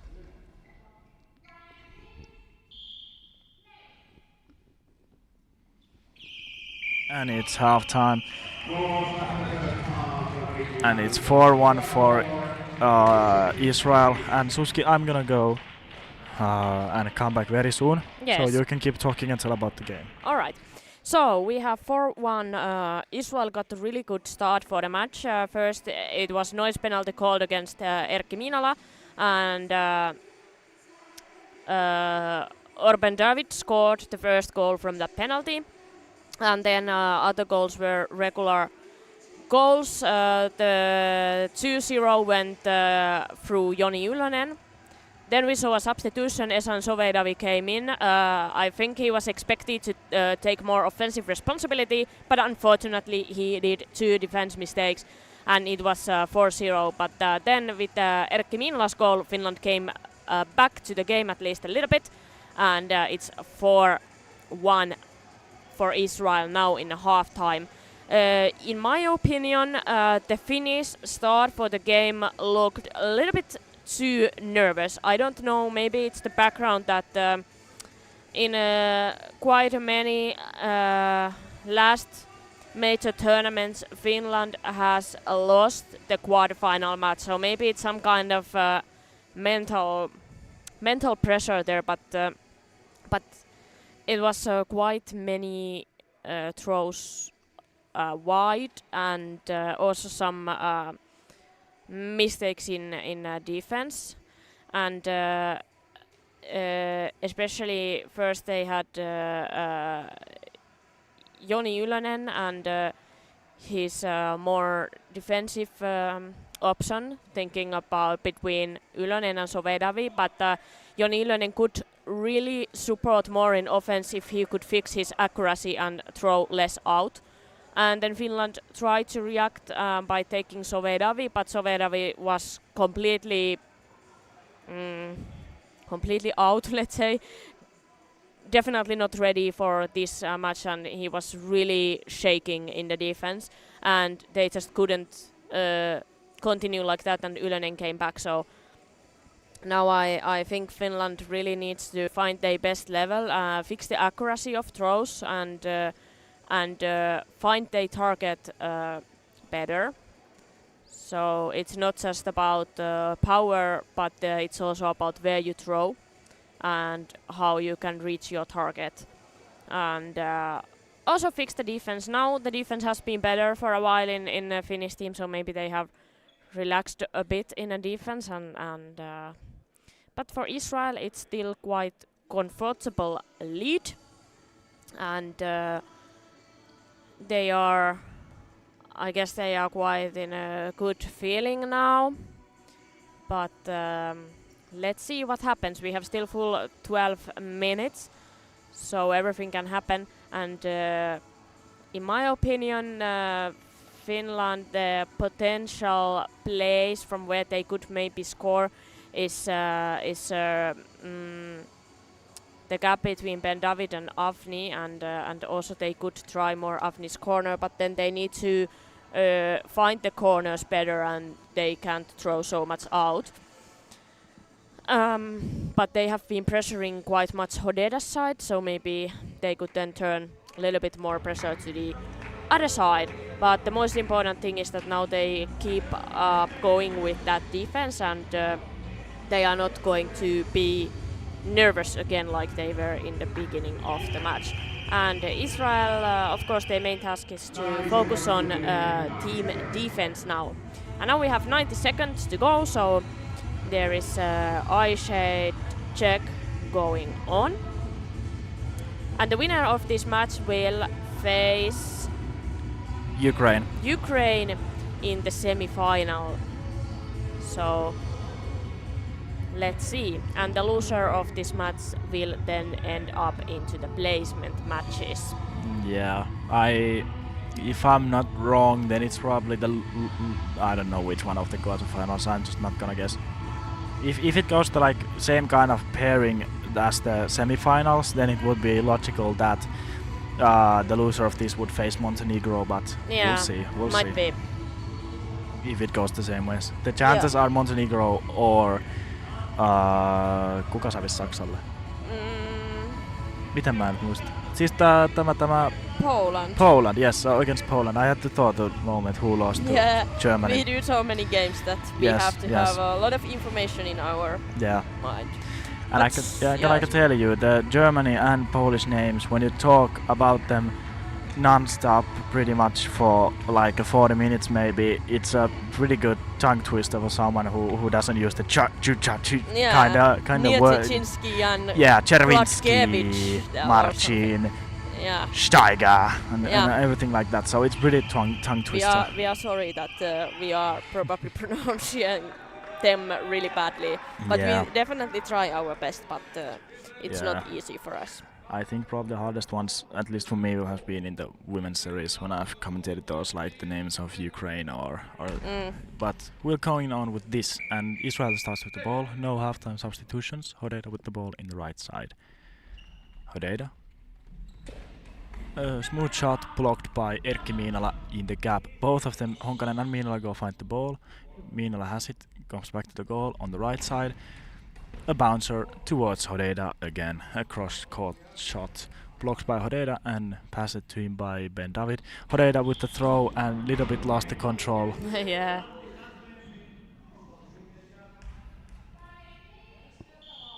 Ball with Ylönen. Ylönen on the left side. To the center, Ben David. He plucks it and passes it back to Avni. Avni from the left side. Cross-court shot blocked by Ylönen and controlled after a little bounce. Ylönen a throw to the center, blocked by Ben David. Pass it back to Hodeida. Hodeida from the right side. A bounce shot towards the center, blocked by Honkanen. Miinala has the ball on the right. Through the line into the post of Avni, but Avni blocks it. Avni on the left side. Bouncer cross-court blocked by Honkanen. Honkanen brings the ball to Ylönen. Now Ylönen from the left side, and the first touch is out, and then it goes to the post by the line, but the wrong side of the line. Now Hodeida with the ball on the right side. Throws cross-court but out. 10:42 on the clock, 4-1 for Israel. Miinala from the right side, a bouncer towards Sai Avni, and he blocks it out solidly.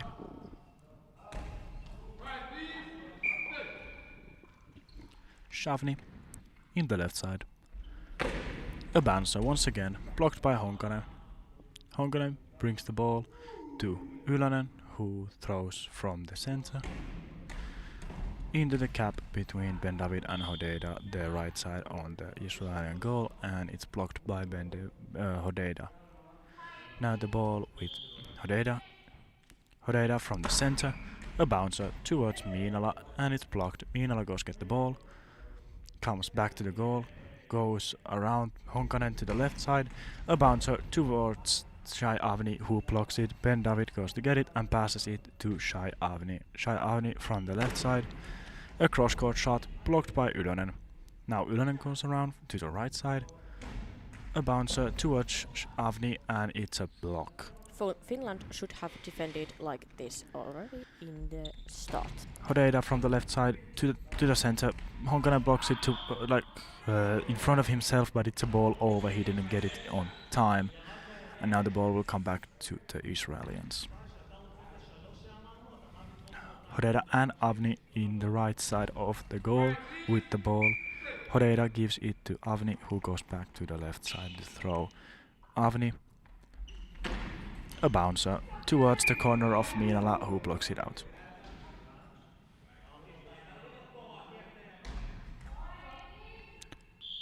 And Miinala in the right side.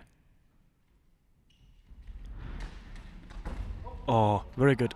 Curving shot to the deep cap between Shai Avni and Ben David, and it nearly goes in just the tiptoes of Avni going ahead, and then Ben David goes get the ball and throws it out. That was a dangerous throw. Yeah, to avoid the 10 seconds penalty. Smart move from Ben David. Joni Ylönen with the ball, gives it to Miinala. Miinala from the right side. Same kind of throw, but now it's blocked by Ben David, who passes it to Hodeda. Hodeda goes to the left side to throw. Smooth shot blocked by Ylönen, bouncing it to the side, cross-court to the side of Miinala, and it's out directly. Miinala with the ball on the right side, goes around to the left side, throws to the center. Ben David blocks. A fast free throw from Ben David, blocked out by Erkki Miinala. Accurate shot from Ben David there, straightly to the post of Miinala, but Miinala was in the way. Ylönen with the ball on the back center, going to the left side. Throws to Hodeda, who blocks it and brings the ball to the back center for Shai Avni, who throws from the left side. A cross-court shot that Mika Honkanen blocks out. Now ball in the hands of Joni Ylönen, who goes to shoot from the center. Blocked by Shai Avni towards himself and goes get it and passes it back to Hodeda. Hodeda throws to the center, bounced by Honkanen in front of himself, goes to get it and passes it to Miinala. Miinala from the right side, a bouncer to the corner of Avni, who blocks it. Avni from the left side. Cross-court bouncer blocked by Ylönen in front of himself. Honkanen goes to get it, gives it to the hands of Ylönen. Ylönen from there tries the corner of Hodeda, who blocks it out. 8:06 on the clock of the second half, 4-1 for Israel. Hodeda from the right side. A bouncer into the center, blocked by Honkanen, who brings the ball into the hands of Miinala. Miinala from the right side. A cross-court curving shot, but just before the post going out. Hodeda with the ball gives it to Shai Avni, who throws from the left side. Shai Avni, shot to the center, blocked by Honkanen. Honkanen takes the shot himself from the 3 meters line to the center, blocked by Ben David, who gives it to Hodeda. Hodeda from the center, blocked by Ylönen. Ylönen fastly up, a back throw to the center, blocked by Ben David and given to Shai Avni. Shai Avni from the left side, a bouncer, cross-court, blocked by Ylönen, bouncing around but captured by Honkanen. Honkanen gives it to Miinala. Miinala from the left side, a bouncer towards the corner of Hodeda, but it's blocked out. 7 minutes 8 seconds left. Still 4-1 for Israel.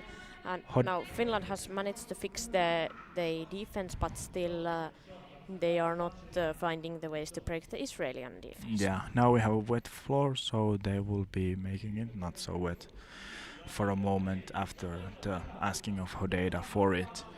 So yeah, 7 minutes 8 seconds left and it's still 4-1. Solid 5 minutes defending from both teams, and neither of them has been able to make a goal yet.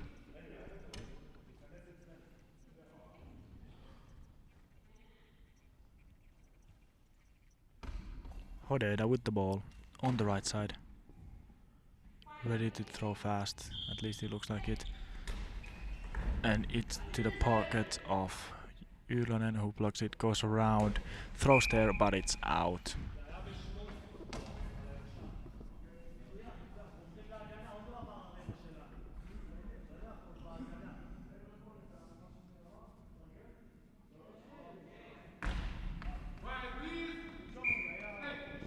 Shayavani with the ball on the left side, throwing from there, a bouncer to the cap between Honkanen and now a timeout for Finland.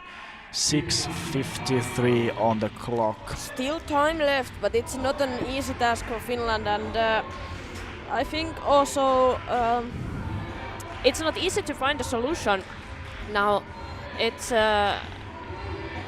obvious that Finland would need something new for the offense now. This is not enough. And they would need some support for Erkki Miinala in the offense, but how to do it without risking the defense? Because we saw what happened when there was the substitution in the first half. So Yeah. So soon we'll see what is the solution that the Finnish coaching think it is. Honkanen from the center, but blocked by Ben David. Little problem for him, but he got it captured behind himself. Hodeda from the right side, throwing a cross throw, block in front of Miinala, where Honkanen takes it and gives it to the hand of Miinala. Miinala there, a cross throw, a curving bounce one, but it's blocked by Ben David, who passes it to Avni in the left side. Avni, a bouncing shot, blocked by Honkanen. Honkanen with the ball, brings it to Ylönen. Ylönen on the left side. A cross throw, blocked by Ben David, a little curving one. Hodeda from the right side.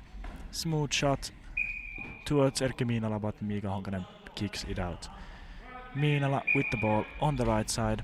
Fast throw to the gap, but blocked by Shai Avni and given back to him by Ben David. Ben David Shai Avni from the left side, throwing towards the gap in front of him again. Honkanen blocks it and passes it back to Miinala.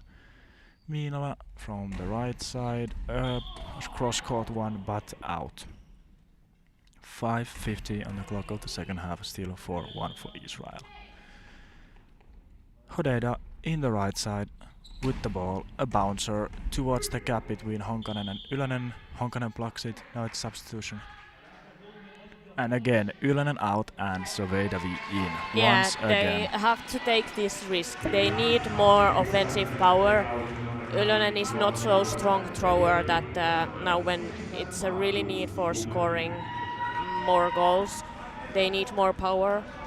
But I hope that Esan Soveidavi has managed to collect himself after the catastrophe in the first half, and he can also now defend.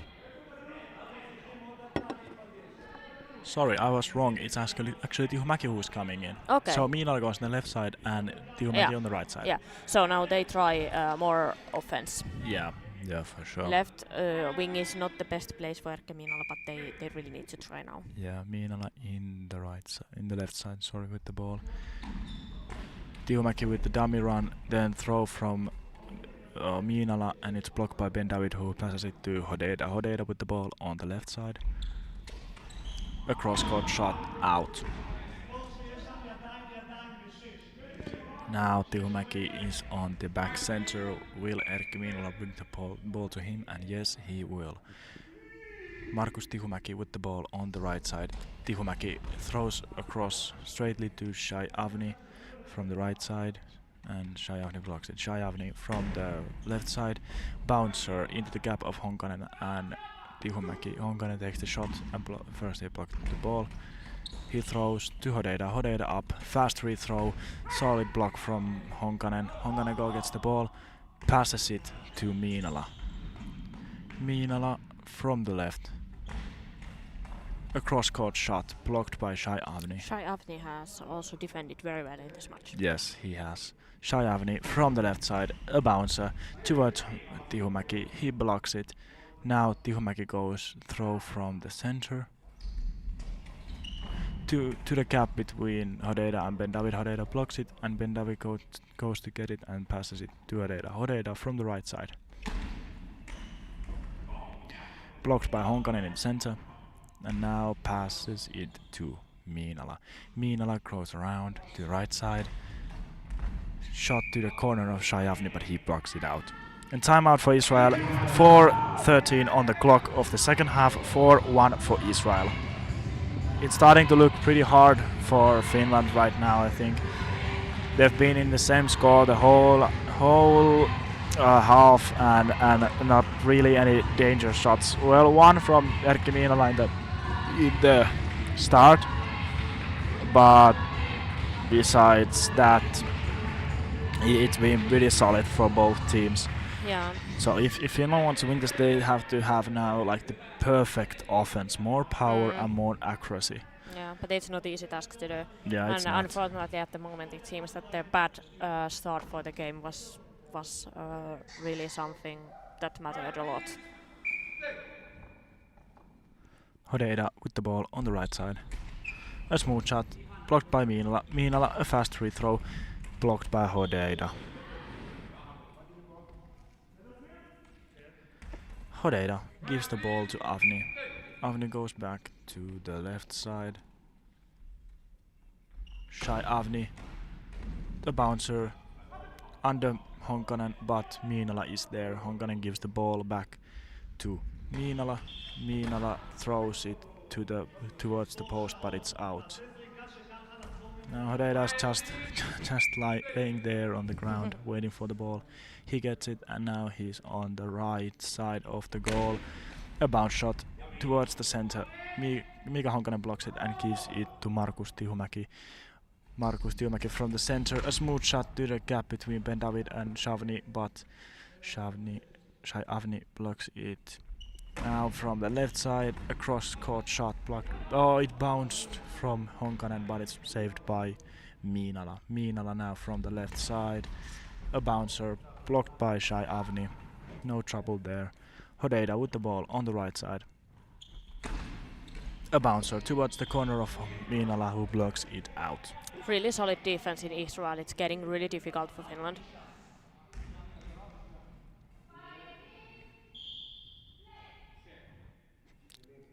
So now, from the left side, Markus Tihumäki throws the ball towards the corner of Hodeda, who blocks it.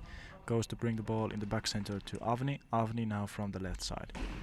A bouncer towards Honkanen, who blocks it in front. Honkanen goes to give the ball to Tihumäki. Tihumäki has the ball on the right side. He throws a smooth shot, cross-court, blocked by the Hodeda. Hodeda from the right side.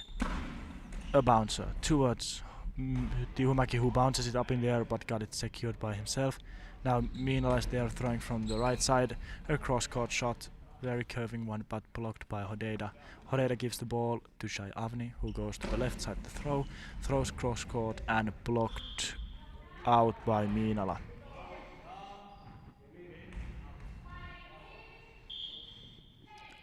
Miinala from the left side. A curving shot blocked by Ben David. Came to the game. And now wet floor again, asked by the Hodeda. And they're doing it in the Finnish side, but not yet on the Israeli side. Now they're starting to do that as well. So right now it's 2 minutes 13 seconds left on the game. 4-1 for Israel on the second half, and it's pretty hard for Finland to come back anymore. No. About the continuing games, the winner of this game, what now seems to be Israel, goes against Ukraine this evening, and then the loser of this game.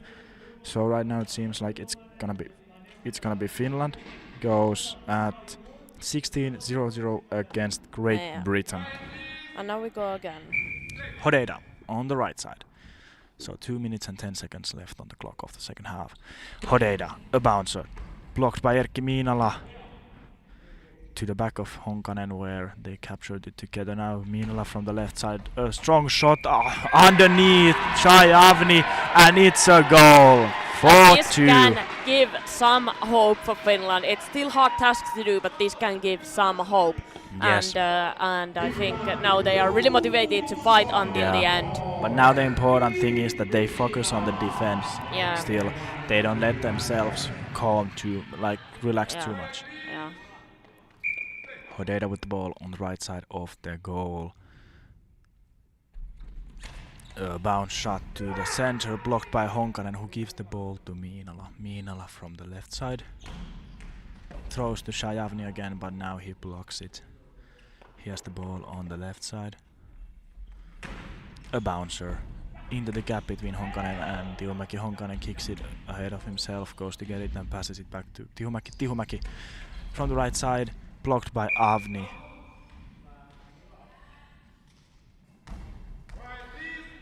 Avni gives the ball to Hodeda. 1.5 minutes still going. Hodeda from the right side, a cross-court shot.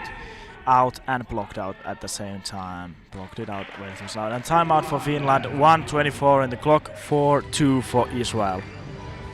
They got that one good goal to make the gap smaller. So let's see what happens. And I already inform you, audience, that after this game, when this ends, we will just inform the result and stop immediately because we should be in the women's hall in 12 minutes. So let's see if we can make it or not. I think we have to maybe run actually. Maybe. Yes. So after this game, we are not going to stay here and analyze the match because just when this game ends, we will stop the stream.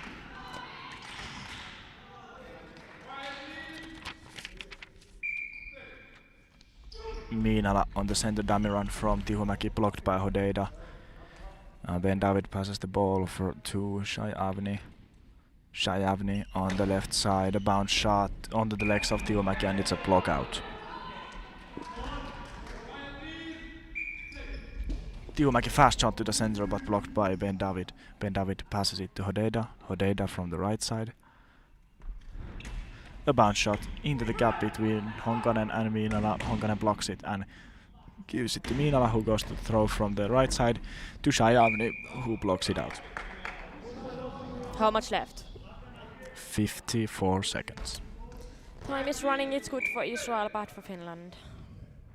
Shajavni from the left side. Cross-court shot out.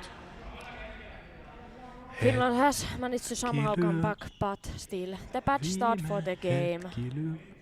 Yeah, the bad start for the game was something that Finland can't afford in this kind of match. Miinala brings the ball to Tihumäki. Tihumäki from the center. Strong smooth shot blocked by Shajavni. 42 seconds left. 4-2 for Israel.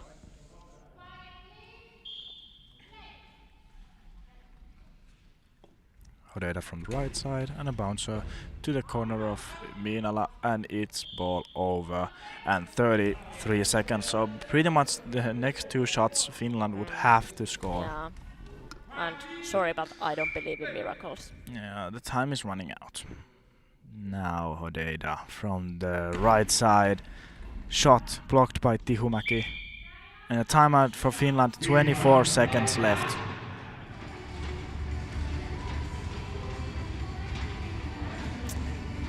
Yeah, I may be repeating myself, but in a game like this, you can't have a start like Finland had. That is just the fact.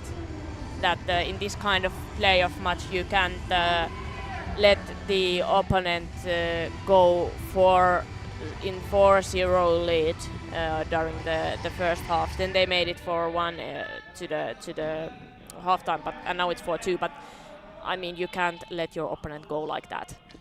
Yeah, they started pretty bad on the defensive side, and their shots were very inaccurate and going out. It looked too nervous in the beginning. Yeah, I think it was. Tihumäki on the right side with the ball. Fast move shot blocked by Shajavni. And now in theory also it starts to be impossible. Now they give 10 seconds for Israel, and there is 14 seconds left on the clock, what means they have to throw once, and Finland only has one shot, so it's done. Now it's done completely. Yeah. There is no chance anymore. Hodera can just hold the ball for a few seconds. A throw. Blocked by Tihumäki, and it's a substitution. He 7 could have seconds left. taking it even longer, Hodera, but Yeah, 7 he seconds could now have. there is a good. But still, Finland only can score 1 in theory, so they are not going to score 2. So It's done. It's done. In theory and practice, it's done. yeah, and unfortunately for Finland, they again are losing their quarterfinal. It's Yeah. kind of a curse for them now. Yeah. And Oh, Israel, yeah. I have to say, they have played really well.